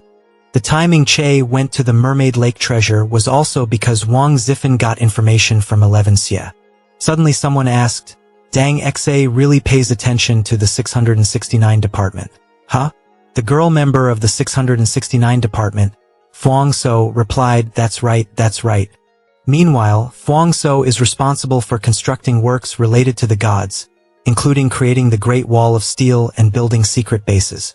Finally, in charge of researching and manufacturing weapons to deal with the gods, the Book of Angels was captured by Tung Xe and was later given to Cautran for research. Ngo Along looked around and spoke. It seemed everyone had arrived. With a serious incident happening in the East Sea, Wulong should have appeared, but not long before that. The first Wulong died tragically on the street, the second Wulong died at his home. 2 consecutive bureau chiefs were murdered, making the succession position extremely difficult. At this time, Ngo Along gradually moved towards the members of Bureau 669. He said that he had something to do just now, so he was a few minutes late, because the position of Wulong's successor was extremely difficult. So Che, the person who had just defeated the sea god, was targeted. This was also the reason why the Grand Marshal personally went to the hospital to visit him. Previously, Che only played the role of a prophet, making suggestions, but now, suddenly Dang Xe said loudly, "Chief, you're here." Dang Xe suddenly saw something? Yes, that was it. "Ah, I brought that book here." The ownerless book heard that and snorted loudly. "What do you mean by catch? Can't you see him coming in?" So everyone, Ngo Along continued speaking while pulling a chair. "How is the mission progressing?" News of the second Wulong's murder was tightly sealed just like that. At the request of the Grand Marshal, Che joined the team as Wulong and secretly took up his position today. Hearing this, She immediately volunteered to speak up. "After today's mission failed, I immediately came up with a new plan. After completing the mission of sending people away, I will immediately dig 10 miles deep, turning the entire Jingzhou upside down to find traces of the ownerless book." The ownerless book helplessly waved the white flag, speechless, thinking, "Okay, I surrender, don't I? As soon as it opens the teleportation of the plant vision, it will fall into my hands." As Dang Xe spoke, he waved his hand in a pulling motion and laughed loudly. "Haha, I suck. Ngo Along and Vo Chu Chi Thursday were speechless. Their actions were really strange. What was she doing? She continued to speak, but he didn't expect that the ownerless book would be captured by Bureau 6 so quickly. "I'm still too young. I made a mistake in my calculations. Worthy of being Bureau 6. Ngo Along said even more. Fai Hung's mission had been successfully completed. "The Book of the Masterless first, you must cooperate with us so that Cautran can quickly research a weapon that can deal with gods being named." It immediately stood up and asked, "Is this the legendary despicable trick to change the topic? Give it to me, Ilgo." A hand raised. It turned out to be Cautran, who was sitting on N4 to recover, and said. The ownerless book looked towards the direction of the voice and thought to himself, "I'm very suspicious. Does this mask really need to be worn? ABO, we just met a few hours ago." Hearing what Cautran said, Ngo Along immediately replied, "Old man, you don't need to risk your life like that." Unexpectedly, after hearing that, Cautran immediately put his hands on the chair and stood up, saying loudly, "I can." Seeing such momentum, Dang Xa raised his thumb and shouted, 50 years old, truly a time to strive. Go Along said tiredly, stop yelling and causing trouble. Unexpectedly, before he finished speaking, Dang Xa and Fuang So opened their left hands, placed their right index fingers on the left palm, and said in unison, the older the ginger, the spicier it is. And Go Along was also speechless. Why did everyone else agree? The ownerless book was deep in thought and said nothing. Seeing this, Go Along comforted him, don't worry, as long as you cooperate with us, we will quickly let you go. Hearing this, the ownerless book said, I have no problem, it just remembered its own terrifying index ranking. It was killed by the divine blade. The level of terror was absolutely terrifying. It was also attacked by ancient martial arts clan, level of horror 4 out of 5, and also attacked by humans, level of horror 3 out of 5, and also attacked by this kid, also had a terrible experience. Only when in her sister's arms can she sleep peacefully. Remembering those horrible levels and drawing a conclusion, it seems the outcome is clear. However, it still said to Go Along, agreeing with you is possible, but you still have to tell me, how did you discover me? Go Along heard that and immediately replied, no problem. The Book of Compromise is ownerless, then reluctantly agree with you, although he said that, but he immediately thought, agreeing is impossible while you are not paying attention. I will run away, haha, what are you talking about, not being able to escape, and also something else. Everyone sat down at the table where food had been prepared and Go Along stood up and said, after this, Dang Xa continued to go to places where mutated creatures appeared, discovering new species. After discovering divine demonic power, they had to be brought to this base. Dang Xa immediately raised his hand in front of his forehead, in a posture of obedience, answering, yes, he guaranteed to complete the mission. Feng Chu heard this and immediately made a bill that was more than a meter long and said, you're really smiling happily, do you want to see what you've messed up today? The secret base of Jingzhou number 1 hospital has completely disappeared. What's going on with the helicopter dispatch?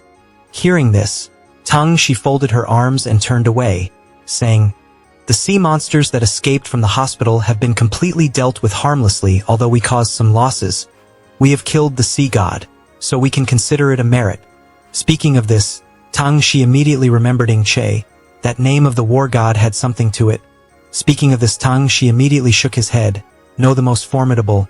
Having said this, she immediately pointed at Go Along and said loudly, of course it's our 6th department, haha. And Go Along was speechless when he heard that flattery. The ownerless book listened and thought to himself, it really makes me want to die. The 2 people you mentioned are originally one person, but this guy named Bok Thiat Hack, I can't mess with him. Tichta rested his chin in thought, and Go Along today was a bit different from before. While Dang was thinking, Go Along spoke up and interrupted his thoughts. Tichta, how is the thing you're looking for? Hearing that, Tichta secretly said, forget it anyway. Go Along's title is his superior, what's under the mask is not important. Thinking that, he said again, couldn't find it. It turned out that all the effort was just to get an ordinary pearl, not the chaotic pearl we were looking for. As he spoke, Tichta took out a purple pearl. When everyone saw the pearl glowing, they immediately shouted ah. Fuang So suddenly snatched the pearl from Tichta's hand and said, it's public property. She looked at the sparkling gem in her hand. Even if it wasn't a divine weapon, it was still a good item that could be sold for a lot of money.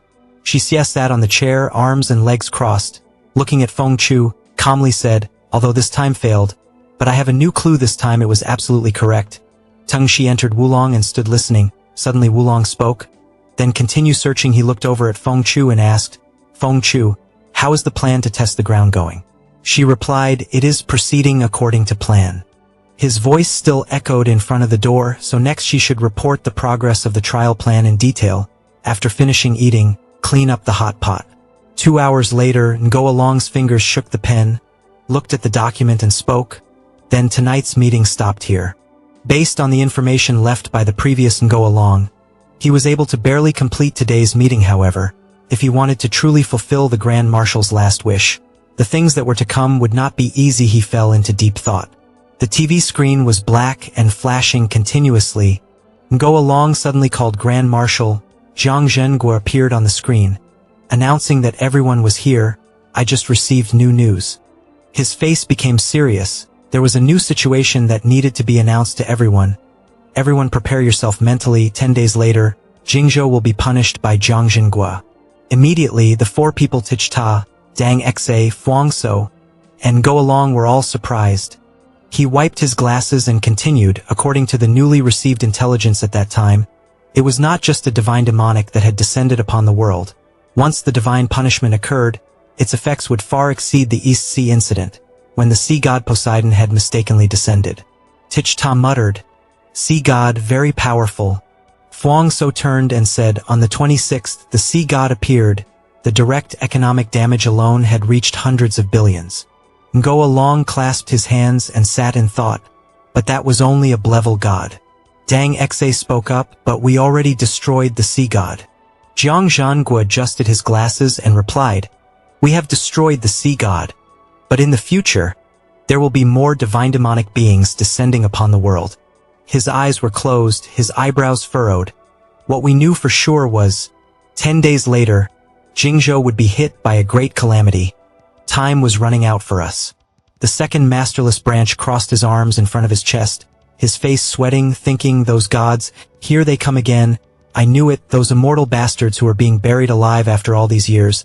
He still hasn't given up on his ambition. His hands balled into fists, his expression both angry and tense with fear, if he were to be captured again. Thinking of the terrifying divine demonic descent, its mind became panicked. It held its head with both hands, continuously shaking it, screaming, "No, no, this won't do." Tichtan raised his arm to stretch and said, "I thought I could rest for a few days back at the base.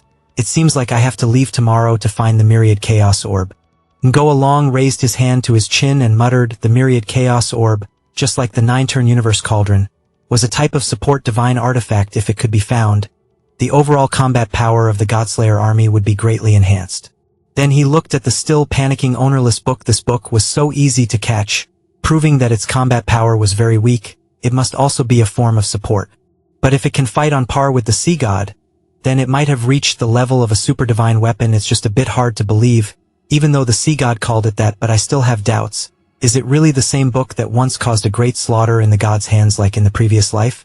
Recalling the image of the divine demonic descending with angel wings in the gloomy scene, in my previous life I had only seen this great murderous aura from afar. I never expected to be able to observe it at such a close distance in this life after all. In my previous life, anyone who could see it so closely was already dead. The scene was chaotic, full of conflicting sounds, and the system even said this was a real book. It seems like he has more secrets than I thought. Cautran was receiving in 4, trembling as he stood up and spoke. "It seems that I can't just rest anymore," Dang Xe shouted in panic. Hey, let's talk after the 4 is finished." Cautran quickly pulled out the needle. The syrup on his arm flowed out. He loudly said, "It's just in 4 bag and you want to suppress me?" Dang Xe frantically held his head and screamed, "Ah!" He vomited blood. Witnessing this scene, Ngo Along, the ownerless book, could only remain silent on one side. Dang Xe continuously cried out, "Quickly take the syrup back on the other side." Cautran waved his hand and replied indifferently, "It's okay. This little syrup is nothing." The ownerless book folded its arms and looked at the two people, secretly evaluating them. Can these people really be trusted? While he was thinking, he suddenly grabbed its leg and called, "Small book." It was panicking. "What are you making me do?" Cautran's face said wickedly, "You heard it too. The research must be accelerated." It yelled aggressively, "Who is the little book? Who cares if you study faster? Let me go." While struggling, his leg suddenly kicked Cautran. His mask fell off. Seeing his face, it laughed and pointed. "Haha," I said. "A BA? It really is you." His hand touched his face. He calmly said, The mask fell off?" The 3 people behind Tichta, Fuangso, and Ngo Along were suddenly stunned. Ngo Along held his mask tightly. He thought to himself, if this book turned his face and revealed his identity, causing the plan to fail, then he would die without being able to rest in peace. Jiang Zhenguo's voice rang out, "Everyone can go first. Wulong, stay for a while." The ownerless book looked on in silence, dumbfounded. He suddenly thought anxiously, if those gods were coming, the escape plan could only be abandoned. I have to chase them away first. What that guy said before was right. Then let's cooperate. He quickly grabbed Cautran's hand and pulled. "Your weapon must be researched quickly," he wondered. "You are the subject of research, but why are you more impatient than me?" Fuangso looked at the 2 people and said, "The plan to test the ground was not easy to speed up unless..." Dang Xe continued her words, "If Fai Hung's mission was completed, The Book of the Gods was captured. In the next 2 days they would have to rearrange the seafood transported from the East Sea. The masterless book roared angrily, pointing at Tung Xa. Hey, who are you arresting? I heard it all. Fuang So continued. It must be said that the Book of Fengshen had kindly helped out. Hearing that, he suddenly softened his voice. Okay. Thank you for your kind support. Laughter rang out throughout the room. Haha. In another room, Wulong was listening attentively to Zhang Jingua in the meeting that just ended. The Free Nation said that on the 26th, on the west bank of Luo, there was also a sea god descent, but when it was half destroyed, it suddenly left. The scene was gloomy, the night was dark. The sea god in the form of half an octopus spoke. Haha, the sea god was furious. The scene immediately became dark, the sound of violent collisions, terrifying, along with the sound of people screaming, AA. Everything around him exploded. He suddenly realized something. What was going on? This feeling. Wang is dead. Well, you guys have good luck. I'll let you off today. He looked at the desolate scene and quickly left. Zhang Zhengua continued. The connection between these events is still unclear, but as soon as the sea god Poseidon passed away, the divine punishment Zhang Zhengua Desya, it seems that the other side of the gods already knew the news. Divine punishment is coming. Ingche, you must also quickly improve your strength, he reminded. Of course, don't force yourself too much. If you have any difficulties, feel free to contact me at any time. Go Along replied. Okay. Then he raised his glasses and said, next, let's discuss this plan in more detail. The murders of the 2 previous Go Along generations were definitely not accidental incidents. Go Along put his hands in front of him and replied, Grand Marshal, before, at the hospital, you only said to let me temporarily take over Ngo Along's position, find the person who harmed Ngo Along 2 lives ago. But what exactly is going on here? He looked seriously at Zhang Jingua through the screen, waiting for the other person's answer. He replied a little nervously, Wulong's whereabouts are top secret. Their murders were not random. It's clear that there's a problem internally this time. I invited you to help, also to ask you to help us solve this problem. Ngo Along was a bit surprised. When he heard this, he asked suspiciously, wanting to say that there was a traitor within the group. Zhang Zhengua immediately replied, yes, I will send you the documents. The iPad on the table immediately vibrated, indicating that a message had arrived. Ngo Along picked up the phone and looked at the documents Zhang Zhengua sent. While listening to him, currently, we have 3 main suspects. Zhang Zhengua mentioned the first suspect. Except for the unidentified insider, the other 2 people are very likely to be involved in this case. Suspect 2 named Li Yunfei. Suspect 3 named Han Xianmai. Ngo Along looked at each person and then replied to him. The first person was an unidentified spy. Wasn't the second person someone else? Zhang Zhengua immediately understood the meaning of his words. He recalled his memories and continued. He had mentioned the Li family in Jingzhou before. After a deep investigation by the first generation of Wulong, the ancient martial arts CLA Li family had been exposed and related clues had been found. He remembered the image of the first Wulong being engulfed in flames and burned alive before the first Wulong died. It seemed like he had discovered something important, but before he could report it to me, he was murdered. After that, the second generation of Wulong took over the investigation. It seemed that he had also made a discovery, but this time, he had only reported halfway when something happened. He then remembered the second generation of Wulong who was shot and died, and spoke again. Therefore, the person who killed Wulong, the Li family, had a certain possibility of being involved. The third person was Han Xianmai. She was Han Sanjin's daughter. Han Sanjin's murder was something she always kept in mind. Furthermore, their faction had always maintained contact with the descent of the gods. Ngo Along thought to himself, according to the top secret files of the 669 Bureau, which he had accidentally discovered at that time, he remembered that strange black and red symbol. A mysterious organization performed a ritual to summon gods in an abandoned theater. That organization was called the Descent of the Gods. Bureau 699 has 5 trump cards, namely Ngo Along, Fuang So, Dang Xa, Tich Ta, Cautran.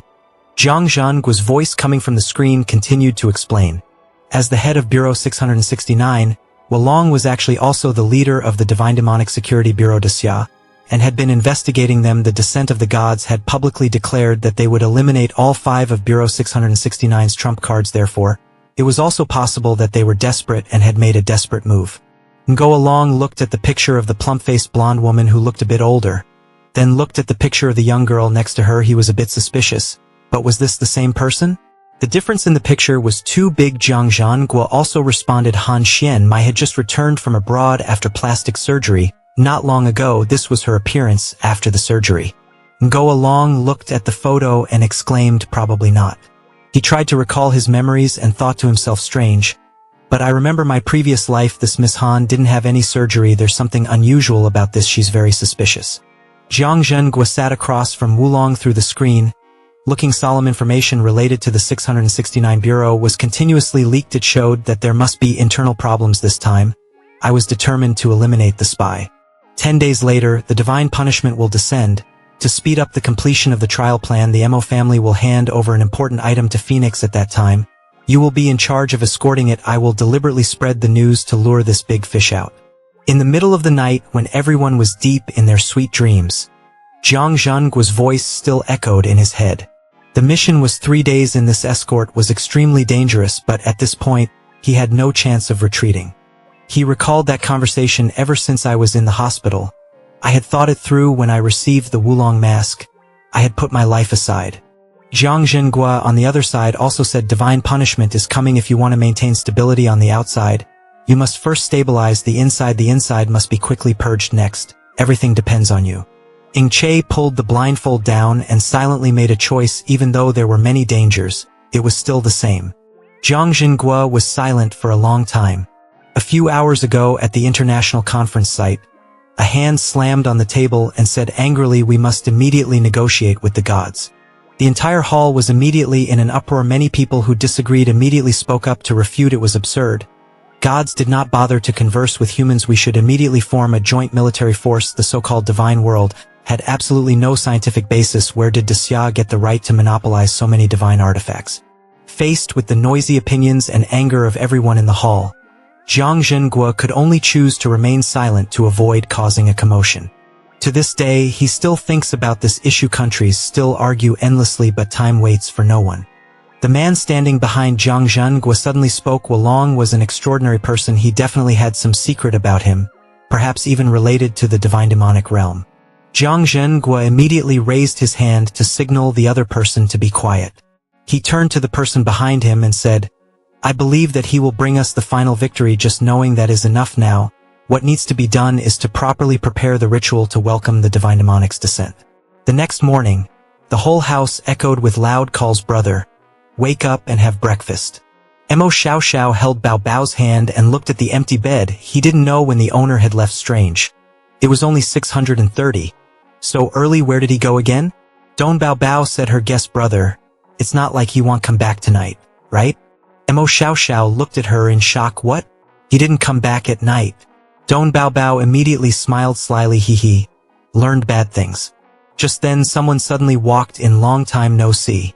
Mo Xiao and Don Bao Bao looked out the door and saw a girl calmly walking towards them. Mo Xiao immediately recognized that the person who had just arrived was her. Fuang So immediately replied, that matter, the Grand Marshal had an invitation. The sky outside is still cool and unchanged. Ing Che calmly walked into the tunnel. He walked very slowly without worrying about any problem. After a while, he came to a door with a warning sign, no unauthorized entry. Suddenly the system announcement rang out, confirmed iris, fingerprint and 3-layer password are correct, welcome to go along. After confirming everything, the door opened and Ing Che calmly walked in. It was time to start. Let the system absorb more divine demonic power. Quickly open the second heaven. Without hesitation he glanced towards door number 1 with flashing eyes and slowly gave the order, open device number 1. The system emitted a soft red light and immediately accepted the request. Device number 1 was on.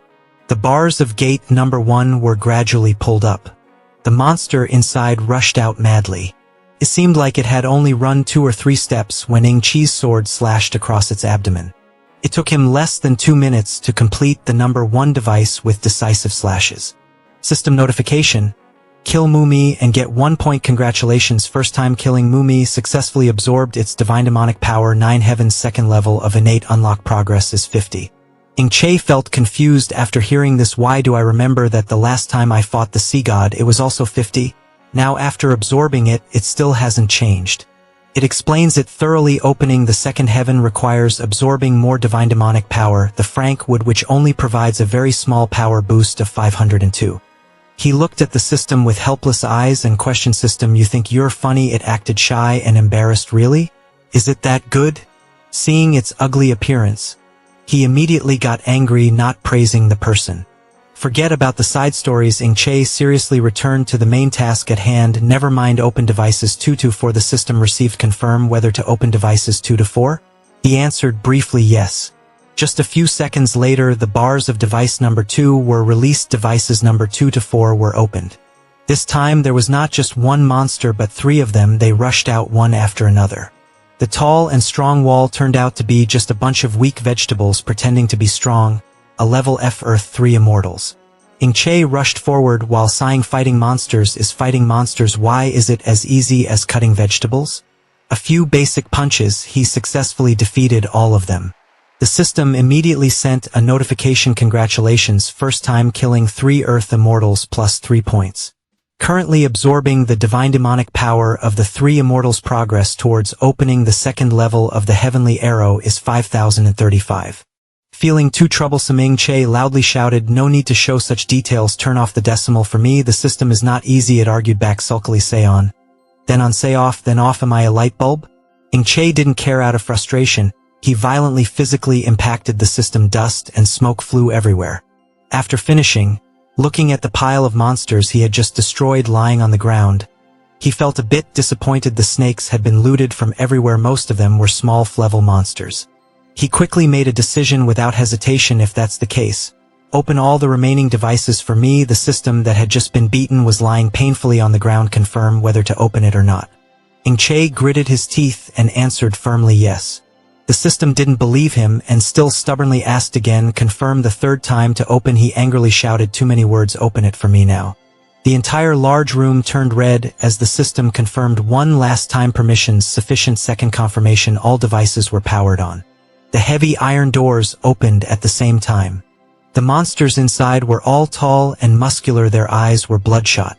From the highest floor to the lowest floor, they poured out one after another. The space became much more oppressive. The fierce dragon on the high floor swooped down straight at Che. Just waiting for this opportunity, he decisively gave the order. "It's time, system, use up all the attribute points. Drag the attribute panel size for me." At the moment, the remaining attribute points are 70,004. The attribute table is still at low levels from level 4 to 14. Just 1 second after spending all 70,004 attribute points, all levels are raised close to 100. Che's feet began to feel a distinct change in strength, although it was not as strong as in his previous life. This feeling. The monster lunged at him. He moved quickly away from it and struck. Attitude from then on became more determined than ever. Agility.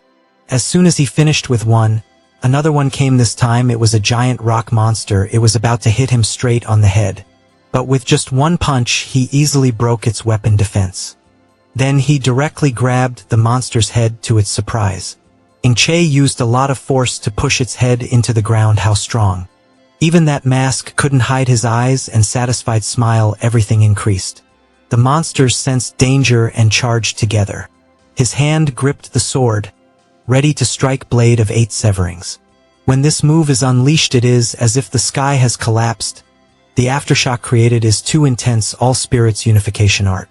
Finished handling, Che calmly walked out of the explosion and put away his sword. Done. The entire room was engulfed in smoke and fire from his powerful attack. After the smoke and dust gradually cleared, a pile of defeated monsters were revealed at his hands. Just as he turned around, Che saw that there was still a guy hiding in a corner in fear. He felt a little confused and had no intention of letting it go. There was still one left. The monster could not escape Che in the end. Only painful screams could be heard from the cave.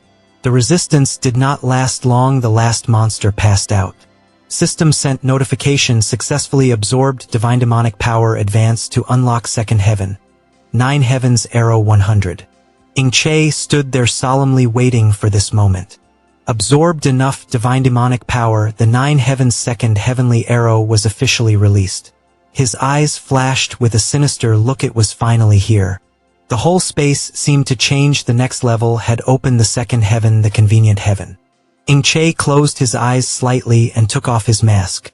The system gave a grand applause. The host's progress was very fast. It even hung a banner with the words 9 Heavens Award Ceremony. He was no pushover and happily joined in. Thank you everyone for your help. Immersed in the feeling of pleasure, Che suddenly realized, wait a minute, where is that monkey? The incense system looked towards the opposite side. There was a shadow that looked exactly like Sun Wukong. Host, look, the monkey is over there. Ingche was still confused. I said, Stonehead monkey, has it run away? Catching sight of that figure, he paused for a moment. Wait, this is... The figure was getting clearer and clearer from the clothes to the way it stood. It was exactly the same. He opened his eyes wide in surprise and exclaimed, Great Saint. Suddenly Neza appeared from nowhere behind, calmly sneering. The new replaces the old. Ingche ignored her and ran straight towards the monkey. Great Sage. Is it you? Neza was immediately enraged by the contempt. Hey, do you even care about me? When he ran away, the only thing she noticed was the system beside her. That sharp gaze made her panic.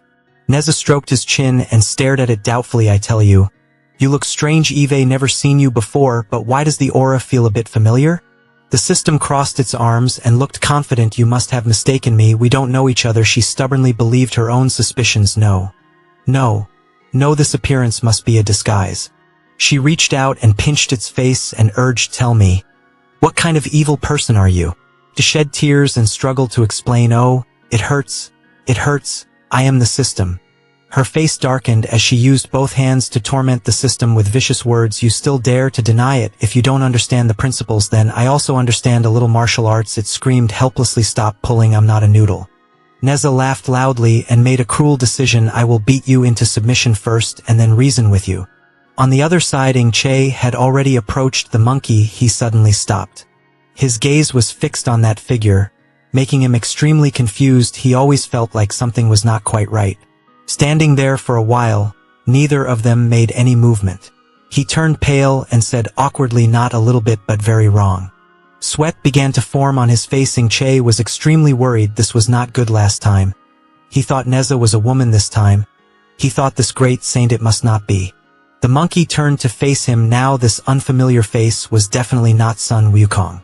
It even smiled and greeted carefully when he arrived. He was stunned by this interface for a moment. He didn't know what to say. Panic quickly set in. Ingche cried out helplessly, No. He stepped back in confusion. His voice faltered. This is not the great saint. This is. Ingche pointed straight at its face and exclaimed, The Pineapple King. He was very dissatisfied with his actions and attitude and questioned him. Hey, is your action of retreating half a step serious? He was angry and kept asking questions. Who is not a great saint? What are you disappointed about? And Ingche's heart was broken right now. It was so heartbreaking. His eyes were filled with sadness. He cried silently in his heart. Why? Why is it this great saint? Suddenly at this moment the sky was covered with dark clouds. Thunder and lightning also came down one after another. Ingche's overly ostentatious tears fell down. The atmosphere was so intense that even the sky couldn't bear it anymore, and suddenly it started to rain.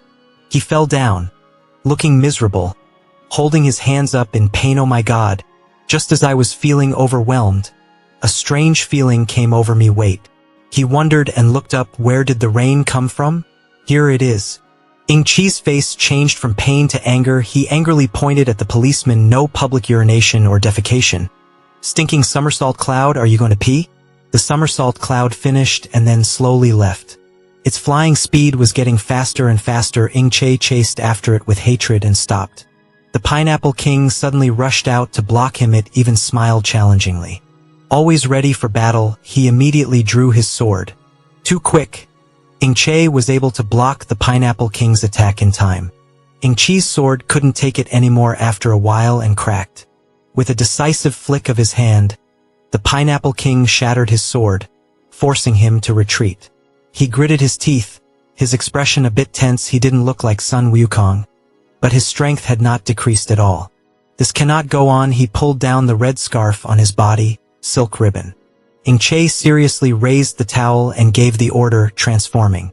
After a few seconds, nothing changed. He widened his eyes in confusion. What happened? It turned out that the other side of the system was tied up by her. Ingche exclaimed in panic, Neza, you son of a bitch. And that Neza stubbornly questioned, saying, Who the hell are you? The system was wrapped up in a ball and could not use its power. It was in pain. I am really just a system. Neza still did not believe it. After fighting for so long, he still did not reveal anything. Her facial expression was a matter of doubt. If this was a transformation technique, then her appearance would not have any flaws. Could it be that I was really mistaken? Che fell and screamed in confusion, Neza. Neza was furious and pointed at him and cursed. The car hit a tree. You just learned how to turn the studio's revenue is hundreds of billions. You just learned how to buy stocks. You only remembered me when you couldn't beat me. Finally, she took off her scarf and let the system go. Forget it, let you go first. Cried like it had just escaped from hell. Hoo. My host is here. Che quickly clasped his hands together, preparing to transform. I don't believe in evil spirits. He stomped his feet on the ground in a frantic manner. Transform, transform, transform.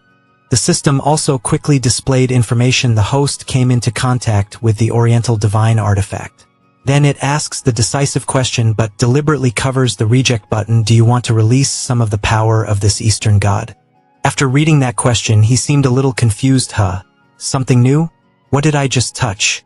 Didn't the silk ribbon release last time? Do I have to do it again? The Pineapple King suddenly went crazy and rushed forward, preparing to strike down with his stick. His eyes were a little worried as he followed the stick at this tense moment. Che made a decisive decision. There was no time to think anymore. Okay, liberation. Immediately his hands changed. The weapon in his hand was now a Rui Jingu staff. Eyes and facial expressions became serious and full of fighting spirit. Che swung his arm to completely block its sudden attack. Then he swung it so hard that it couldn't resist and flew far away. Because this appearance is really cool, his fighting power has also increased significantly. He feels extremely satisfied. This familiar feeling, transformation successful. Then Che looked at the stick in his hand, the universe circle. But it wasn't like what he thought. After a few seconds, he realized wrong in my hand was. He picked up the stick and looked at it again. He wondered, a golden staff? The Pineapple King continued to charge forward with an expressionless face. Kept on striking down, but he blocked them all easily. Kept running around Che jokingly. And then it launched a surprise attack with its stick. A huge explosion occurred under that blow. The aftershock was not small. The King of Pineapple's magic wand grew in size and struck down, causing the ground to crack. He smiled, thinking he had won. At this moment of triumph, Che with lifeless eyes appeared right behind. He hit him straight in the face with a stick, putting a great deal of strength into his arms. Che flung it into the air and it was nowhere to be seen. He looked around a little confused to find out. But after a while, only a single feather slowly fell down. Trying to look closely at it, Che was confused. What was this? When the feather fell closer, he realized. One strand monkey hair? After defeating it, the system immediately sent a notification along with the item. Successfully defeating the clone of Sun Wukong, +1 point. Measurement check shows that the note is carrying many types of weapons. Currently the owner can only choose one god to increase power. Want to change? Che resolutely refused and was confused at the same time. No change, but when did I choose the golden staff? After thinking for a while, he turned to ask system, last time I came into contact with the silk ribbon to unlock the power, right? It replied, that's right, the power of the East all requires a suitable weapon to unlock. Just hearing that, Che understood the problem. If that's the case, then I have to come into contact with the true essence of the golden staff to unlock the power of the golden staff, right? Clicked its tongue. Yes, smart. He looked around blankly. So where is it? Why can't I see it? Neza, who had been silent until now, suddenly appeared and sneered. How stupid. He saw an acquaintance and greeted him happily. Neza, you're here, tell me, where is the golden staff? Neza pouted and turned away to blame. Haha, I won't tell you, you just keep being a stupid donkey. I told you not to choose me, but you're looking for something stupid like riding a donkey looking for fire. Che felt confused. If he didn't say anything, then he wouldn't say anything. Why scold people? While talking, he suddenly remembered something important. Wait, if I have a golden staff, then I must also have a somersault cloud. Just mention Chow Chow and Chow Chow arrives. The somersault cloud with the red scarf is slowly flying closer him. It's really there. The somersault cloud flies in the same direction as him, then suddenly looks in the opposite direction in shock. Following that gaze, Che was also a little startled. On the opposite side of them, there must have been thousands of monkeys. The atmosphere suddenly became tense. But Che didn't seem to be worried. His tone was still very calm. Ah, a cart full of pineapple kings? Could it be that these guys were all transformed monkey hair? Then where was the real great sage? All the monkeys had challenging smiles on their faces. He began to have doubts. Could it be that the true form of the great saint was really hiding inside? Che stood there staring for a while, then spoke out his doubts. But speaking of which, it must be the Pineapple King. Can't he maintain the image of a great saint? The system immediately answered, once the image is confirmed, it cannot be changed. Neza slowly flew over with an angry face. The system just saw her and it showed a rejected sign. It really can't be changed, neither can yours. She closed her eyes and turned away to continue avoiding the position. I am formless. Male form, female form, they are all my forms. Why should I care about this vulgar matter? She stared at the monkeys on the opposite side and expressed her doubts. What I care about is I always feel this is not the monkey this brat imagined. It does not match his lustful and violent nature. Che got angry when he heard her openly badmouthing him. I agreed with the first half, I disagreed with the second half. Then he thought about this matter carefully. This was indeed not the great saint in his heart, so what was the problem? Neza was so angry that he couldn't help but grab the system and shake it back and forth. It's useless. How could it not be fixed? You said you wouldn't change it and you wouldn't fix it. Is it because I don't want to be proud? Now you have to fix it for me. What do I want? That's it. Che's gaze became extremely serious. He could clearly feel that chilling gaze, always feeling like there was a pair of eyes always looking at him. One of the monkeys suddenly smiled evilly. It held a stick and stood among the monkeys holding sticks, constantly laughing contemptuously and cackling. Immediately after that, it pointed its finger and commanded, "Go." In less than a second, the monkeys began to charge forward, heading straight towards Che. They jumped into the air, nearly filling the sky. The unimaginable feeling gradually appeared more clearly in his eyes. It seemed like something was wrong. The unexpected thing was that when they got closer, they turned into giants. It was as big as a building, landing straight down, causing the entire ground to shake. Che exclaimed, "What the hell is this?" Almost all of the space was in chaos. Che tried to regain his offensive. He charged forward with all his might and took a hit from me. As soon as he finished speaking, he immediately launched a super strong punch at it. Its feathers flew through the air. After taking the full blow, it flexed its muscles to fight. I thought I had heard it, but a few seconds later it was back to normal with a provocative smile. It continued to charge forward, preparing for the next attack. Neza loudly warned. This was not a monkey hair that had transformed into something real. The monkey took the momentum and jumped up high. It kept just that one expression as it jumped right over the heads of the monkeys below. It seemed like an order. The monkeys followed suit and rushed forward. Witnessing this scene, Che's eyes widened in confusion as he guessed their next move. Chase. The monkeys made a ruckus and surrounded Che's group. He didn't know what to do for a moment. The somersault cloud that was carrying him had a strange expression on its face. Suddenly, another somersault cloud collided with it. Che was so panicked that he couldn't tell the difference. The older boy loudly scolded his somersault cloud beside him, causing it to gape in surprise. Hey, we're all clouds. We all fly our own paths. Don't get in my way, understand? It was only then that he began to see the problem. This was not right. Why were there two clouds? Looking back and forth, he finally recognized the bewildered face of the somersault cloud. It seemed like the one beside him was his confusion piled on confusion. Then this cloud. The somersault cloud puppet suddenly turned and flew up. Che, who was sitting there, immediately fell down at this moment. He could only scream helplessly. At another critical moment, his somersault cloud swooped in and caught him before he fell into the monkey troop. Che panicked and tried to regain his composure. Somersault cloud. Thank you. He put on an honest face and raised the sign. In response, nothing. Because Che was upside down, the somersault cloud was forced to somersault backwards so that he could observe everything more easily. When he fully regained consciousness, Che looked down in surprise. This was unexpectedly. The monkey was standing on a giant stick. It was bigger than everything. Che's surprise doubled the golden stick. Neza slowly flew over and said it seemed like he had fallen for the trick from the start. She spoke of the clues that had just appeared, and the truth became clearer and clearer. The golden staff and the scale were still there. That monkey was nearby watching the show. Che also quickly noticed that one just now didn't turn into monkey fur. There was a problem. Neza crossed his arms and looked down, but he had already blended in with the monkeys. It was so crowded you wouldn't be able to find him. Below, the herd of thousands of monkeys has not decreased at all.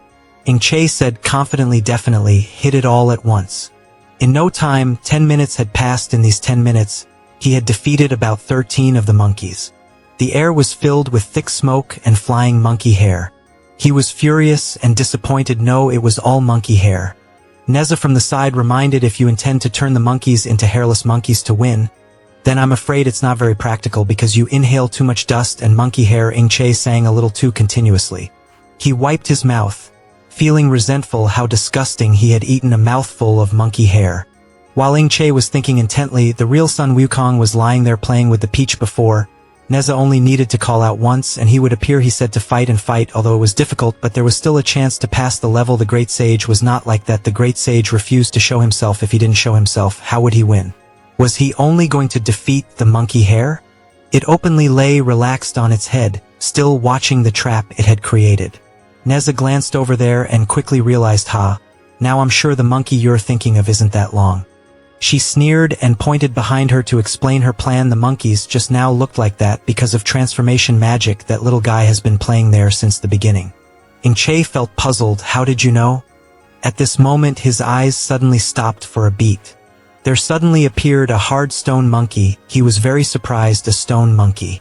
Ingche approached and vented all his frustrations on its face. You finally appeared this time. It'll definitely make you convinced. Seeing him just touch it, Neza immediately shouted to stop him. Don't. The monkey only swung its arm once and sent Ingche flying in 8 directions. Too weak. While letting himself drift with fate, he suddenly realized something, that is, his relaxed eyes instantly turned to surprise. What surprised him was that Sun Wukong was lying on the somersault cloud right before his eyes. Great sage. In the real room, Ingche was painfully pressed against the solid wall. The stone monkey returned to its original state after attacking him. Neza flew closer to it and observed it carefully for a while. Suddenly she laughed helplessly. This monkey.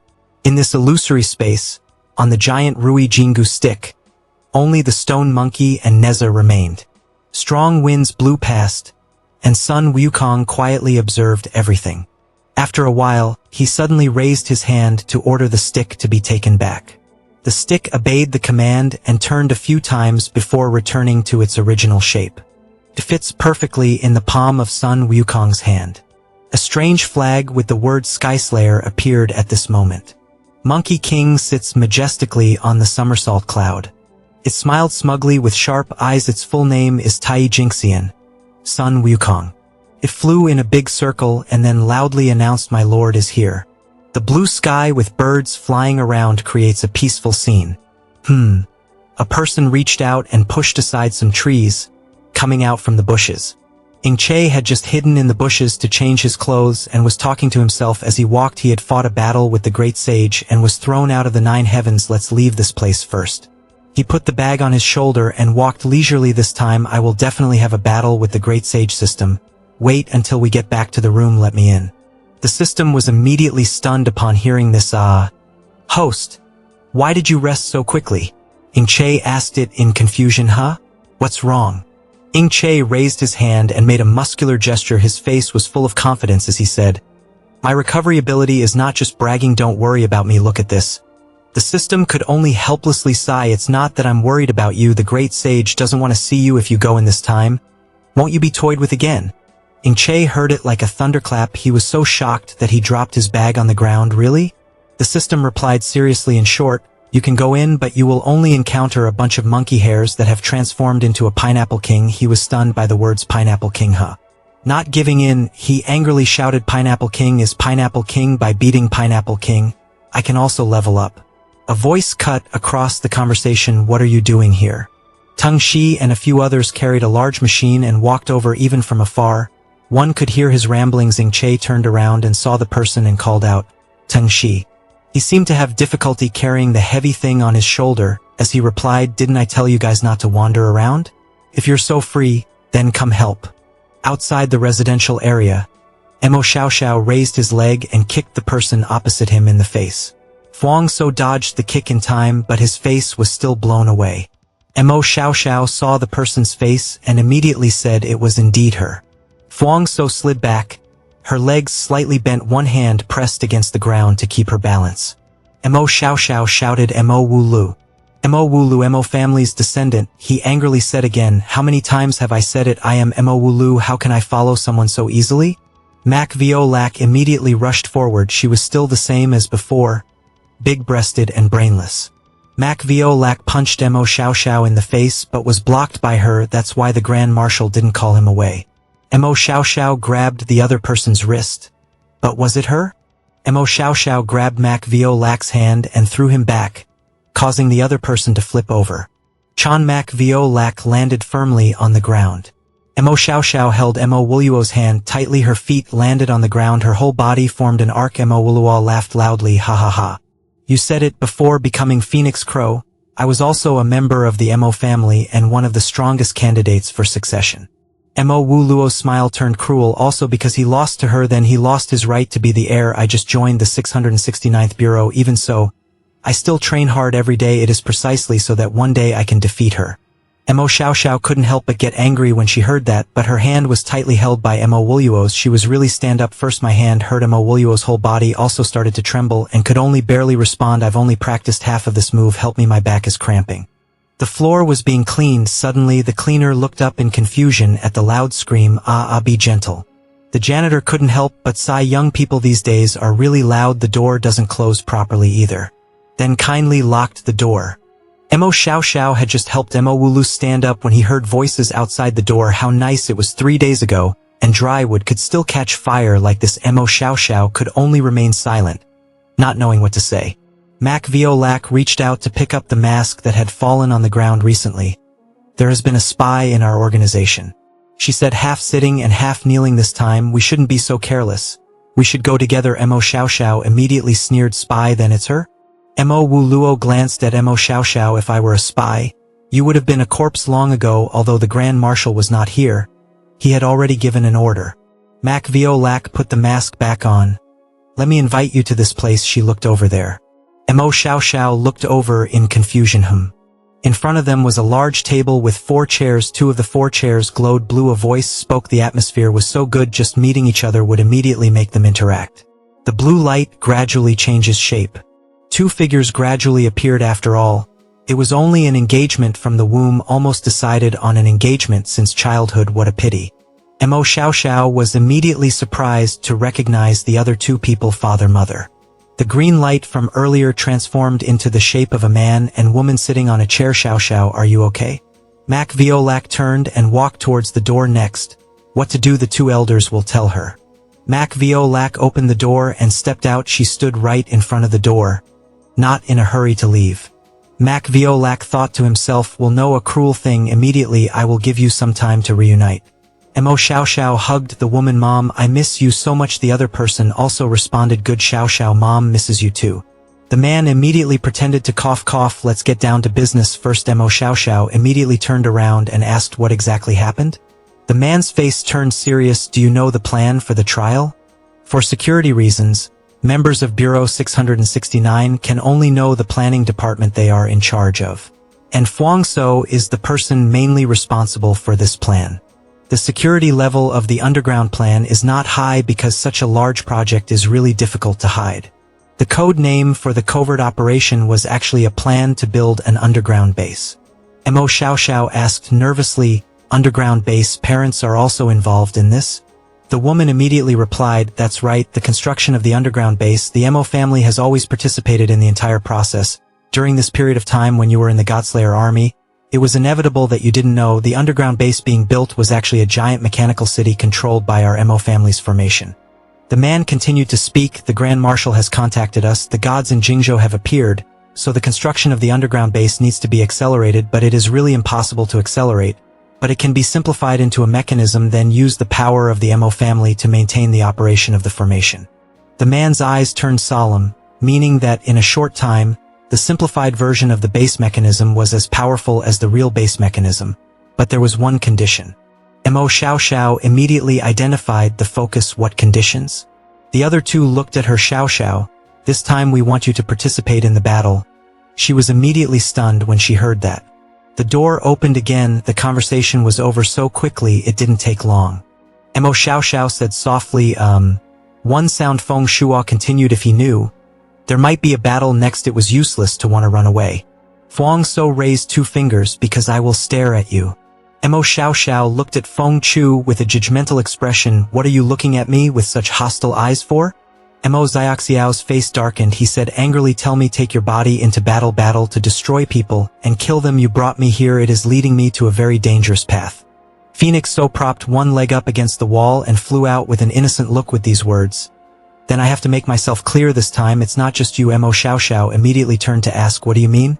Fuang So bowed his head slightly and replied, that's right, we will join the battle together. But you are the heir. We need to see your attitude first to get any meaningful encouragement.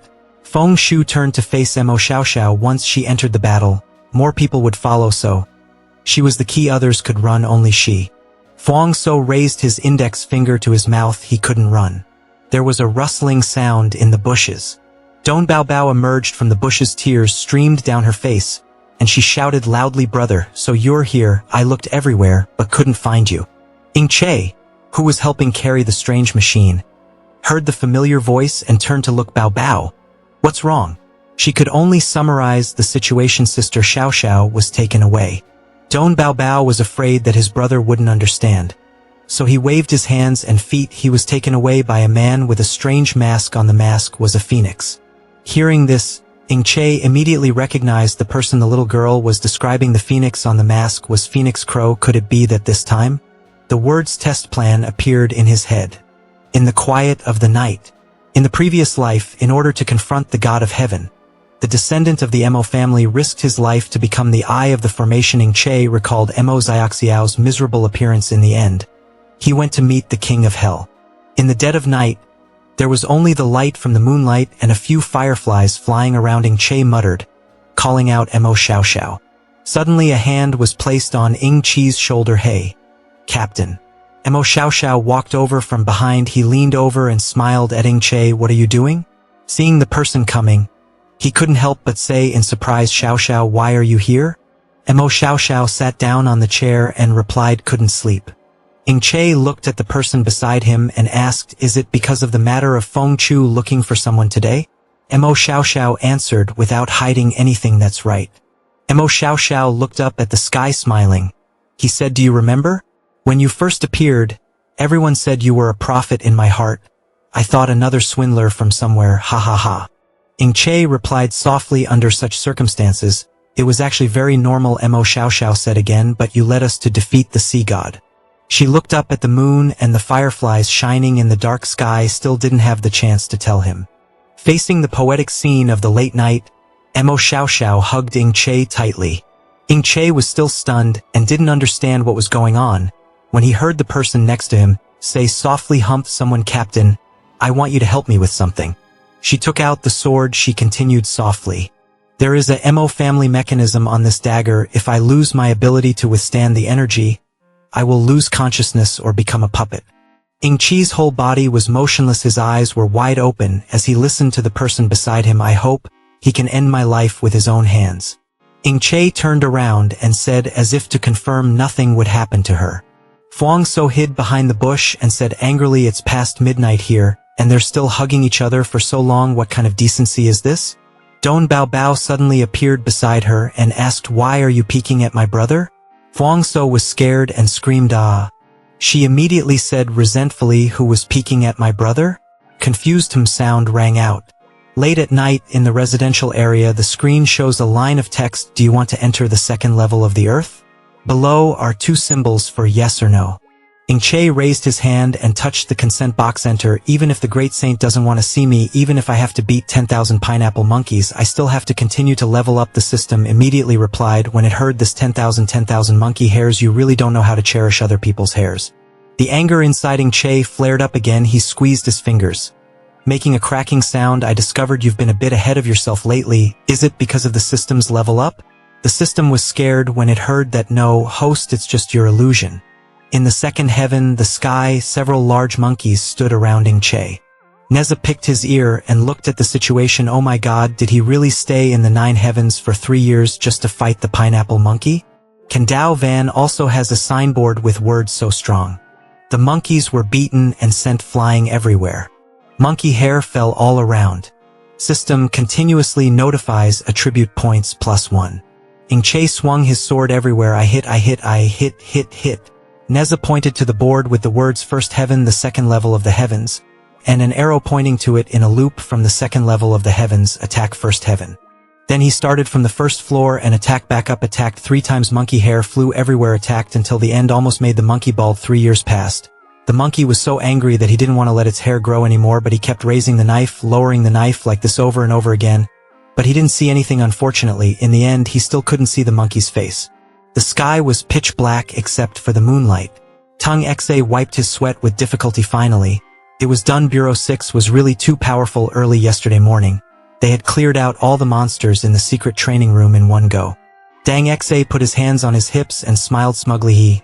Eve been busy for 2 days. Eve also replenished all the level monsters. I wonder how Bureau 6 will praise me. He person suddenly walked up. Dang Xa looked at the person coming and said, you just arrived, now you're keeping others busy until they're done before you show up. Ing Che walked over. Behind him appeared the shadow of a demon with long horns, causing Tung Xa to suddenly stop and think, wait, that's not right. This guy. Dang Xa thought in confusion, he's stronger. He's only been away from him for a short day and he's already become stronger. Why is it so terrifying? What kind of water did he drink that made his body become so strong? Ing Che returned to his usual smiling self. It was as if the murderous person just now wasn't him. Sorry I was a little late because of some time spent cultivating. Is there something I can help you with? Tung Xa couldn't help but be stunned. What was going on?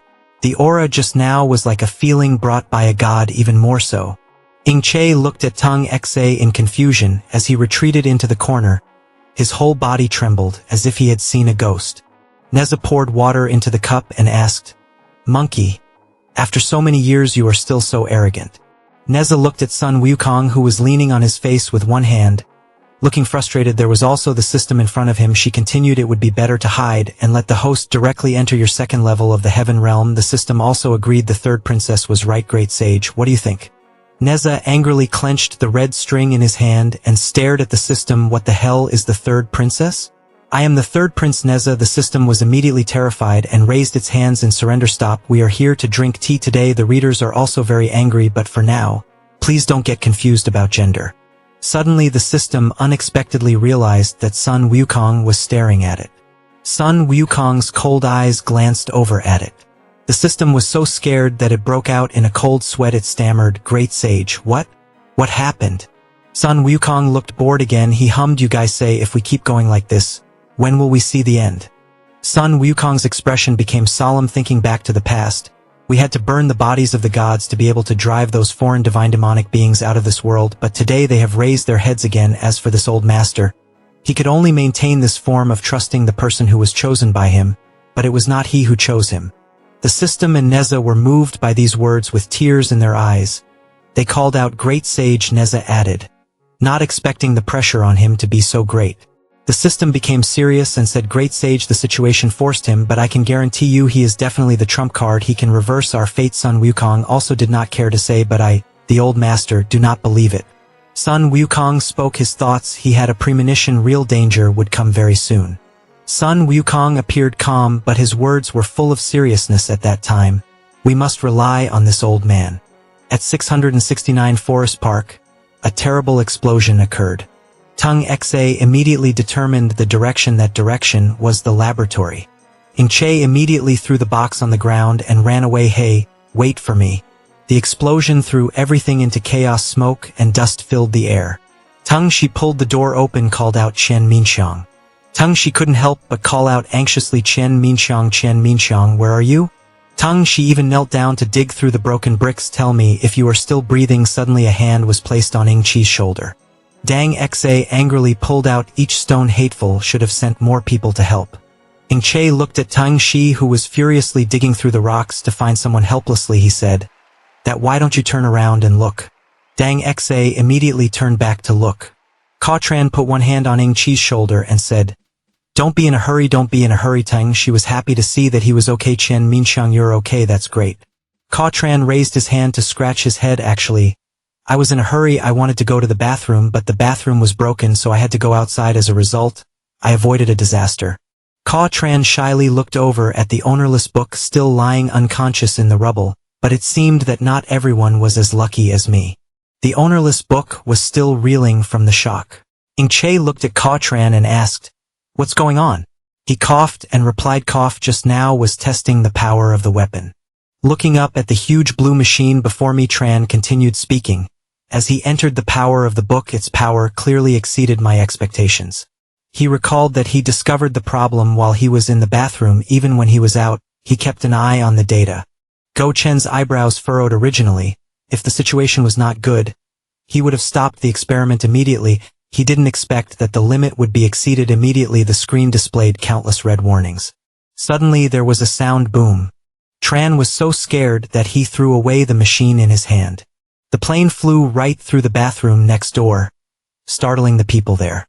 There was a scream in the men's bathroom. It scared me to death. Did the old man burn his hand on some shit? Tung Shi and Ing Che raised their hands at the same time. The following part needs no introduction. Ka Tran's face was full of pride, but if you think positively, with such power it will become a very strong support to deal with them in the future. Dang Xe immediately joined in and clapped his hands in celebration. Ka Tran, congratulations. But his next sentence directly made Teng Xe fall backwards. But I might have to trouble you to take it out for me. Hopefully it's not broken. One person raised the sword and said, reporting to the academician, the sword has been found. Ka Tran grabbed the saber and turned to look at Ing Che. Comrade Ing Che, the saber is called the 100/. It is a weapon created from the combination of the bones of gods and the power of books. Ing Che asked in surprise, Ka Tran, this is you. Regarding Ka Tran's face became solemn as he raised the saber and said, it is our hope and the hope of the entire Desya. I have requested instructions from the 6th Bureau. Prepare to hand over the saber to you. Hopefully in the future you can use it to destroy all those evil demons. Ing Che called out Chen Minxiang. He also did not want to let down his kindness. He immediately made up his mind and said, Ing Che, I will definitely not let down the mission.